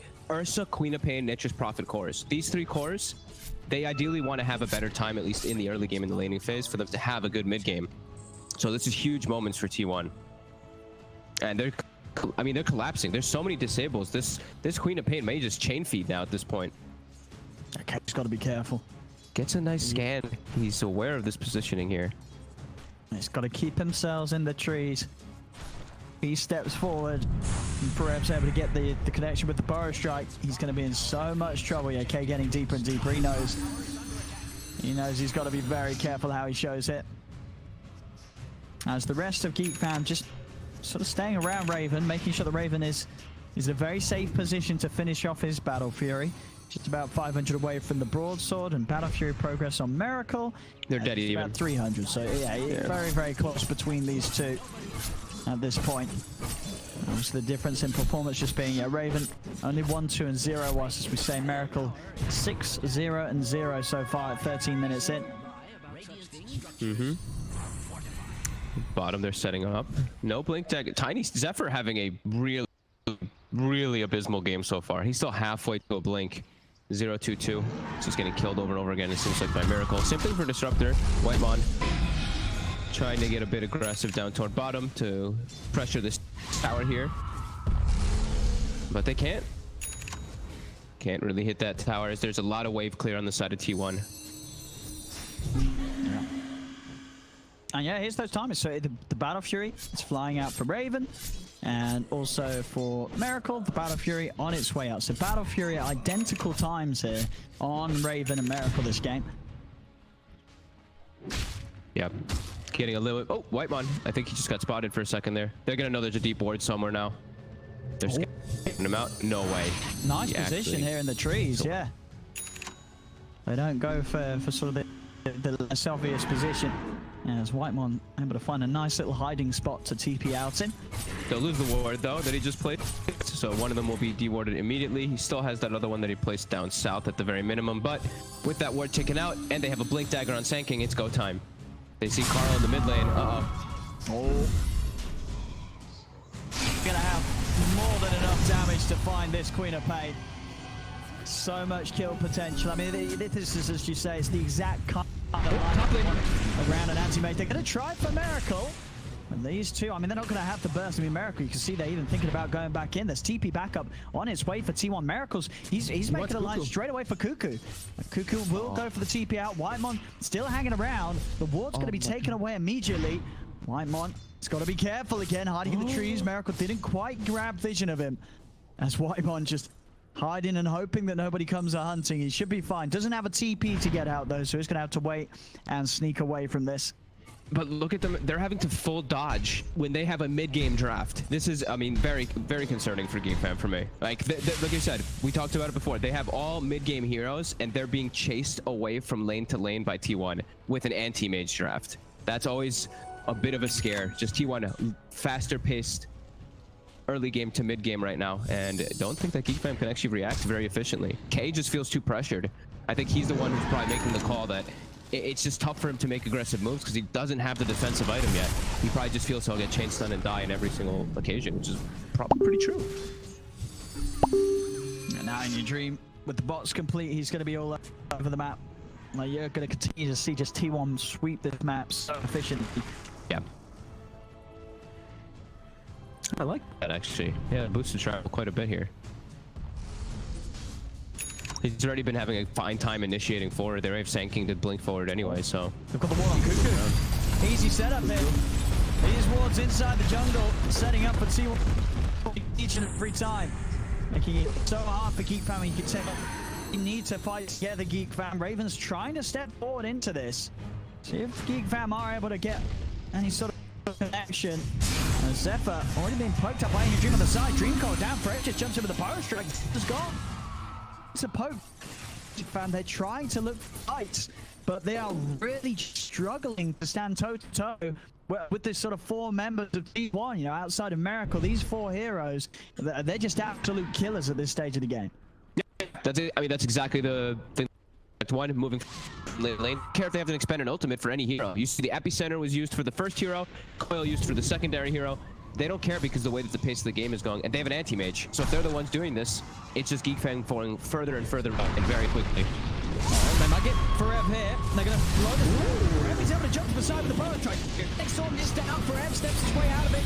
The glimpse actually connects him over the other side. Sprout holds him in place though. Forev will go down. They get the Sand King. Can they get anything more? Raven tries for Yokam. Yokam with stolen glimpse pulls the Ursa back. Avalanche has not going to quite reach them here. Paulson, he's tanky. He's getting beat down by Cuckoo. Jump forward from Carl. They'll get themselves a second. Finally, GeekFam able to find a fight going their way. Tep stepping over towards Yokam. Cuckoo's in with the Sprout. A double kill for K. Finally, GeekFam Fam getting something out. going their way, but it may not be over yet. In the dream, so go for the coil. It is just him on his own. Miracle not turning up for this one. He's the now coil won't TPing. result in anything. Oh, he TP'd. I think maybe if he TP'd a little earlier, they may have had a potential there. Maybe he was afraid, but there was no ultis available. I think if he TP'd sooner, he would have been able to get some cleanup kills, but good plays by GeekFam. This is how they're supposed to fight, is they have to turn up with all their heroes. They're able to get that constant chase forward and push T1 out of their side. These glimpses, a little bit awkward from Whitemon, but they ended up doing the job that they needed to. Yeah, and just a little too aggressive from 4F going in underneath that tier 1. That's an area of the map where, as we saw, GeekFam very much prepared to respond.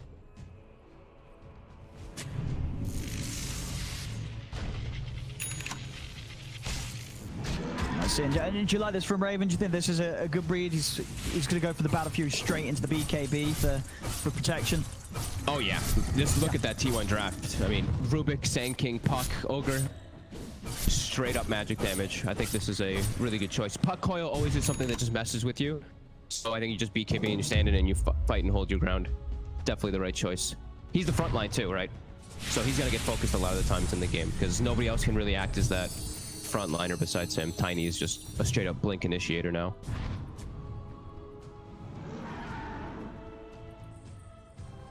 Let's see where they head over to now. Mid lane.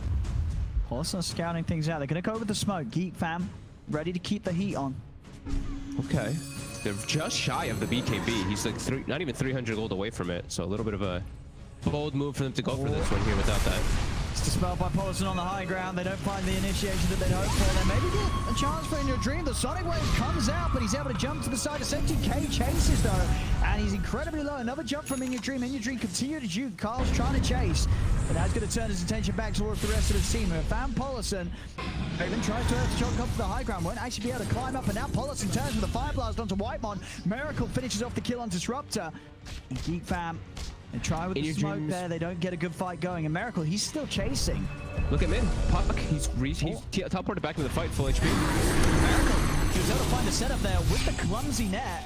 Buying time for In Your Dream to come and get the Dream Core down onto Raven. The Raven still on the retreat. Fire Blast down to K. 4F goes in with the epicenter of Fire Strike onto Cuckoo. They've got the lift up onto the Quap. The Queen of Pain is dead. Cuckoo tries for the TP out. Can he get away in time? He cannot. Godlike now, Miracle, as he picks up the double kill. Keeping his KDA nice and clean. 9-0-0.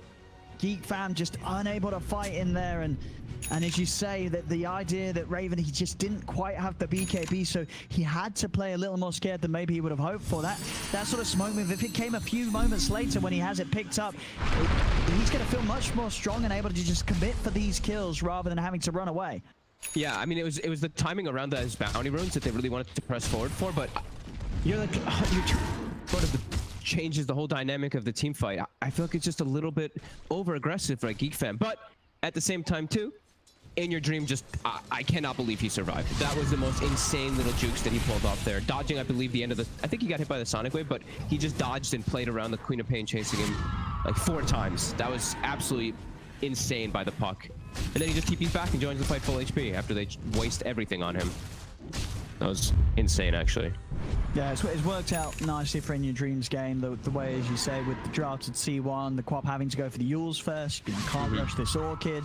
So In Your Dream has this freedom to be that sort of elusive in the fight, starting around. GeekFam, they're ready for another round though. They're gonna hunt, so they can find 4F. Just down onto him, Big Nature's draft, just drop down the statics from the kinetic field, that'll do it. 4F will fall. The kill on the Sand King, but In Your Dream, that's the Dream Core nicely down onto the 2. The Miracle's not heading over to join this though. GeekFam has the 5, they're chasing, they'll find Yokam, they get the jump in, Yokam turns with the Yules, throwing the Tiny up into the air, stays off to the side, K's going to want to chase this, Yokam turns with the toss, with the burst from K, gets the kill. Raven going for the objective, they've killed off 3, and GeekFam, they've found this opportunity to go for Roche. In Your Dream does have an in this room. See if he can go for some sort of steal here. He's not going to be able to do so in time. Roshan falls. GeekFam, they get themselves this all-important Aegis for Raven. Huge play there for them. Chasing them forward, knowing that everybody's not in the area. And then straight into that Roche. I mean, whoever made that call, that was really nice. Now Raven has 2 things that he can really defend himself with BKB as well.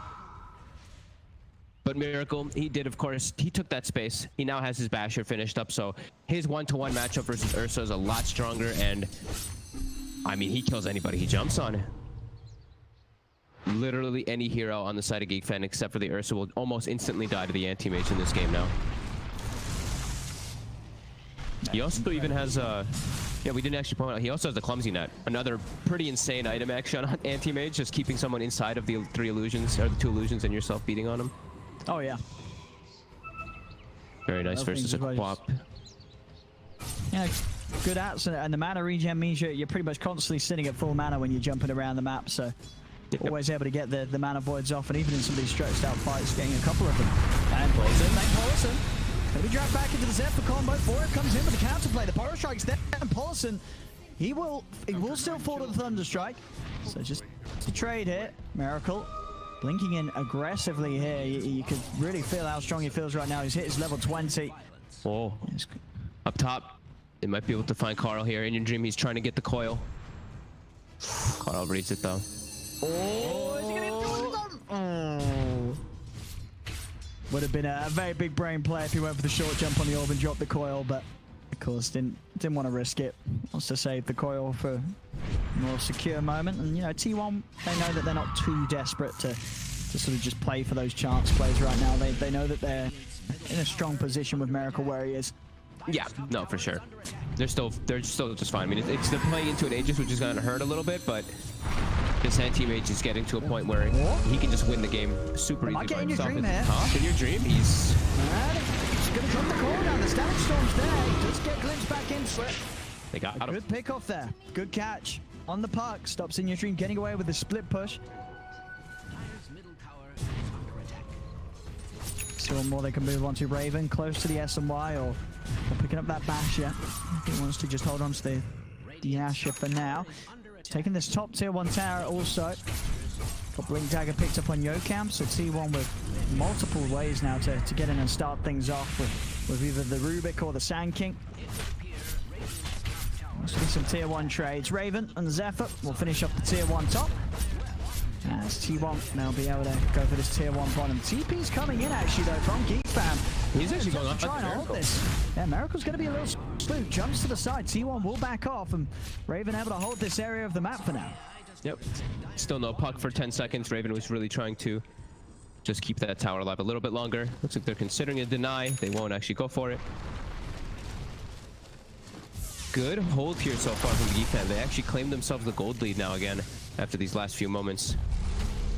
Really going to be a lot up to just how these fights initiate still though. And Aegis, they still have for about a minute and a half, so you can see T1, they've kind of stepped back a little bit from making those aggressive moves versus GeekFam during that. So we'll even it out. And Miracle, he will now have Abyssal Blade done. So now he actually has, like we were saying, he has that insane potential of pretty much killing anybody.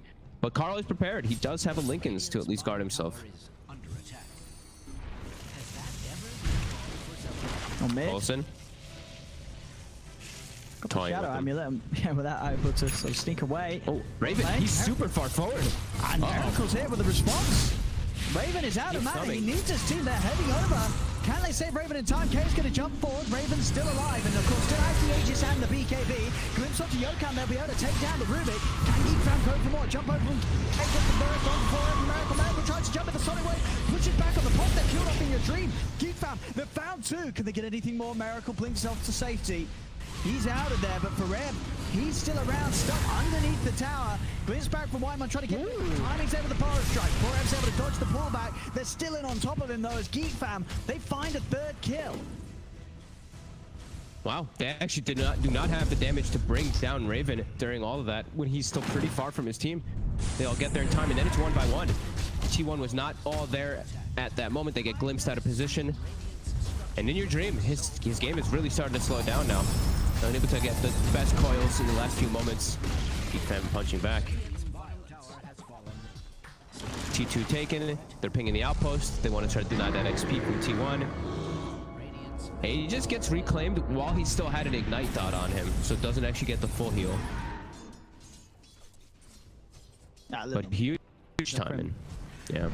Yeah, he's got a lot of regen going though with his build, so should be back up to full HP by the time of the next fight. Yep. And that last fight was him just having an SNY, not having a Basher, where Basher is going to make him way stronger now versus those elusive heroes, the Sanking, the Puck, the AM. He should be way stronger now, and it's finished up already, right after he has SNY finished for that last fight. Oh, very nice as well. Hasn't got any life still at the moment in his build, but finds himself a Paladin sword. Yep. So Raven. And he's going to be just that strong. Yeah, we saw in the last fight. Sure, he gets his mana burn, but with this, this sort of heavy stat build with 2600 HP, it's, he's just so tanky. He's always obviously going to be able to get his ult off and turn on heroes. He showed. A little too ambitious there from Zephyr. Nothing. They may even lose more heroes. Mid shows as well. White Gonna try and maybe look over towards Carry now. They're just focused on getting his disruptor kill. 2 quick grabs there for T1. T1 now with the mid wave going in. Gotta watch your positioning now on GeekFam. Without these 2 heroes, you might just get jumped on in the back. He does have a Linkens to protect himself on K, but Abyssal plus Sanking stun could prove to be problematic. They actually see Cuckoo up top too. See which choice they want to make. Probably taking out that top tier too. They have outposts available. They should probably take that top one. They will. Polson. And this will be another tower. Mm-hmm. They're coming back. Raven here with Cuckoo. Carl heading over as well, but the tower's already gone. Let's still get a fight going though. They're gonna look towards 4Ev. Cuckoo trying to TP over to help block him up, but T1 just a little too quick with the retreat. They might be able to. They're tempted to go for the outpost. They still have a couple seconds. 7, 6, 5. Nah, they're too scared to actually take it away. Oh, Won't quite be able to He's get got it. blink up. Yeah, you're right. Yeah, Zephyr's blink was still on cooldown. They were too scared. They don't have any information on the map. Like bottom, there's still nobody showing. The word bottom shows nobody. They're expecting 5 heroes on the left side. Can't make those type of greedy plays. So Miracle, next item will be that butterfly. So that's gonna be a pretty big timing for him, because then the Ursa can't actually stand toe-to-toe with him at all, and he's getting pretty close to it already. Any other big timings?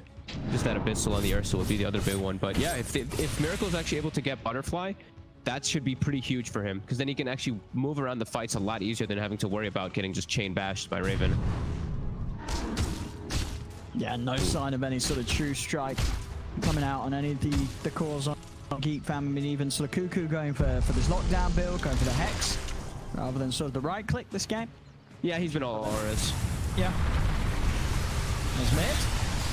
4Ev. He's going to get the burst on the 2 of them. Accent is going to be ripped up as well, but it is cancelled in time. They use him up before he finishes the channeling. Now looking still for 4Ev. K jumps over with the Sonic Wave. 4Ev goes down. They get the kill on the Sand King. And your dream comes in with the silence. 4Ev is actually going to buy back for this one. Zephyr already take it out a second. They take down Young Count Miracle. He's looking for Raven. Raven getting silenced here. K's trying to run away. Miracle jumps across. They bring down the Quap. Yours control from 4Ev. This buyback looking to pay off as he starts to poke at Raven. In your dream of Miracle goes straight over towards Cuckoo. Cuckoo starts to turn to Zephyr. He's actually in with the Avalanche control of Miracle. Burst is out. Miracle pops the spell shield. He's fine. Counter spells out. Miracle wants to continue to go back in. Mana Void out. And the final right click takes down the Prophet. Heading over for more. They're surrounding Raven. Raven gets his ult off. But there's 4 heroes on T1 eyeing him up. A lot of ways to cope with the Yule Scepter into the silence. He now puts the BKB, tries to pulse him, but Miracle's got the Abyssal. The bash from Raven though, it comes out. Miracle has to blink away. Raven, he turns over towards Collison. He's going to be able to kill off the Ogre, but now he's got no BKB, no enrage. Miracle can re-engage as Raven goes down. T1 will manage to stay on top of the fight there. Good buyback from 4Ev, keeps the force strong, and Miracle's able to continue to clean up. 14-0-1, Butterfly complete, and Roshan timing is going to be up in 20 seconds, so they'll have a 50-second window where Raven's not in the game. And he's got the illusion parked in there too. He doesn't have a Vlad's or anything on his team though. He's buying live still. Okay, he's buying it now. That's what I figured. I was like, he doesn't actually have any sustain with his team around him, but yeah, he's got mangoes too at the ready inside of the base. And huge fight, like you said, 4F buyback, super well done. They actually get the focus fire on the Disruptor. He dies right away. Miracle gets on top of Carl right away afterwards. He gets all of his mana burned, and then they isolate. That's the biggest thing. They took out everybody else and isolated Raven for last. So it's an Ursa who, the entire fight goes on for 45 seconds, and he still has BKB left at the end of it. They did such a good job of kiting him in circles. Now Aegis and Cheese likely to go for Miracle. On top of that butterfly timing after the last fight, and an Aghanim's too for the puck. A lot of big ways to address that Ursa.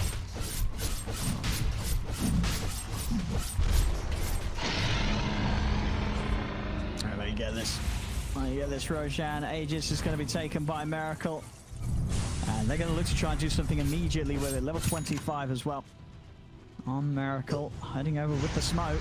And they're going to find In Your Dream. Going to be able to start the fight off with the Yours. Forevim's going to rev up the epicenter, but not actually able to catch anyone with this. Zephyr. Oh my God. That was his own Yours, my bad. Yeah, the self-Yours and the blink out. Zephyr avoids it all. I mean, that's I think that's the third time I've seen Forev do that, where he can just blink stun someone and he just F's first. I mean, it's fine, you know. Sometimes it's tough as a Sand King because like you blink and stun and then your team's like, where was the epi? But no, those are just pickoffs. Just wasting. Now they just wasted 2 ults. But GeekFam, they still can't move out to look for a fight anyway with Coil and Epicenter down. How's Raven doing this progression? You see.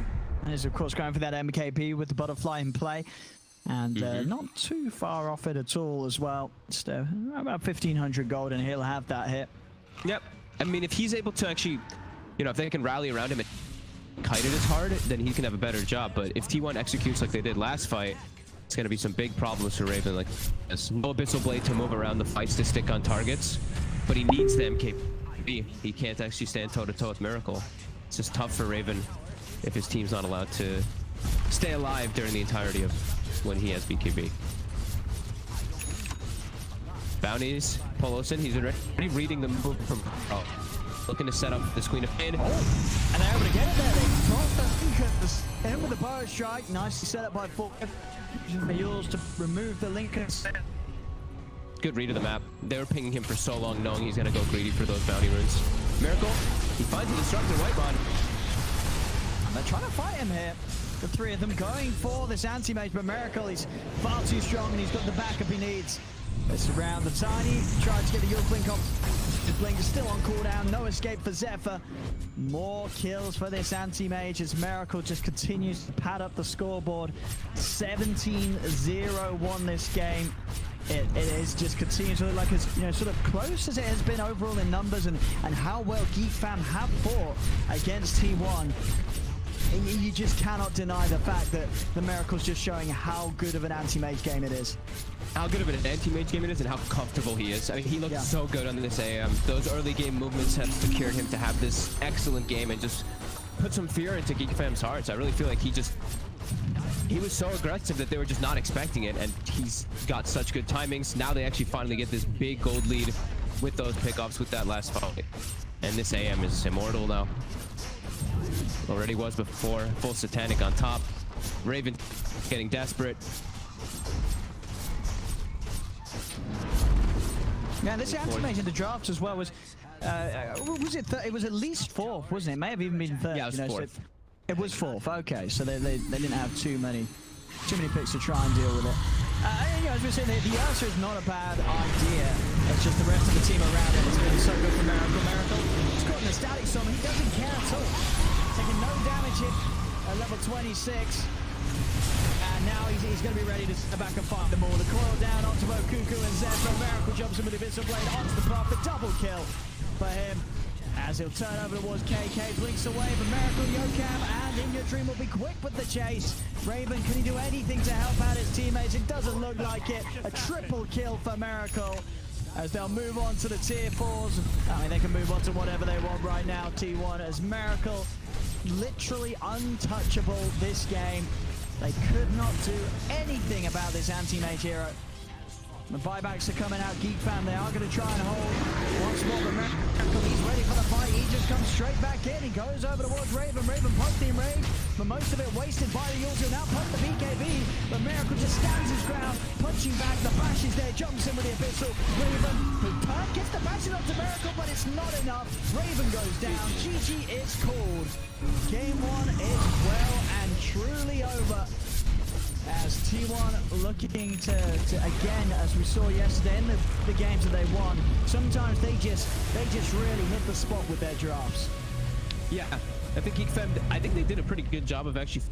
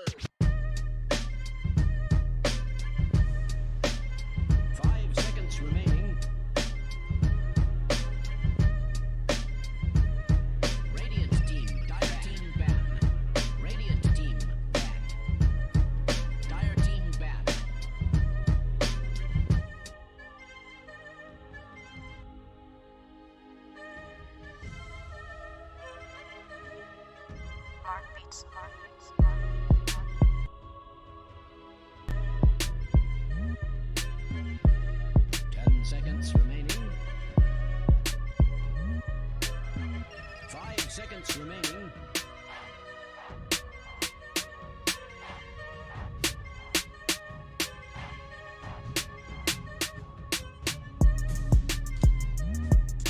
This one is a total beast, performance-wise, graphic-wise, whatever you want to. And of course, it's definitely going to improve your gaming experience. This is what I recommend to everyone out there. So do remember to check them out. And not only you received the question, me too. A lot of friends ask me, yo Arthur, what? How can Husky look so great every single time? And of course, we have Toomey here, and that's why he's always looking so good, making sure that he is always at his 10k MMR when he step out to the fashion game, and making sure that Toomey right now, they are giving away 2 free backpacks every single day throughout the entire tournament. So make sure you sign up at toomey.com/esports. You just exposed my secret. This thing is mine. This thing is definitely mine now. Yeah, for today and tomorrow. Temporary. You already said it last time. You said it as temporarily. Temporary. So it's not really yours. According to Oxford, it means for now. But I'm getting it. There's 2 of them, right? So there's still 1 more for... Yeah, this one can be yours. This one can be yours. Leave to me, okay? This one, I'll take care of it. Oh, goodness. And also, not just the Toomey giveaways, folks. Don't forget, we're also giving away Logitech G gaming mice. All you need to do is head over to the link down below, fill in the survey, and you'll be in the running to win one of those. We've got multiple mice as well. It's not just 1 mouse. So to everyone that's entered, good luck. And of course, don't forget Nerf's Prophecies. Today is the last day where you can make your prediction as to who will make it to the grand final. If your prediction is correct, you'll be in the running to win a $100 Steam gift card, which of course, it should be pretty easy to say who made it to the grand final. Yes. If you haven't though, Fnatic, you're welcome. Good luck entering, folks. $100 Steam gift card. It could be yours. Yep, and we also have something else to share with you guys. It's the One Esports merchandise. They do have an online store right now. You can drop by shop.oneesports.gg. I just did that during the 10-minute break. Love their new line of apparel that you can see on the banner right there. Made of it, that's the t-shirt I'm going for, even though I don't play core, but I just like to sound cool. So do remember to check it out and use the discount code CDOTA10 for some discount when you make a purchase. Are you a rich core or a poor core? Poor. That's not a core.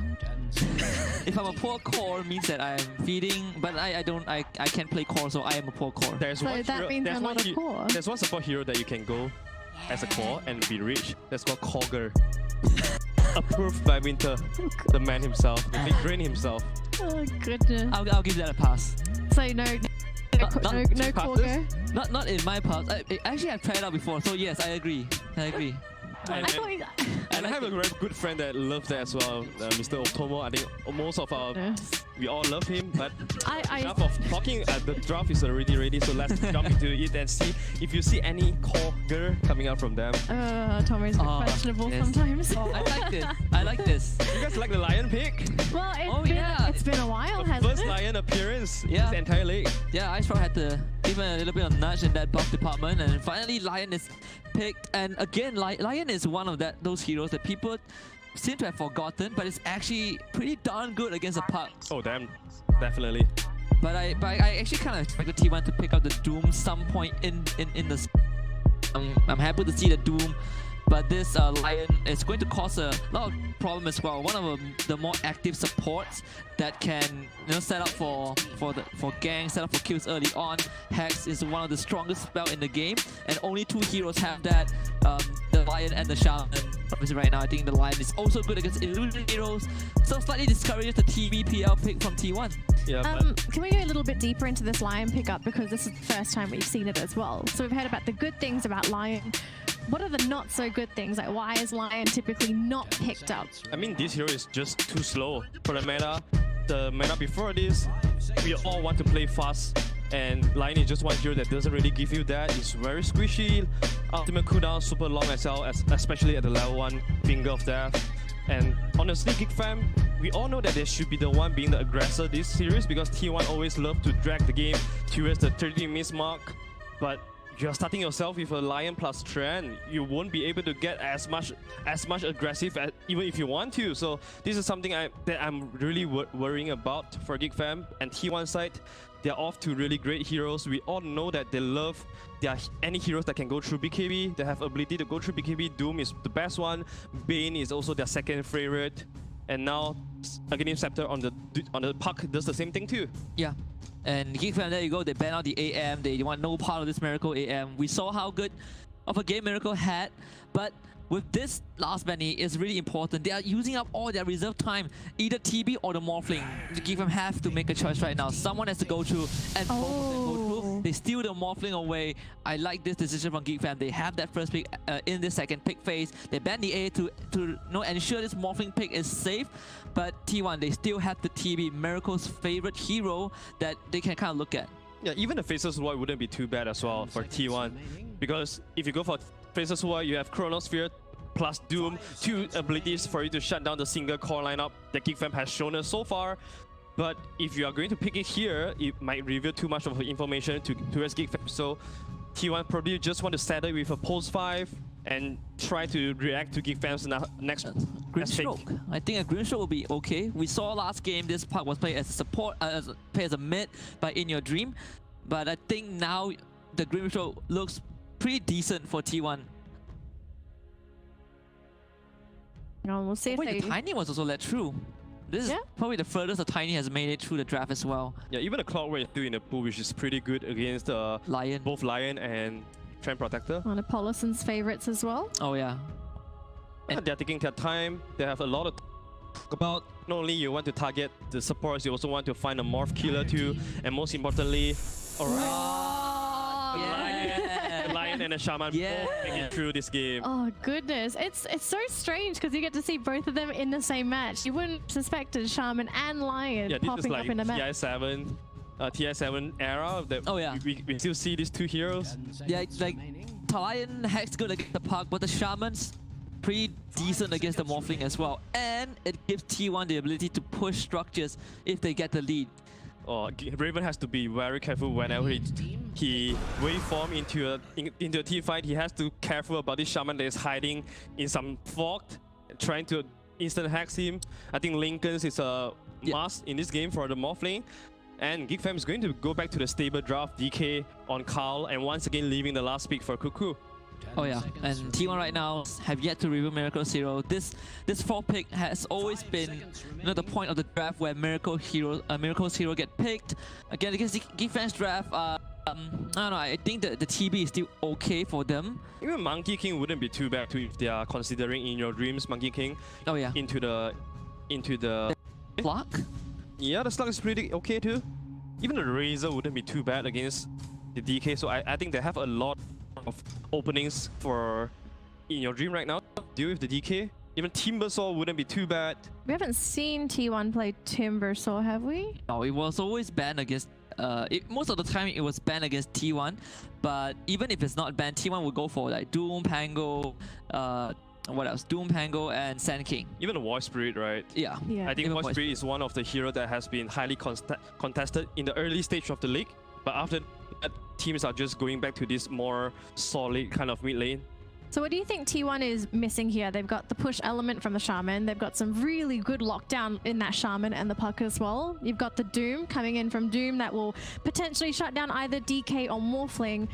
But of course, what else do they need with this draft? I think they might need to damage right now. Yeah, they might need to pick Miracle Hero here because they don't have the last pick, and if they don't pick a mid, they don't pick a carry here. Oh, Brood. Yeah, they are afraid of Brood getting banned in the last phase. Right on the money. How good is Brood in this matchup, though? I mean, first of all, Brood is true Diane and Tran. Oh yeah. These two support doesn't do anything to the spider, and DK not really does anything to, as you need to get to your level 2 dragon form to really keep the spiderling. Yeah, and Brood now is slightly better against physical damage dealers as well. If you look at Morphing and DK, they do nothing against the Brood. Brood plays at a really fast pace, and also it's a really fast orchid buyer as well. Look at T1 instantly that they banned 2 of the best heroes that can deal with the spiderling, Skunka and Mars. I think very highly we are going to see Broodmother on the mid lane, and GeekFam, their strategy is kind of being thrown out of the bus. So they need to find a Broodmother killer right now and also try to secure the Morphling game, especially the very mid game. I don't think both Lion and Trent would be able to do too much of an aggression move when it comes to mid game. Yeah. So they might need to turtle this game out. Yeah, GeekFam, they banned the Slug as well. Again, we talked about this. Slug can be a choice that T1 we're looking at to break through this Morphling, to break this DK down. But again, this is the insurance from T1, right? You have that Broodmother in the middle lane to control that first 20-25 minutes of the game. Now it is in your Dream Zero.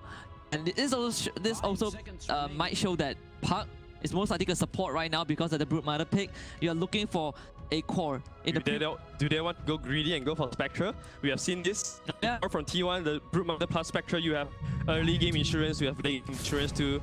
Oh, Drow Ranger. A lot of heroes. T1 just gone all out. So this is actually scary right now. You have Drow, who recently got a slight buff, multi-shot cooldown reduced, the gust blind is increased. I don't know, not many people take the talent, but I think it's pretty darn good against GeekFam right now. The silence, especially the silence component, they have like what? They have two silences. Actually 3, you know, if you include the Doom. GeekFam with the Shaker pick. I think this is a Shaker core. Bit of a desperation. For the spiders. I mean, Morph Shaker is one of your ways to come back into this game, but with the Drow, T1's tower pushing is so much crazier right now. Once your Broodmother able to solidify his lane, and T1 gets a good laning phase off, they'll be knocking on your door. And if you don't react to them, they are going to tear down all the towers. Yeah, knock knock. Who is this? We're taking a spot in the grand finals. This is what T1 is sending right now. Wow. So we've got such a crazy draft. But craziness aside, I have to know, what do you think? Is it a 2-0 or are we going to game 3? So far, T1 has 100% win rate on the Broodmother, and it looks like a pretty damn good Broodmother game to me, especially with Shaman against Morphling. I've always liked Shaman as a counter to Morphling and Drow as well. I'm really excited to see T1. I'll go with T1. Yeah, GeekFam's draft is quite greedy, right? There's Shaker, DK, Morph, and they want to play slow, but T1's draft, they don't like slow, they like to go fast. I think T1, if they bring out the same performance as game 1, GeekFam will have a really hard time. All right, the panel has but also, if GeekFam managed to come back, we're going to a game 3. Can T1 take this match off of GeekFam and lock their place in the lower bracket grand final? We're about to find out. OD Pixel and Fog, take it away for game 2. Thank you very much, Anna Lee. I mean, yeah, Fog, T1, they've come out with some hot drafts in the past. Is this another one of them, or do you like what GeekFam's done in response? Drow Ranger. I don't think I've seen this hero in a fortnight. It feels like I don't ever see this hero played, but they do get this 4th pick Broodmother, which looks really good versus the 3 heroes that they'd initially seen, the Treant, the Lion, and the Morphling. I mean, it's definitely looking like a strong one for T1 again. Oh, let's see. And I'm very excited to see how this core shaker is going to come into play and if he's going to get the chance to come in and get the big slams on the spiders. Let's find out if it happens, ladies and gentlemen, as we get ourselves into game 2.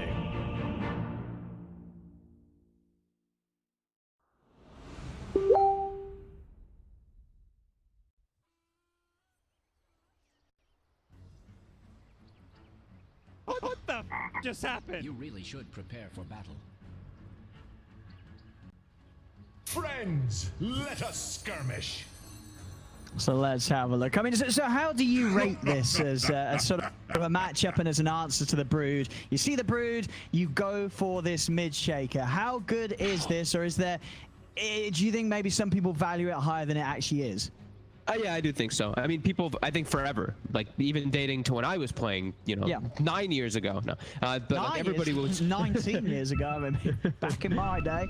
But everyone would always look like Earthshaker versus Brood. It's this phenomenal matchup, you know, Aftershock, blah blah blah, Echo Slam. But it's not really actually like that, you know. Broodmother, until the point when you're 6, kind of just takes over you.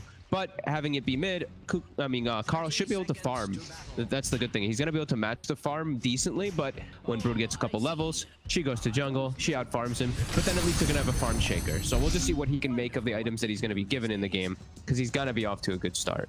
Bottom, they show an aggressive tri lane here at first, actually catching Polison up a bit far. Polison was trying to actually cut the trees, so he started with the Quelling Blade on Puck, trying to ensure that the Drow Ranger has a good start down bottom. And yeah, this Drow pick, interesting. Really curious to see what they're going to make happen with this one and what their idea is of the game with it. Maybe thinking that Broodmother's going to make so much space that this Drow's going to get a crazy amount of space herself, and then Gust versus Morphling is really good. I'm not sure. Yeah, I mean, I guess the Gust, the Silence is going to be pretty strong against the whole of GeekFam's lineup, right? You know, other than Morph eventually with the Manta, the other heroes not really going to be rushing anything that's going to help remove that silence, and you know, fully reliant on their spells really to do anything, the GeekFam heroes. So the early Gust could be pretty annoying in the fights. Yeah. Still positioning bottom 3 heroes. They really want to get the first blood onto In Your Dream. They get the stun. She gets follow-up stun with the damage. They should. Definitely there from Kuko, I think, to go for that first point in the stun to secure first blood. No question about it. Yeah. Cool. Gives for a free level 1, a free lane up top for the first 2 levels, but yeah, getting that first blood onto Drow gets you a good start for Cuckoo, because you know that lane's going to be extremely difficult. Treant and DK versus Puck Drow, what can you really do? You have to hope that they just step up past the line and I don't know, you just get like a million extra right clicks and stuns on them chasing out, because these 2 ranged heroes should be able to bully the 2 melees pretty hard. And they're looking at this top lane. For everyone is off lane. Doom backed up by Yokam Shaman. Pressure onto Raven and Whitemon. Is the Morph going to get good farm up here, or does Raven have to be careful? He should get okay farm. He does have to watch out a bit of Yokam. I've seen a lot of times. Oh, okay. I've seen a lot of times these Shadow Shamans actually just get surprise kills on a Morphling in lane, like a 1 right click and an Ether Shock from the tree lines, and the Morphling just dies. So definitely gonna have to watch out for that one. And dude, look at that, see? I was gonna say Raven really going down to exactly as you said. He's got to be careful. Yeah, that of course just a level 1 Ether Shock. Once you add this a is the value. Spell in. Yeah, it's like the best level 1 nuke in the game, and you have 80 base damage too versus Morphling, who's already low health, so it can be a bit scary in the laning aspect, at least for the first few levels for Morphling versus that hero. Looking over to mid, I guess pretty much as you'd expect. What K's having there, he's having a fine time. He's getting a good amount of denies as well with the enchant totem, but Miracle able to keep up and eventually almost certainly going to be able to take over by using the camps to the side of the lane. Yep. And he gets all that experience too. You see he's getting experience from mid, and he's getting experience from the small camp on the left, and he already farmed the southern camp too. So yeah, it'll be about even until I think when Broodmother hits, I think about 5, it's when she really starts to pick up past the Earthshaker. But like we said, it's all up to what Carl wants to make happen, because you know the world's kind of your oyster on this Earthshaker, because Broodmother can't pressure you. You're just getting all the farm in the world. Top Raven. They hit level 3 before Raven actually does, so they want to make an aggressive play with that level 2 Scorched to Earth. Raven's got to be careful. Okay, yeah, okay. He's feeling confident because Whitemon's there with the stun to cancel that the shackles. Yeah, still definitely a lane where Raven's really having to think about how he commits for the CS, and we're starting to see that as he is beginning to fall behind a little bit as the Morph on this, at least the early laning CS. Yeah. So just except for Drow, I guess, down bottom, and In Your Dream's also receiving a decent amount of pressure. Yeah, absolutely. That's a big start because of the first blood, right? Gives Cuckoo this pretty much free bracer at the start. His base damage is actually equivalent that of the Drow. And In Your Dream's a little bit scared to actually step up. New Leech Seed, of course, too. The new way that it works. These two, they actually can get kill threat onto the Drow if she steps up too far past the threshold. These are, I'd imagine, they're going to be pretty static lanes, right? I guess until K starts making moves from mid. Now, unlikely to...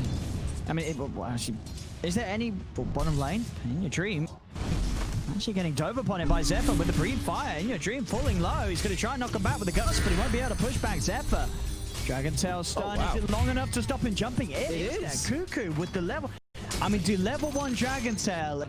It's insane. It's so strong. 2.5 seconds stun duration. I'm wrong.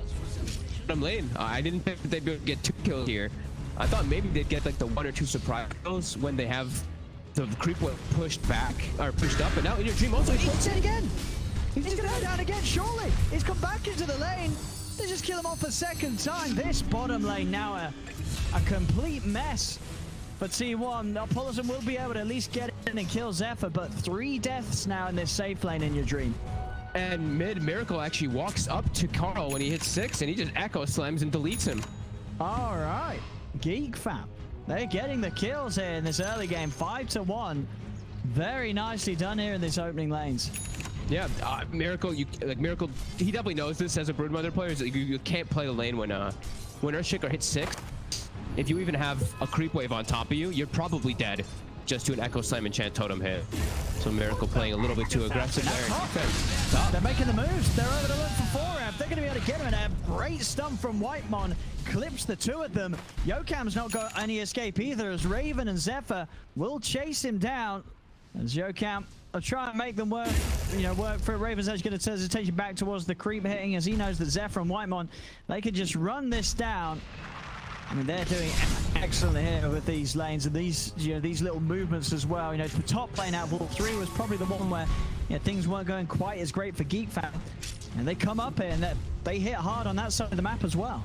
Yeah, that one rotation might have actually made it that they win all 3 lanes now. Like you said, Raven was being a bit pressured, but now with that move, he's going to be doing just fine. Cuckoo bottom. He's level 6 already on the DK after this creep. Ups to Dragon Form immediately to push the wave out. And he's just going to put pressure on Your Dream. There's a level 4 Drow, level 6 DK. Like, what do you do as Drow here? You just have to kind of walk away or call for help from another teammate. You'll be able to protect yourself down in this bottom lane now. GeekFam, everything now. Looking real good for them. A lot of 4 up top. Oh, so they can do it again, the 3 of them. Again, just caught out. Just so much control early on from GeekFam's heroes. It's allowing them to commit for these kills, and T1, these heroes, they just don't do anything early on in response. They really struggle to turn and beat back onto GeekFam. Yeah, great control for the Raven Morphling, who does all of the damage. Just sit there right-clicking with 106 damage. And we've seen these games we've seen Raven, if he's able to start getting some free farm, what he can do as a Morphling as bottom. In Your Dream is that again. 4 deaths right now. This Drow, it's been tossed in the trash. 0 is going to be hard for Your Dream to recover from. Yeah, and I'm starting to remember why I don't see Drow. Yeah, because she's metal. Yeah. This is rough. This is a rough start. Some heavy carrying that's going to need it to be done by Miracle in this mid brood, as I say. He has done it before. We have seen, as the panel said, I believe, T1, they have had 100% win rate with the Spider. But he has to watch out when Carl has 8 minutes and he's near got a blink dagger. Like, he's got given a free kill too in the mid, so he's super strong. But they're going to be able to get way too far. Yeah, Woods trying to very ambitiously sort of hope to walk into Miracle, getting close to him. Was it going to happen? As T1 do punish him straight away, and I think Carl's going to realize his error there. I mean, anytime you sort of come over and start running around in that portion alone, you're probably going to get killed. Yeah, a little bit too aggressive by him there. And now they're going to actually move the lanes, and Your Dream's going to take mid. They're going to put the puck bottom to soak the pressure. They want to go on Raven up top. Not quite 6 yet on 4F. He's 1 creep away from it. Bottom Paulson, he used an aggressive orb and they'll be able to put some serious pressure onto this tower. Probably, almost certainly going to be able to take it. Yeah, Raven coming down as well. This tier 1 is gone. They have just owns the bottom lane completely, GeekFam. And look at them moving around again. Their support's incredibly active. They see In Your Dream having some signs of life in the mid lane, and they're like, nah, no more. Sorry, Drow. We don't want you to have any game. Fisher tries to come out, but the silence will save him. In Your Dream's have to turn with the guts. Stop the Fisher coming out in time. The Doom just disappears in a frame as Kane steps forward, drops an Echo Slam. Overgrows out. I mean, they're going to be able to kill the Drow anyway, because In Your Dream tried to go forward to help get the kill. He only ends up dying again. Oh my goodness, 13-3. I mean, this we've seen this happen so many times, I feel, in this league. So many sort of best of 3 series going the whole way. And this is why it's in one game, a team can turn up looking like entirely on top of the world. The second game, it just gets turned on its head. This game so far, In Your Dream 0-5-2. And GeekFam, they're just owning the map right now. Yeah, I mean, there's not a whole lot that T1 can really do to react. Now, I mean, Carl has a Blink Dagger because of how good mid-match, as it's going to versus a Broodmother. The whole game for Brood is difficult. You have to be very careful when you move around your spiders with you, because if you get, as we saw the Doom, as we saw Forev, that will happen to any hero. If the spiders are inside of the fight, you will just get deleted. And yeah, I think maybe they thought that this Broodmother was a amazing pick after they banned the Mars as well as the Kunkka, but Earthshaker gonna have an excellent mid-game matchup versus her. And then they last make a Drow. The Drow doesn't do anything. It's gonna be okay here. Yeah, at least not for a long time. In Your Dream, he's got so much catching up to do. Only 28 last hits at 11 minutes. As the carry mid lane, Doom was never going to do anything. That was, yeah, the tips are coming out for that one. Not quite sure what happened. Okay, but I mean, maybe they get the Shaker. He's still alive. The Orchid's out. Policy from the side trying to kill him off. It's not going to work. He's going to be able to walk away. Polisson will die. And T1. Maybe I'm starting a bit of the tilting here with the way they're throwing out spells. It's not looking great. Nope. Okay, they will find for moving up onto the high ground here with their spiders, but the backup is left the team. Overgrowth, In Your Dream, hey, he gets involved. They do manage to get the kill on one, and In Your Dream stepping over for Whitemon. And In Your Dream get a second, he can. Look be at able him to help them get the 2 kills there. So something for T1 as they are able to catch out both supports of GeekFam. I mean, at least he gets involved. Yeah, they get both supports. We saw JUGGERNAUT was trying to set up a bottom and bye-bye. Okay. Was going to be dropped down. See if this is enough control to kill off KK, trying to break his way out. Fisher onto 4F to stop him getting in. K's on the run. Serpent Ward damage is enough. They will kill off the Shaker. Raven trying to finish off 4F, but 4F's running away. Raven takes him down over to the side. Cuckoo looking over towards Yokam. He's going to have Breed Fire as well. Good to go. Yokam trying for the TP out, but Cuckoo's got the damage to take his life. Move over. Also managed to finish off the mid tower. So again, I mean, at least a kill there for to punish the Shaker for his commitment. They're looking to fight mid. So they can do it. Towers out. Got the coil onto Cuckoo. Cuckoo turns with the stun. Not going to get a single hero with that one. Cuckoo's surrounded by the 4 of them. They'll bring down the dragon. T1 starting to strike. They head over towards Zephyr. They're chasing this tree. Zephyr, can he hide? Miracle's coming in. Silence is up again in a couple of seconds from the Orchid. They'll be able to nuke it down with the orb into Silence. T1 starting to regain a bit of control here. Oh. They're getting GeekFam when they're playing over-aggressive there. Cuckoo, even though he's off to this phenomenal game, 3-1-8, he can still die. There's still a decent amount of magic damage that does come out from the side of T1. I think he does get he does secure the last hit on the tower, but with that aggressive stance gets picked off. And now, he steps up too far. He does indeed, he'll turn. The stun, Policy looking for the body blocks, allowing for him to charge in and get the kill. Fisher's too late from K to save Whitemon. All right, okay. I mean, for all the start that GeekFam had, T1 now doing a very good job of starting to pick apart any opportunities presented to them. And GeekFam's got to calm it down a little bit. Yes, they've had an excellent start, excellent lead at the beginning of it all, but they can't, you know, sort of throw these kills away. It's just going to give time for Miracle to get his items in, to get back on top, and of course, most importantly for T1, just opportunity for In Your Dream to actually be able to step out on the map without, you know, worrying about GeekFam's heroes being alive and hunting him down. Yeah, he's still gonna have. I still am so worried for In Your Dream because of the way that the start went. Like, he's 1 in 5. He's 3,000 net worth. He's almost Symbiote. And these heroes, they all have good ways to get into the backline. Like Morphling, you know, DK is probably gonna build Shadowblade or Blink. Yep. Morphling already has Waveform naturally to get into the back too on top of Drow. This game does not feel like it's going to be very easy for In Your Dream at all as it progresses. He will have the silence. That's always... I'm going to be watching a lot for the Gust, because also I think they did see that Raven is going for the Lincolns this game, as he's playing versus Doom as well as Shadow Shaman. So, I mean, maybe the Gust can catch this Morphling off guard, but, you know, we've seen Raven have these games where he just... When he gets this type of farm on a Morphling, he really can take over. Yeah, that really is the worry, how much Raven can do. Yeah, and if it gets to the point where it's like, you know, this is a Morphling where sure he's versus some counters, a good amount too, the silences and the disables, but I see the items he's queuing up and he can avoid a lot of those. If he gets the Lincolns and the Aghanims, he has an Earthshaker on his team. If he's hopping and skipping around, it's going to be a lot harder for them to actually keep him disabled, but that's still yeah, still some time down the line. Didn't you see me waving? Yeah, I mean, as you say, if he does commit for that, though, I think, yeah, you're right. There's definitely the risk there. You know, is the link be enough for him to be jumping the Shaker and looking for those big hits? I feel like it's not going to be. He's got a lot to worry about if he does try and play like that.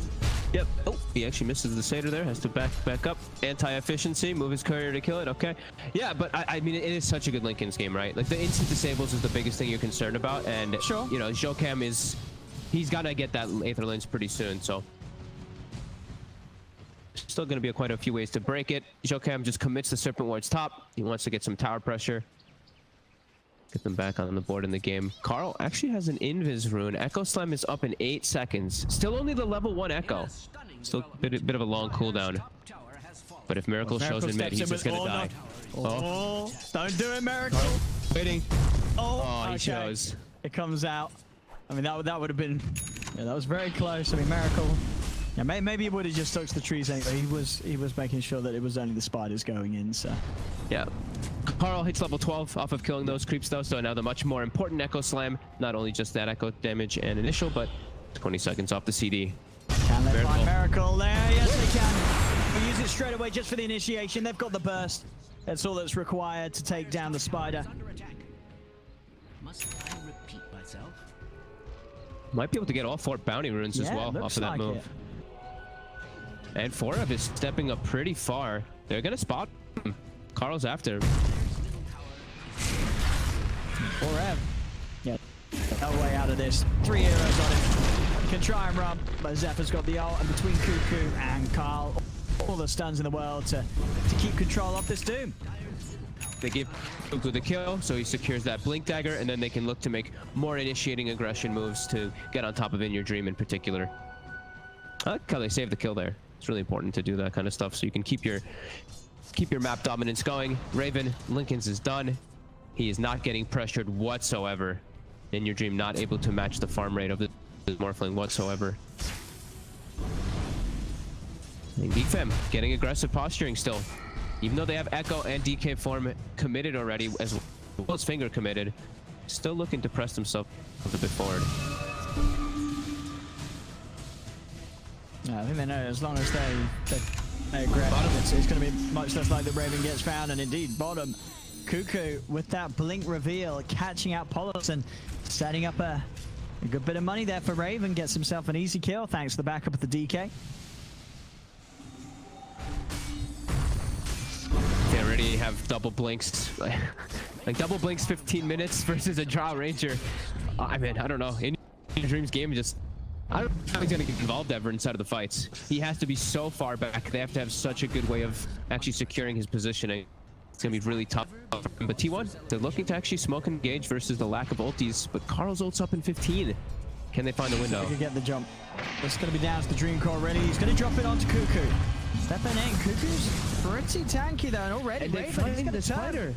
They're going to get Miracle. He's caught on the backlines, and Cuckoo, he's jumping in for more. Gets him with the Dragon Tail onto the Shaman.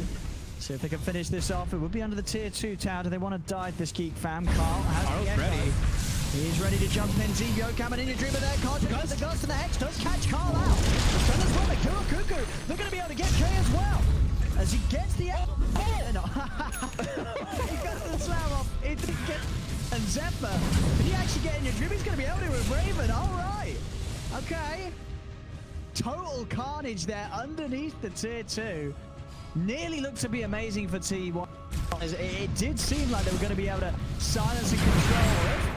He's dead as well. Whitemon finishes him off with the finger. So everybody does end up going down there on T1. Yeah, living just long enough to get that Echo Slam off. It was so close to T1 being able to have the control between the silences and the Hex to make sure that he doesn't. But he does. GeekFam remain on top. Yeah, I mean, if Drow Ranger doesn't get that perfect gust and they don't get that instant hex, they all just are gonna get deleted. That Echo Slam would have killed probably 3 heroes instantly on that jump. Raven ends up being the big winner out of all of it there. Level 15 now on this Morphling. And T1, the way they initiated starting that fight was insane. They coiled the DK. Cuckoo is having an amazing game. This is not a squishy DK by any means. He's got 26 armor, and they coiled him to start it off. I think they should be like so surprised that they actually ended up okay in the fight. I think it was very destined to be a total disaster for them. And I don't see these fights getting much easier. Miracle is going to be getting a BKB pretty soon. That's probably the biggest one, so he can actually play the game, because he's just getting chain disabled every time he gets seen. Yeah, at least then he can commit onto the squishy heroes, the supports, and you know, even sort of the morph if he's, you know, they're able to pop that Lincolns and catch him whilst he's shifted high in the Agi. Yeah, he just has to. Yeah. He has to pull the attention away from In Your Dream. Like, even if he just BKBs and runs in, and you know he's getting hit and everything, it allows In Your Dream to at least get something off in the back lines. But I don't know if the Drow really is going to do too much, even with the space, if he does get given that.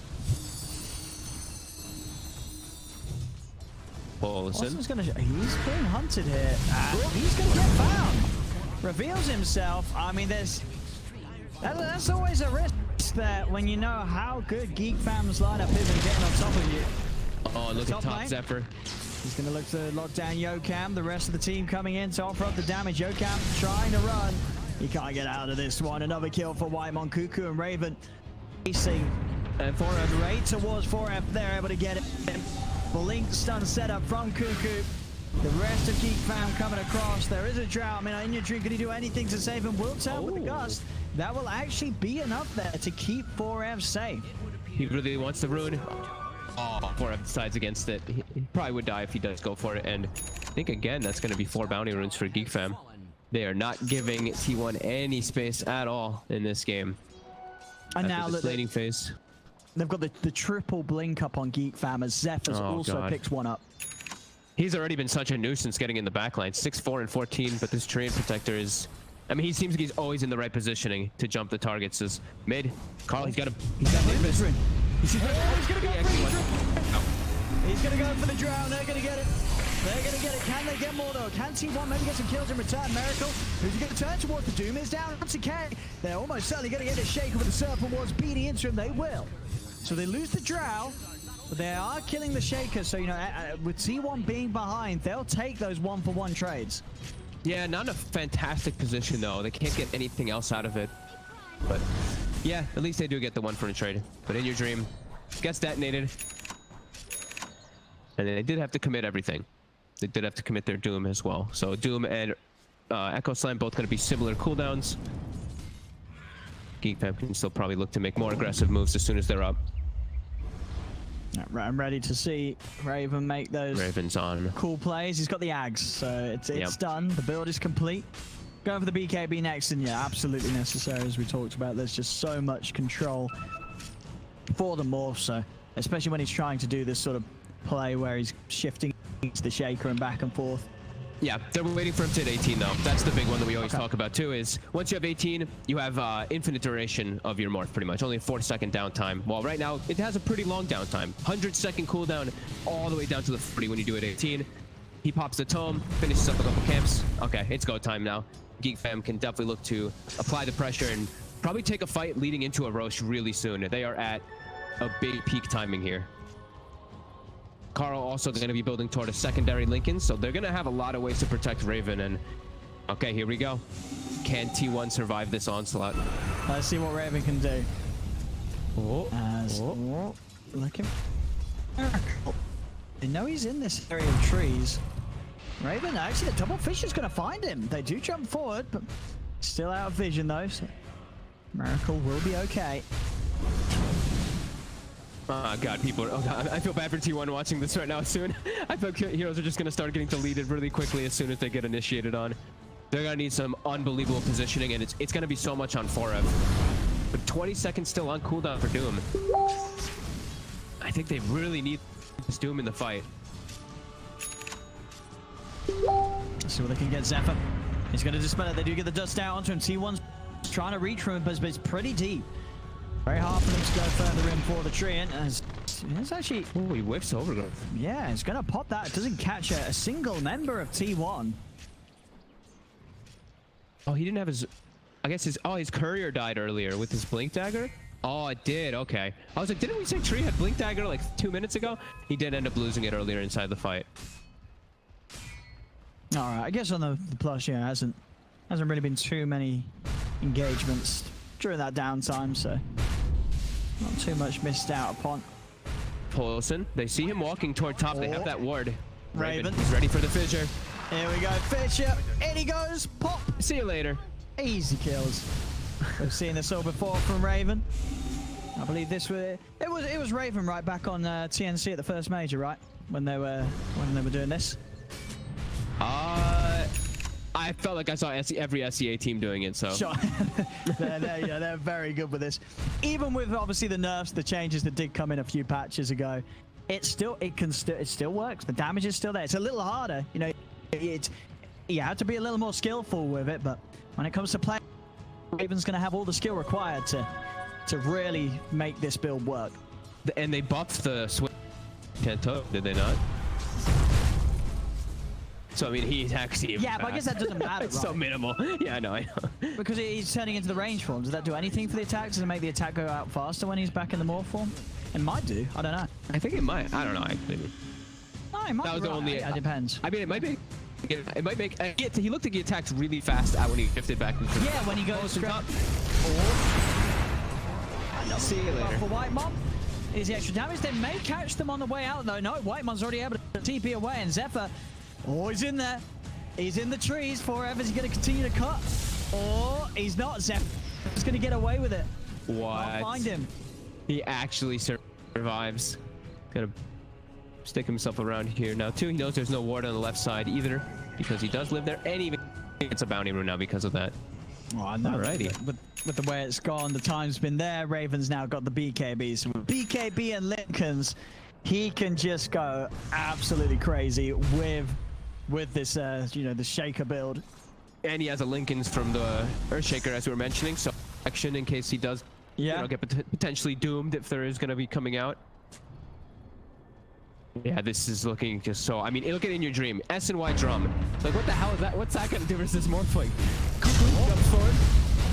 Backs up the mark. A little unnecessary, but hey, they get the kill. Job's done. So balance up to Whitemon. Dream Coil into the multi-shot, but that's it. That is it. Nothing more to be thrown out there for T1. Cuckoo. Dragon Tail's done. Raven's in. It's looking pretty good here for GeekFam. You know, when you see Raven in this position, having this sort of game as the morph, especially with this Shaker combo, like it wouldn't be Raven. I don't know how Raven would ever lose this sort of a game. Agreed. Yeah, that's what I was concerned about. You know, whenever I see Raven Morphling, and you see from like, I think it was yesterday, right? He was like 18-2 or 18-1, or the day before he was 18-1 on the Morphling. But this guy is, yeah, he is one of the top Morphlings for such a long time, and when he gets this type of space, this type of lineup around him, he just fully carry and take it. And he has an Earthshaker, so we can have a lot of fun too. Yeah. Yeah, it's going to take some sort of seriously uncharacteristic mistakes from Raven right now for T1 to really get a chance in this game. As everything has sort of been spelt out for Raven to be able to take this one home for GeekFam right now.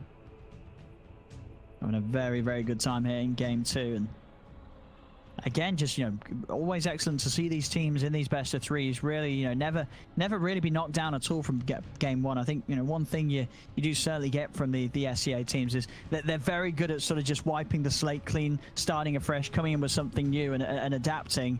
And that's one of the reasons why we've seen so many of these series where it's just so back and forth from game 1 to 2 to 3. Yeah. A lot of inconsistency too for some of the teams in the region, but at the same time too, like you said, I mean, SEA, they're used to these crazy games that, hey, you can always come back. The game's never over, so, you know, the series is never over. I mean, looking at T1's side of things, is there anything coming out soon that's going to make much of a difference? I mean, does it really feel like it for In Your Dream? He's still just having to go for this slow stat build-up. SMY, he's got Dragon Lance and BKB, no item there that's... It's really going to feel like he's will allow him to change the impact that he's having on this game. Miracle's trying to get the Hex, so at least then, you know, again, just adding in these ways that they can trip up the Morphling. But as we've mentioned, just Raven having the BKB, as long as he's cautious and uses that nice and early, he's going to have more than enough time to at least start the fight getting 1 or 2 kills, and to the point where even if he does get locked down, there's just not going to be the heroes alive on T1 to actually kill him. Yeah. The team fight from GeekFam is also just insane. Well, T1's team fight is just not very strong at all. It's a puck coil and that's it. There's not really great follow-up. I mean, GeekFam just has everything really to follow up. They have the Earthshaker, the Tree, and the DK who had this great game. Like, everything was there for them even before they got those items, and now that they have the items, it's a lot more luxury, a lot easier for them to execute them. T1, I don't know how they can take any of the fights, especially now into Aegis. Before, you know, dooming Raven is an option, but they still have to break through double Lincolns, and now in Aegis too. It's just so damn hard. And I just don't know what In Your Dream can do. Like, I feel like his items, none of these do anything. Like, they don't really actually change any type of scheme of the game. Oh, free throw down bottom. Of item. Bam. It's a lot of damage here from Raven. It's soon to be a lot more as well. He's very close to having the Eagle song. Oh boy. A mid. Oh, Paulson. Well, actually survived that initial burst there from K. Okay, not quite able to get that kill this time round. Raven, Miracle's got to run. He's running, he's running. He's trying to get away. Zephyr, he's in. Is he going to pop the ult? What's he going to do? No, Miracle's still juking through the trees. They're looking for him. BKB pop, but bam! K just slaps him down. As that's a BKB charge gone, and it's a Miracle out of the game for 50. Yeah, and that was that backswing animation right there for the Enchant Totem, just beating him. Just kidding. Raven top finds for him. These BKBs just aren't doing anything for them against the physical Raven and Carl can offer with this Enchant Totem.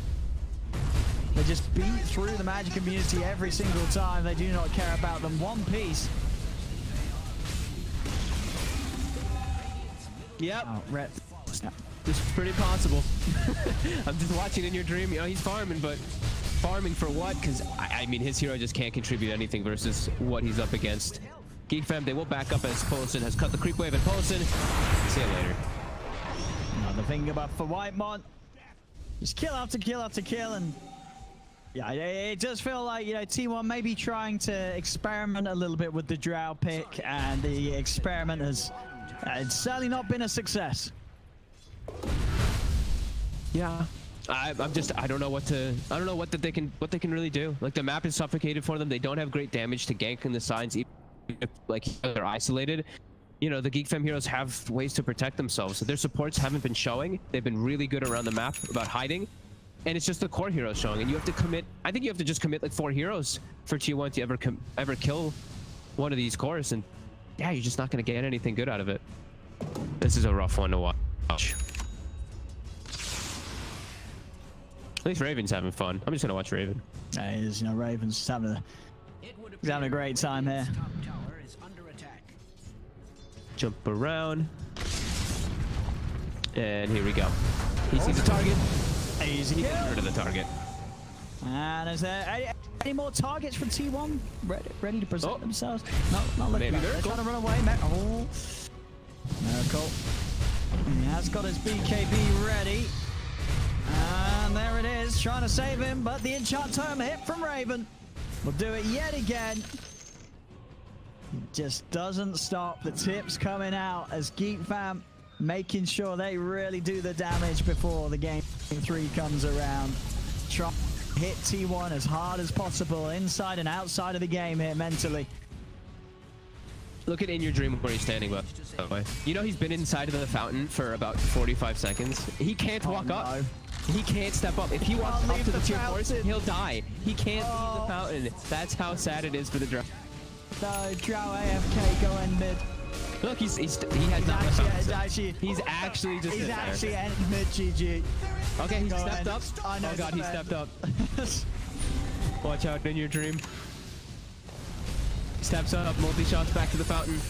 They can't halt GeekFam. I'm just taking these racks. They'll go for one more. Kuka's in! He's just straight. Sam comes out and take down the Shaman. The BKBs are there, but what can they do? Miracle is just getting beaten down by Raven. Miracle's dead. No buyback on him, and they're driving them straight back towards the fountain here. A buyback comes out for Yoka, but they're going to call it. GG, well played. Is called as GeekFam in this game too. They got the Raven bomb, they got the mush. They showed that it's still as deadly as it has been in the past. And Drow Rain.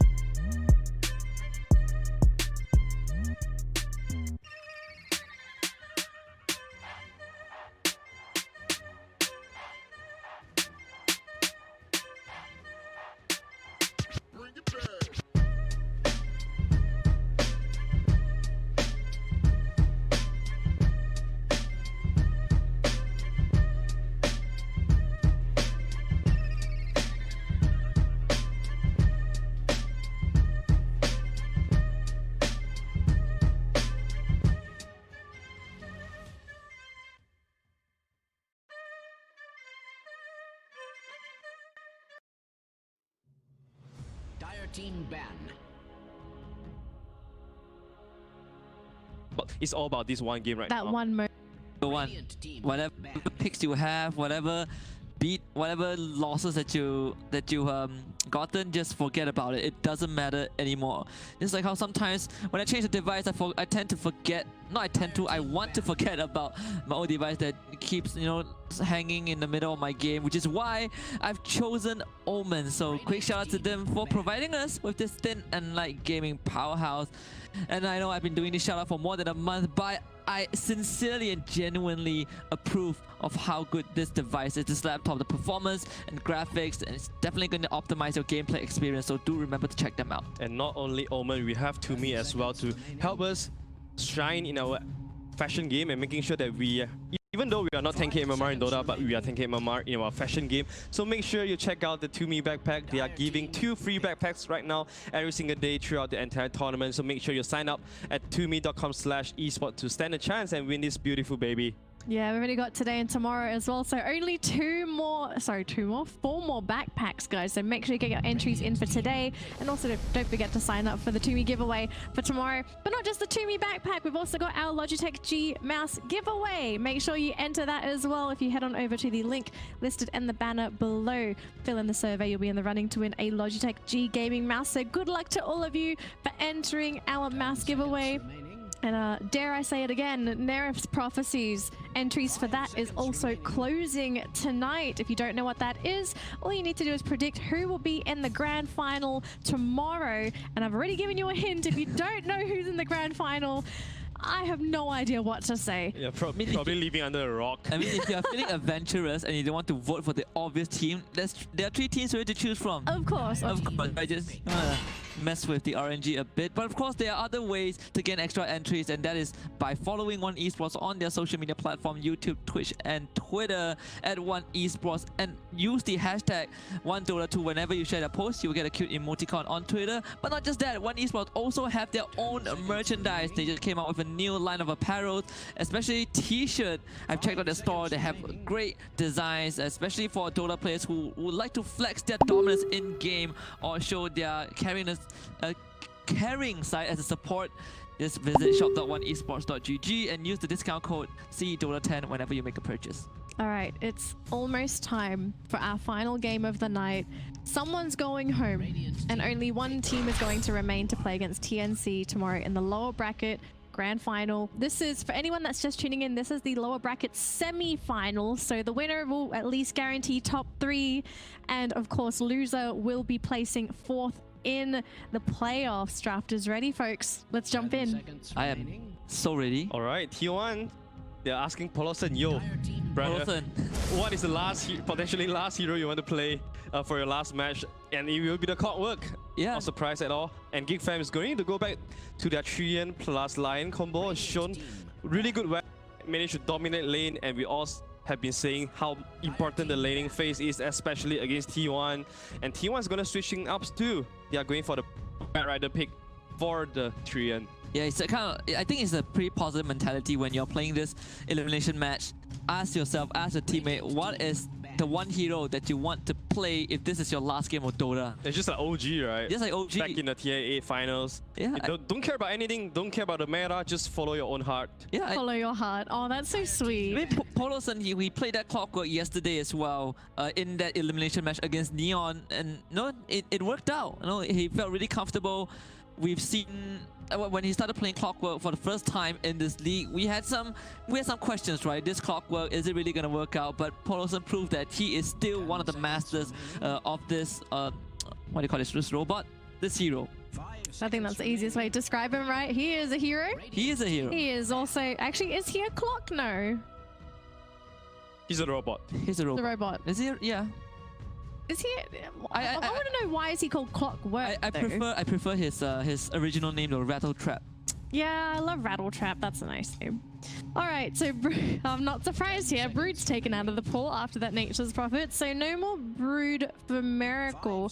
Although I think after that last game, I'm not sure if you'd really want to go back for that Brood. Yeah, especially knowing that GeekFam, they have already coming in prepared. They know that they want the Shaker against the Brood. Who knows how many other heroes they have for the Broodmother as well. So T1 is gonna take things back to the easier route, going to back to the co-op, also taking away one of the most favorite hero of GeekFam as well. Yeah, so T1 snatching the Queen of Pain for themselves, and for the last game, T1 they have the last pick, so that is kind of a plus side that allows them to adjust to what GeekFam has. The first two games they didn't have the last pick, so maybe that draw injury came out in the second game and allowed GeekFam to just respond with an early pick immediately. So T1 they can use the leverage, but again, GeekFam yesterday they have this Legion Commander as that guy, as that hero that Cuckoo shine on. This time they're going to bring it back once more. I love the changes from GeekFam because leading up to this, right, it would always be Cuckoo's hero picked up last. But now it seems like they're changing things up. Maybe this is also to throw off their opponents as well. Remember the whole conversation we had about conditioning, right? If you keep doing something enough times, the enemy just expects it. Yeah. But now that they're sort of changing up the flow, I'm very sure T1 are looking at this. Of course, they look at it through a normal drafting perspective, but they also got to be thinking, what's going to happen with that last pick? Maybe this Legion isn't for Cuckoo. There's still the Anti-Mage and the Morphling in the pool. So right now, T1, again, Miracle Hero, it has always been the 4th pick. They have to make a choice right now. And I think regardless of whether it's an Anti-Mage or Morphling, GeekFam, they have ways to shut this hero down early on, like what they did in the previous game. So T1, it is their decision to decide how they are gonna what hero they want to pick and how to play around this hero right now according to the draft that they already have. Yeah, T1 looking pretty good. They have last pick themselves. We have always known T1 is one of the better teams to really utilize the last pick because they have so many of their cheesy picks that they can come out with the gimmick. And I think they are lacking of a 5 right now, so probably gonna pick Poloson's hero or maybe Jokum's hero, so that they don't reveal so much of an information to GeekFam. But I like your point, the conditioning thing, throwing that off definitely surprised T1 a little bit. You have the LC against Bat Rider and Quap. Either you put it on the mid lane or the off lane against the Bat, it would be always great. Snapfire now for T1, so this could possibly be a Miracle Queen of Pain again. Remember that game where Miracle got absolutely destroyed and he came back with a clean Queen of Pain? We're seeing that again. Yeah, I mean, he's got the variation for the Queen of Pain ARCANA as well. 1,000 Sonic Waves and he won those games. This is how much he has played Queen of Pain. But GeekFam, Raven, and Teammates, and they take out the Alchemist, which is one of T1's cheese pick as well. Yeah, I mean, there's literally no physical damage coming out from T1 side. Every one of them does magical damage, and there's a lot of spells you can reflect to as well, especially the lasso.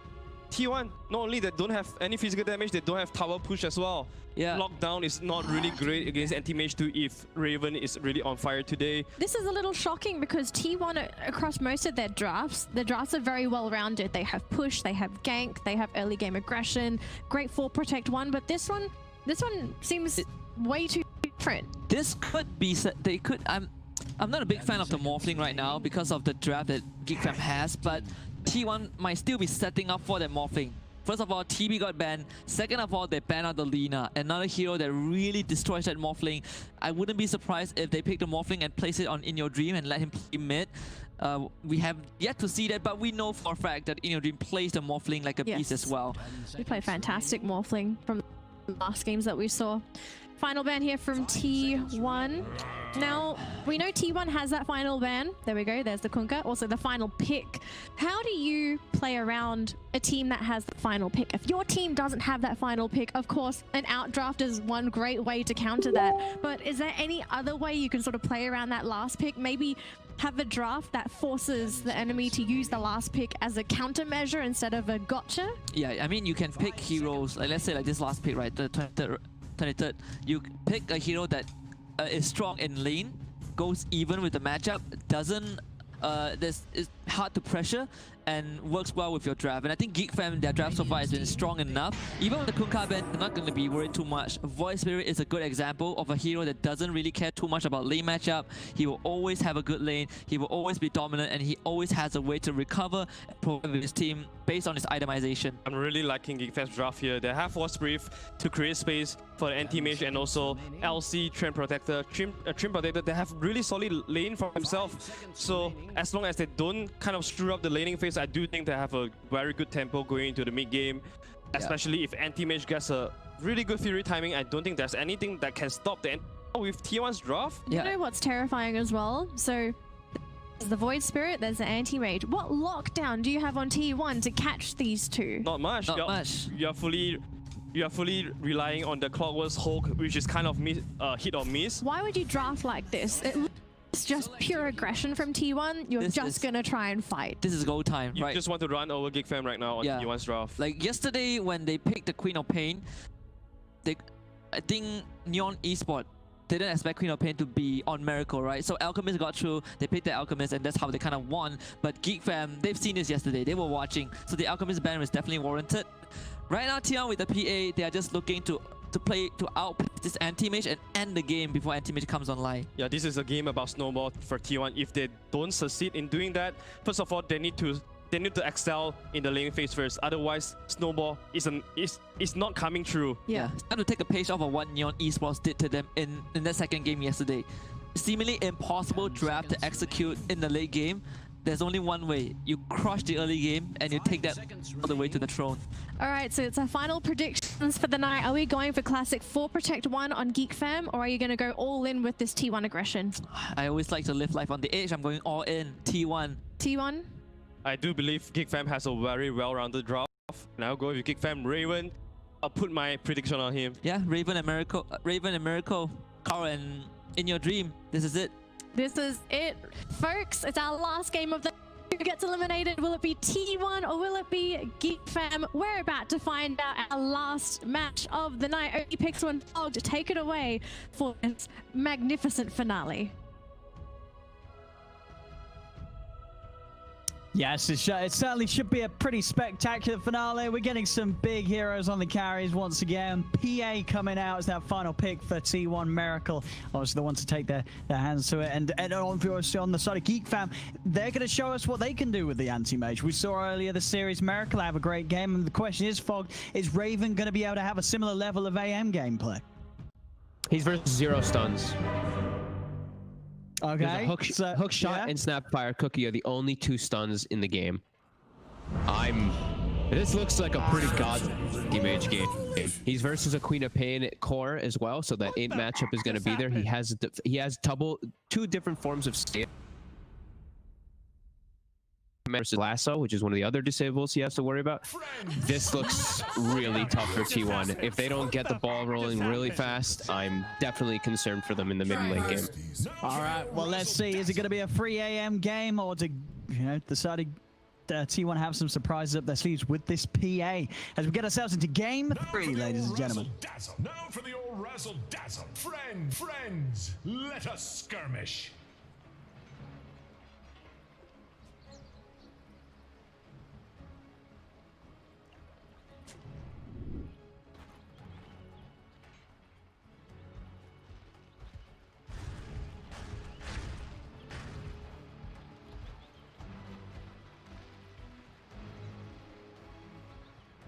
So as you said, it looks pretty good for the anti-mage. If you're looking at T1's lineup, though, what can you sort of see that could get going early? Like what could work quite well for their lineup and allow them to abuse this anti-mage pick before it's too much of a problem? That is a great question.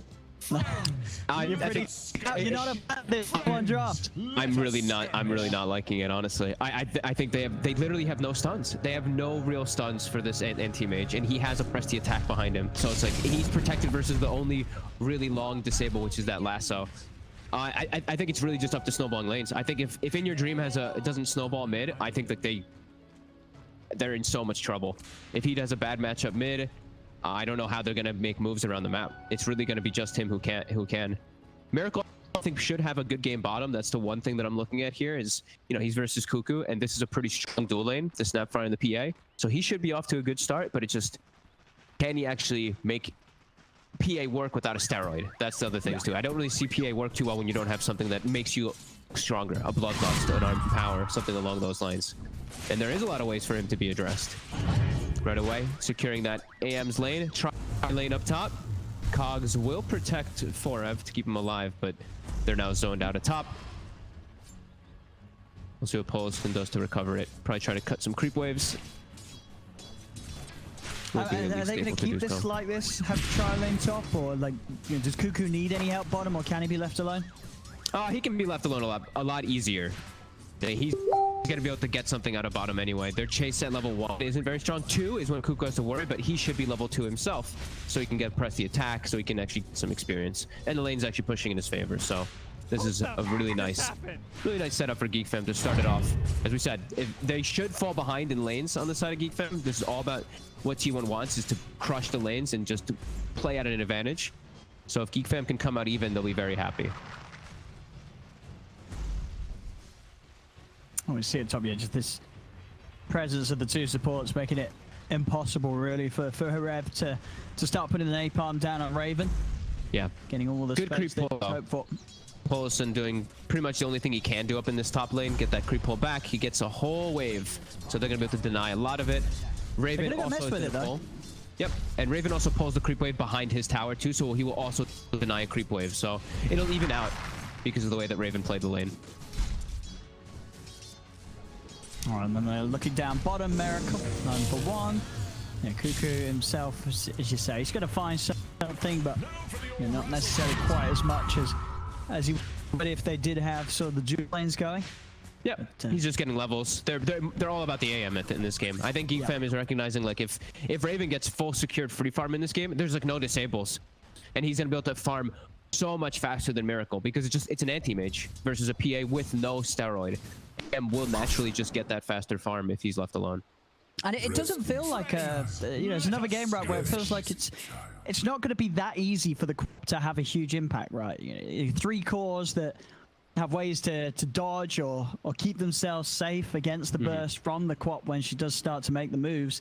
And the supports, right, you've got to be careful how you play, because suddenly if Lion's able to turn and get the stun out, you're probably not getting out alive. Yeah, super long duration disable coming out from the Lion. Void Spirit also good disable. Same thing for Legion. Yeah, it's a lot of different things he's gonna have to watch out for. Legion, not easy, of course, to set up onto Queen of Pain, but when you have Lion, it makes things that much easier to set up.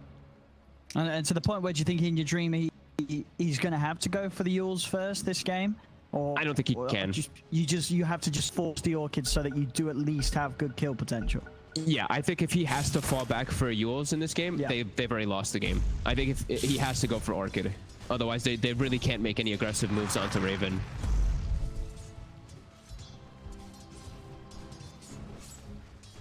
I see bottom Cuckoo. It's got this wave in a very nice position. Lots of CS to be had under the tower. Yep. So and this is a solo Legion commander that's getting... He's almost level 4 already. This is pretty huge for Cuckoo. Yeah, this lane setup certainly looking pretty hot for GeekFam, no doubt about it. The mid lane matchup, 17 for 3, 14 for 2, so K... it's pretty even, really. There's still a few creeps here for In Your Dream to get. As K actually getting very low. Terrifier baiting. Yeah, going to be all right there. In Your Dream, of course, just not wanting to throw out the dagger, knows that there's the point in the dissimulate, so it'll be very easy for K to dodge. And has got the He bottle. gets the bottle. Yeah, so good. Stay in lane. Bottle versus bottle. Let's see who gets the rune. Zephyr already going to be checking toward that rune. Same thing with Polosin. So dude gets that one. Carl really needs his. He used a lot of his to make sure that he secured all his last hits early on. Now In Your Dream starting to play very aggressive in the mid lane. 2 points in the Shadow Strike and 2 points in the Scream. 0 and Blink. Yeah, okay, a little slow there with the Dissimulate. Actually does get hit by the Scream. And yeah, unless he gets lucky and it's bottom, K's not going to get this rune, and it's not bottom, it's top. Zephyr has to grab it to stop In Your Dream from being able to pick it up. So K now, without a bottle refill, he's going to have to sit very low. All right, Zephyr's just... All right, Ace Rune's certainly paying off, not only able to deny it from In Your Dream, getting a courier as well. I don't know, Treant Protector is one of those really amusing heroes to watch when he's hasted. He just takes those humongous leaps. Yeah, he's just carrier. Looks very out of character when he comes charging at you. Yeah. 4F top, the rotation's coming. Zephyr's here, they have the Hex. Raven, more than enough damage to maybe get 4F. One more hit. Less. Oh, he could get the last hit. He couldn't get it, and he's not going to waste any more time chasing. So 4F, yeah, only just. It looked like he was going to go down, but that fire saves him. At the same time, bottom lane, they will manage to make a move in onto Cuckoo to the tower. Awesome. Comes in, and with the cookie, they can set up to take Cuckoo out of this lane. But I guess, as you said, this is expected for GeekFam. This is the lane where you do have a hero on his own. He is going to be the most ganked. Yeah, and it was a 3-person rotation. Like, Snapfire is already a very good ganking hero with the PA. You have a lot of chase potential, and Cuckoo's already 5, or almost level 5. I think he's very satisfied with what he's gotten. Also gets a... Oh, okay, did not put a Sunshine. He actually put an Obs Ward, so likely lose his Obs Ward down bottom on the hill.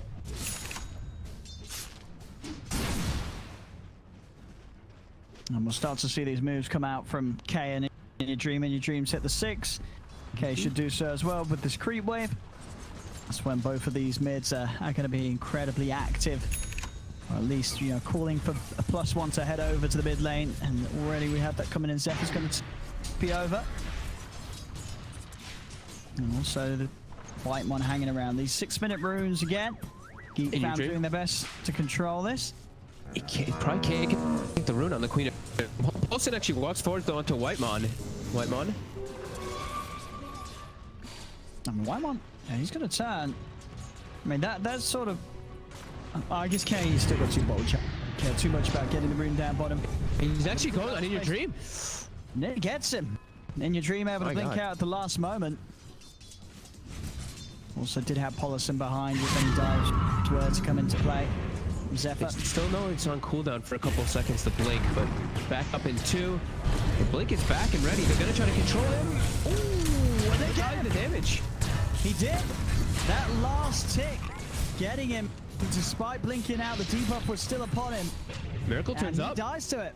K's able to get away. Still got a step charge. He's also got to Dissimulate. Miracle can't die for this. Yeah, that Leech Seed, I think the tick of the Astral Step plus the Leech Seed tick after, right? Once he blinked out, ends up dying to that one. Nice play there by GeekFam. I mean, Carl really pushing the limits of his Void Spirit. And he's looking to stay mid, too. They're porting to fill his bottle up again. There are 3 heroes here, though. Miracle just going to make his way back down bottom. But yeah, just the read from them there, knowing the exact cooldown of the blink.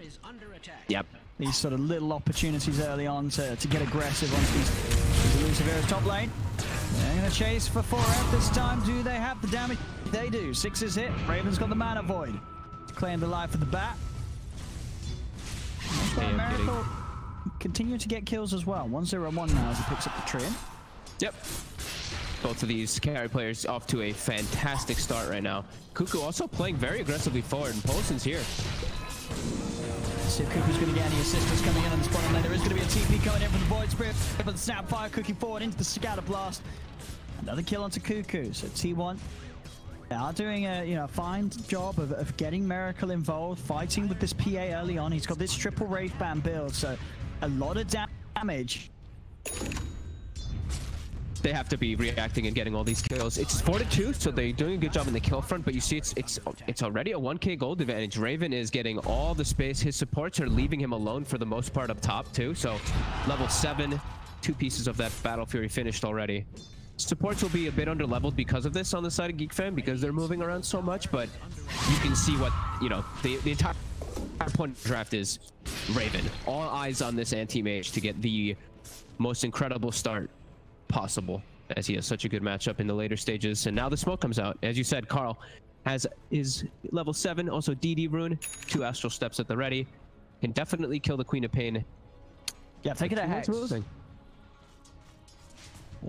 already reading this. Yeah, they're going to turn over towards the clock. Vatk's going to jump in for the kill. The stun's out for 2 of them, but the cookie's out on to Whitemon. So 1 for 1. Was T1 the one? No astral step available. Okay. He's got the dodge off the dagger with the dissimulate, and they are going to still try and dive, as you say, knowing that his cooldowns are all on at the moment. Holding his ground, and actually somehow living. Finally, they'll blow the sonic wave to kill him off. The infused raindrop saving Yokam from the mana void.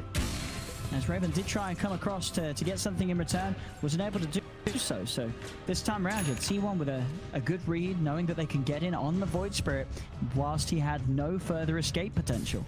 I loved how they played around that one there, just playing super aggressive. I saw what Carl was doing. He was trying to avoid the cookie. That's why he was holding his ground, so that nobody can actually get cookied on him. Ends up getting hit by it though. But Cuckoo gets a lot of space from that bottom during that whole entire thing. He's farming very well on this solo off-lane Legion Commander, level 7. They're trying to play with him a little bit, but Yokam's very low. Yeah, Yokam has to cookie away. Cuckoo nearly able to just walk up and duel the Snapfire. I can't believe how good of a game Cuckoo's having. They're being left alone. 45-11. Look how much net worth advantage he has over Forev. Forev's actually being chased out top, and he'll go down. Yeah, the eyes for Cuckoo are going to come that much faster. I mean, already just having this double bracer and phase. Oh, in your dream? This Legion's pretty scary. They've got the drag back. And Blink still on cooldown for 10 seconds. Cuckoo coming in for duel. Can he get it? The Cook's done. Keep holding them down. There it is. Steps in for the duel. Cuckoo gets the kill. Miracle's trying to kill Miracle. Cuckoo and K, they could just turn around and start taking him out. He's got to run. Remnants out. Won't grab Miracle, though. K, unable to find the grab, jumps over the astral step towards Yokam. Cuckoo getting beaten down by the Ancients, but Paulson is able to get the final touch, get the kill. Stimulate jump to the side, K's back off as T1 responding in full force there to push him back. Cuckoo does die, but hey, he's happy. He's able to kill the quad, and he got that dual damage bonus. And they're forcing just reaction after reaction after reaction. Miracle's being pulled around the map. He's farming still pretty well, but Raven is the big winner. He's getting very close to this Battle Fury, and they're also distributing their resources because they force all that aggression to the left side of T1's, of the Radiant side. The supports respawn, Whitemon goes mid, Zephyr goes bottom, and they're getting a lot more farm out of the map now in comparison to T1. Great execution so far by GeekFam.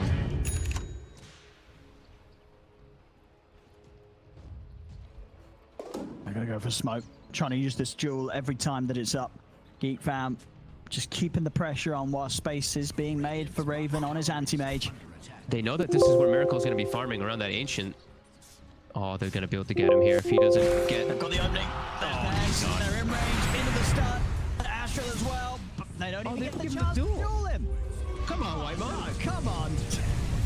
Zephyr, though, double ults from the supports. He will get brought out. And yeah, there's going to be a pause here as the team's going to discuss that. Going to be like, dude, why did you finger him? I mean, sure, go for the finger, but at least get the value is lost there. You could have had the dual bonus and the finger damage. Or maybe they were trying to save it so that they have lockdown later on. Yeah, there is an argument for that indeed. That it wasn't necessary to use, so... But I mean, everyone, we've all played the Legion, and anytime you miss a dual opportunity for free damage, you're going to feel a little bit upset. Absolutely. Yeah, great start though for GeekFam. T1 still not super far out of it. I'm just a little worried, like I was saying from previously, just from the draft in general. It looks like a phenomenal AM game. I see Forev's game has already been heavily slowed down on the Batrider, and he's countered in this game. Like I was mentioning, he's versus Legion Commander. It's a tough game for Batrider at pretty much all moments when you're playing versus matchup and versus AM. Like AM doesn't care about playing versus Batrider much at all, especially when he's off to this type of start. So little worried for them in that aspect, and the fact that they're all about that early game and they've lost this early game. Yeah, they certainly have. Just say anytime you're behind against the same lineup at this point of the game, it's not going to feel great. Oh, okay, so they did discuss something during that pause. Whitemon puts the sentry down to actually block the ancient camp out when it does respawn, when they do finish off clearing that. And yeah, Raven gets Iron Talon too from earlier, so he farms those ancients much faster than Miracle does because he doesn't have an Iron Talon. And that's Raven's Battle Fury pretty much done in the next few creeps. He's leaps and bounds ahead of Miracle. 2 full pieces ahead of him, in fact. Let us skirmish.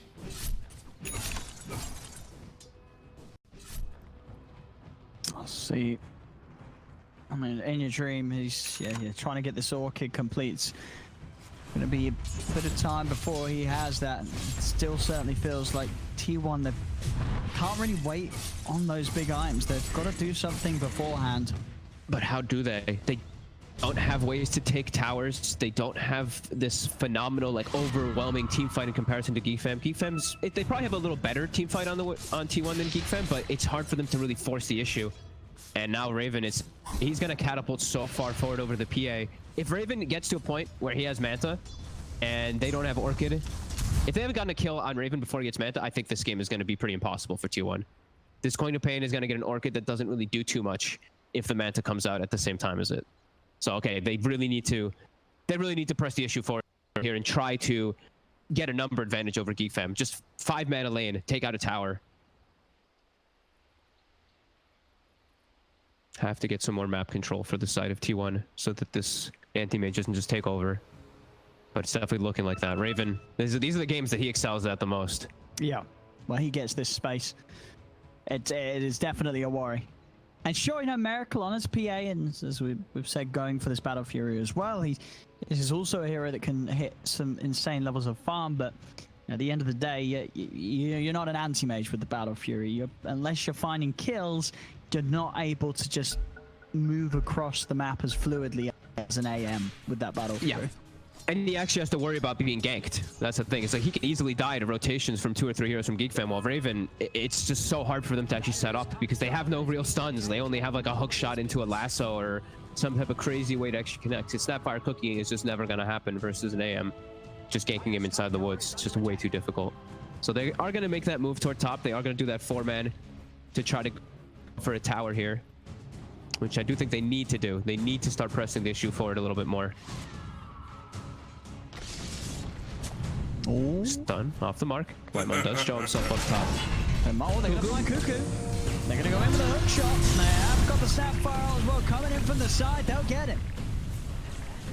Lasso. Very nice. Is enough to hold it down in those kisses.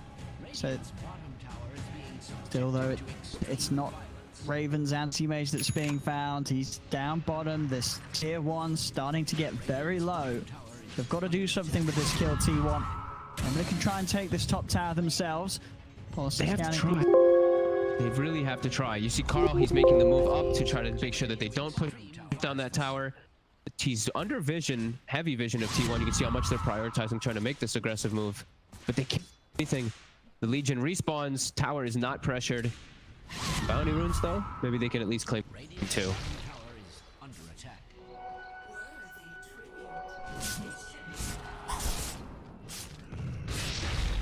Just watching Raven's gold go up that much faster, though. Throughout all of this, he's having an excellent timing. He's actually okay. He's actually going for. He queued up an SNY instead of the Manta this game. I mean, see, he gets away with it, right? I mean, what are you trying to Manta the Orchid, right? The Orchid's it's just the Orchid, yeah. But I think it probably feels, you know, as we've been saying, just with the SNY having that much of HP and beef, and knowing that he has got the save as well from Cuckoo, he knows he's probably not going to die as this anti-mage. Yeah, maybe, I guess. And maybe he just goes for the disassemble build. We've seen that one a lot in the past, where you just go Manta, and then, you go SNY, then you go Manta Halberd. So it's pretty good versus... I have seen a lot of these AMs do that. Top, the Cookie connect. They're going to jump in. Sonic Wave blows up Zephyr. Okay. And he's going to live. TP over from Whitemon. Still there with Polison. T1 could look for more here. K's got to be careful. Polison's got hook shot in 15. As K and Whitemon stick back behind the tower. They're really trying to press the issue forward here. They see Cuckoo running through the river up top too. Hook shot now back on. Could look for the grab. He's going to try for Cuckoo, but doesn't quite reach. Not the angle required, as Cuckoo will manage to get away without them being able to set up on it. Cuckoo definitely the ideal target for them to get every time. A hook shot into a Snapfire ulti most likely will kill Cuckoo almost every time. Wonder if anyone's building toward I haven't seen anyone building toward 4-staff actually on the side of GeekFam. I feel like teams... Some people just forget about... Like, you're playing versus Clockwork and it used to be just like people would just straight rush it. Sometimes now it's just... They just forget about it or they just prioritize other items. And Orchid is online. Okay, so this is the big moment for T1. Yeah, they've got to do something with this. It's going to be as most potent as soon as they can do something. What are they able to find? Also, Blink done on Forev, so both of their cores having these playmaking items done. Yeah, and Miracle is getting close to catching up. He almost has Battle Fury finished. But he's going to be almost a full item behind Raven. It's quite far behind, yeah. Yeah, an entire reason why. It really is that different right now. Yep. And they spot it now. They see in your dream mid. They see the Orchid picked up, and they're actually making aggressive. Go for the Orchid, and the lasso onto the Void Spirit, and that'll do it. But now the Hex into the duel. They lose in your dream for this. And they'll lose the fight overall, though. T1 with the cleanup. Miracle comes up and picks up the double on both Whitemon and Cuckoo. Very, very good. I mean, as we said, they needed to do something big with that Blink and Orchid. I think it went better than they expected. They kind of sort of went in just expecting the voice fam. They fought back. They went in for the co-op kill. Ends up giving away 2 kills for this PA. Yeah, that was GeekFam actually just walking into them. And they had vision. Yeah. They had the ward down there too. They actually saw the cleanup in. I think they even saw one hero behind him, but they made the aggressive move forward to go for it. Very crazy by GeekFam there without Cuckoo near. If Cuckoo was closer to get the press the attack, maybe, but he was farming jungle up above. It's a little bit of disconnection, and T1, they do capitalize at least a bit. Yeah, and it's the Met to queue up after for Raven, so probably gonna disassemble. On mid. Mid lane. Oh, and they're gonna try and turn, but Paulson in his dream, they didn't straight over the Sonic wave, clipping onto both Zephyr and pushing back Cuckoo. Zephyr goes down. T1 getting these fights going exactly as they need to, K. Jumps in and jumps back out. Forev, lasso up in just under 20. T1 sticking around this mid lane, really trying to put the pressure onto this tower mid. Really trying to force it while Tree is dead. Orchid comes out. They have a Yule's protecting Carl. He knows he's safe, especially with Cuckoo behind too. And they do defend the tower. Treant is back up. Living armor is out. They will heal that one up. A hold by GeekFam. Raven still continuing, as we said. Finishing up that Manta likely, especially because he saw the Orchid. Can disassemble. And they're actually looking for their own aggressive play. They have no finger, but they do have their... Oh. They're gonna pop around the target. Paulson, how's he gonna come in? He's gonna try and help out the bat Forev. Plus the lasso, but the duel's there. As painful plays there from T1. Cam's also got to be careful. K's on the hunt for him. But trying to commit back into that. They yules up. There's going to be a back from Paulson. He cannot save this now, or can he? Cam getting low to it. Great stun catching out onto the rhythm. But turn on to In Your Dream. In Your Dream has to blink away. The Hex is up to Miracle. T1, they've chosen a terrible fight to take. As Miracle falls, Raven still chasing Paulson. He bought back for this one as well. As T1, a nightmare of an engagement there. As they tried to commit to a fight, and already from the beginning of it, it looked bad because they went in with their hook shot, their lasso. They lost that trade, but then they decided to continue to throw lives into it. Oh god, and Raven, when he turns up to the fight for the first time, he gets himself 2 kills, cleans up an extra one, and now he has Manta done now. So he has the Sage, he's a disassemble into the Manta. He has no worry now for that Orchid that maybe was a potential to scare him. And that was godly by Whitemon. That 3-man stun, you see him dancing in the base right now. 3-man stun, gets the Hex on Miracle afterwards. Just couldn't have played it better. And now he's identified, going back for full stuff to that Clockwork. Yeah, this game it's really starting to show the potential of what GeekFam can do. And Raven is just completely online. Yeah, this 3-0-4 is definitely heading the right way on his KDA. This could be another game where he just doesn't die. I really don't think he's. It's such a dream anti-mage, as we said. There's just no disables for him. He has all the freedom in the world. Zephyr top will die to these two. Just some flack. Raven though doesn't care. He's like, all right, good job. I'll continue farming. Getting this absurd item timing, level 19. He'll have Basher for the next fight too. Oh god, T1, how do you solve the anti-mage issue? You gotta hope for the big hits from Miracle. Gotta hope that RNG's on your side. You know, that's one of the ways we do see PA sometimes pop off in games. But or just try to build.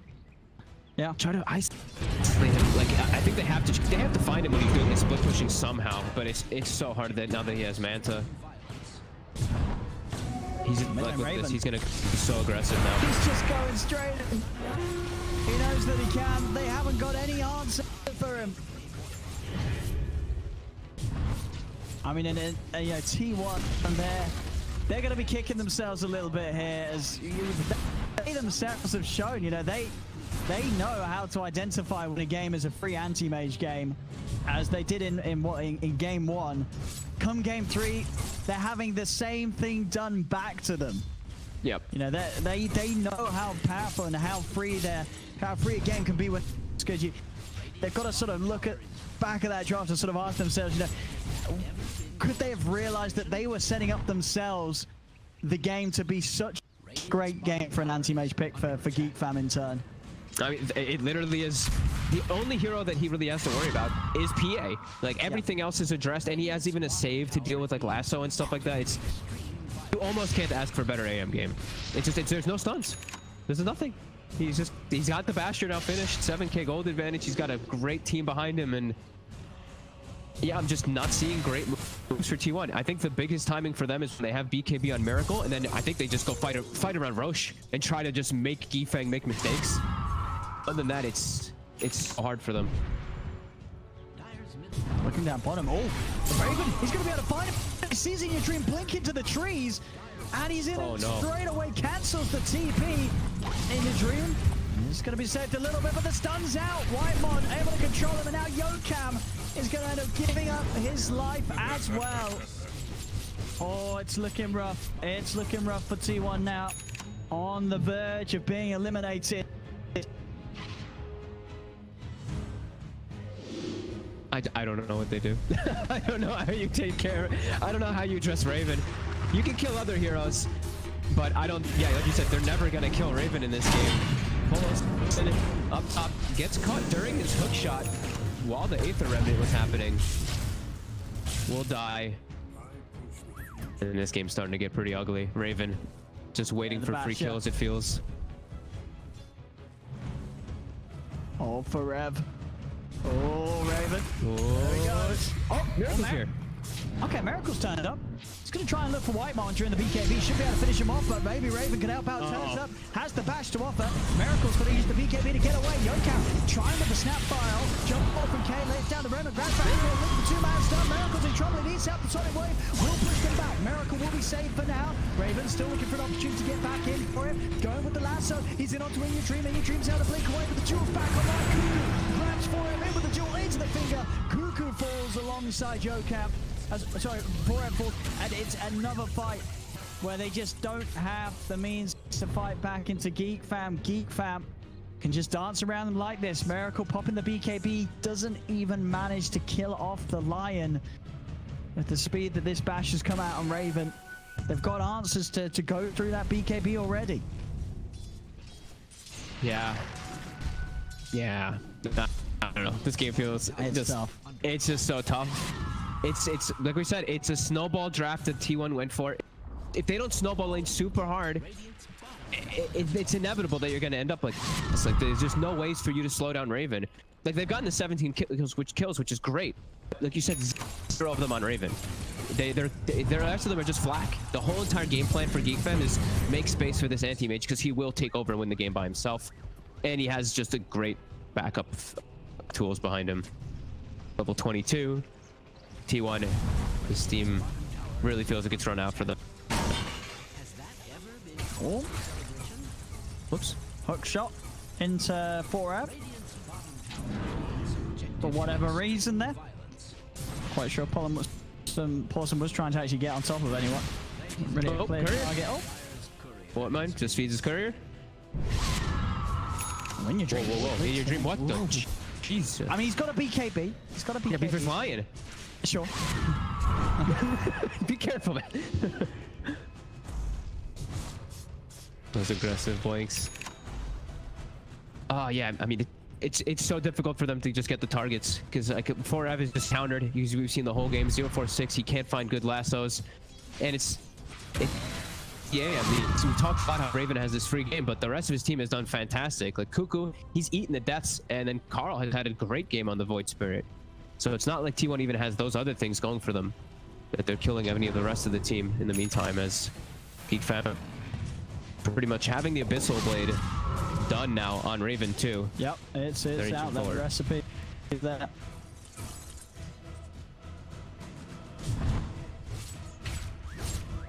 It's going to take some major slip-ups here from GeekFam for T1 to have a chance here in game 3. Yeah, I mean, T1's biggest plays really is play around their wards now. If they can catch people that are far away and get a lasso and get a number advantage, that's one way that they can look to take a fight. But now, GeekFam, they forced the Roche. And this is not a fun place for T1.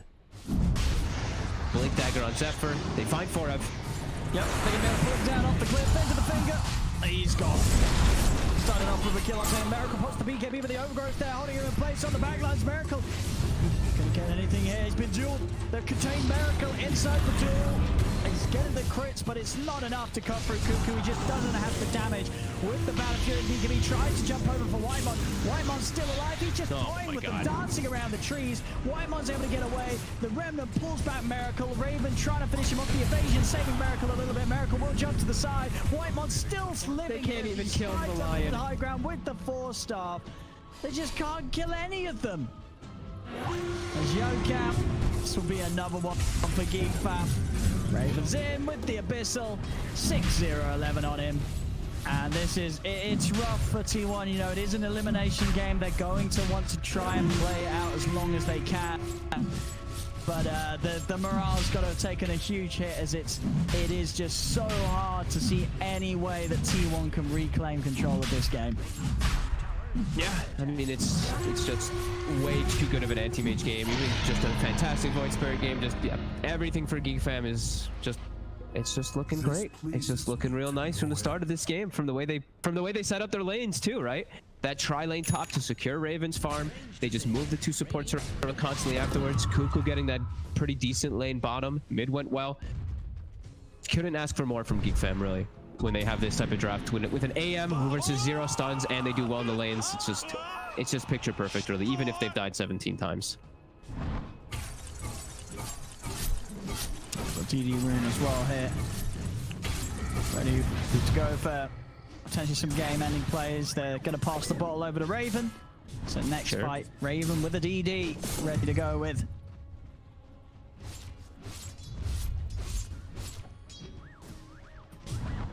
All right, Smoke with the DD, with the Abyssal. They're hunting. 30 minutes, bounty runes are available. They, of course, still have had full control of those outposts for a very long time. Miracle will dodge away. You see the item choice by Miracle, by the way. He knows, even he's got to. Just needs damage. Yeah, he's got to go Rapier. I mean, they won't have the way to actually control people, though. They're still sure he might have some decent damage, but I feel like Target's just still just gonna walk away from him. It's not like he can do anything about that, though. So I think this is the only choice that he really can go for in the game. Yeah, I mean, I hope he gets the Rapier, you know, just to give this game a little bit more balance, but I don't know if he's going to be able to make it. He's still got 3k gold to farm for it. Is he actually going to get the chance to finish it off? I mean, for the viewers out there, I hope he does, but it doesn't look good for him right now. I mean, for Raven, I hope he does, because then Raven will kill him and take it. And then Raven will be like, wow, look at me, I have a Rapier too on top of everything. That is very likely. Yeah, very likely to be the case if he does ever get the Rapier and turn up. Level 25 AM. Raven can just blink in an Abyssal there. See how aggressive he wants to play. He could just dive in if he wants to. He's got the Aegis. Why not? They'll start poking. As you can see, Raven incredibly unfazed. We'll take the boosted magic resistance this game. 25. Like we said, there's no physical damage besides the PA, so just eating all those spells, gets healed up, living armor as well. Repair kit on the tower will slow it down. He gets solar crested, more damage for him. Cookie off They the can't mark. push him off. Yeah, they can't do anything to stop him.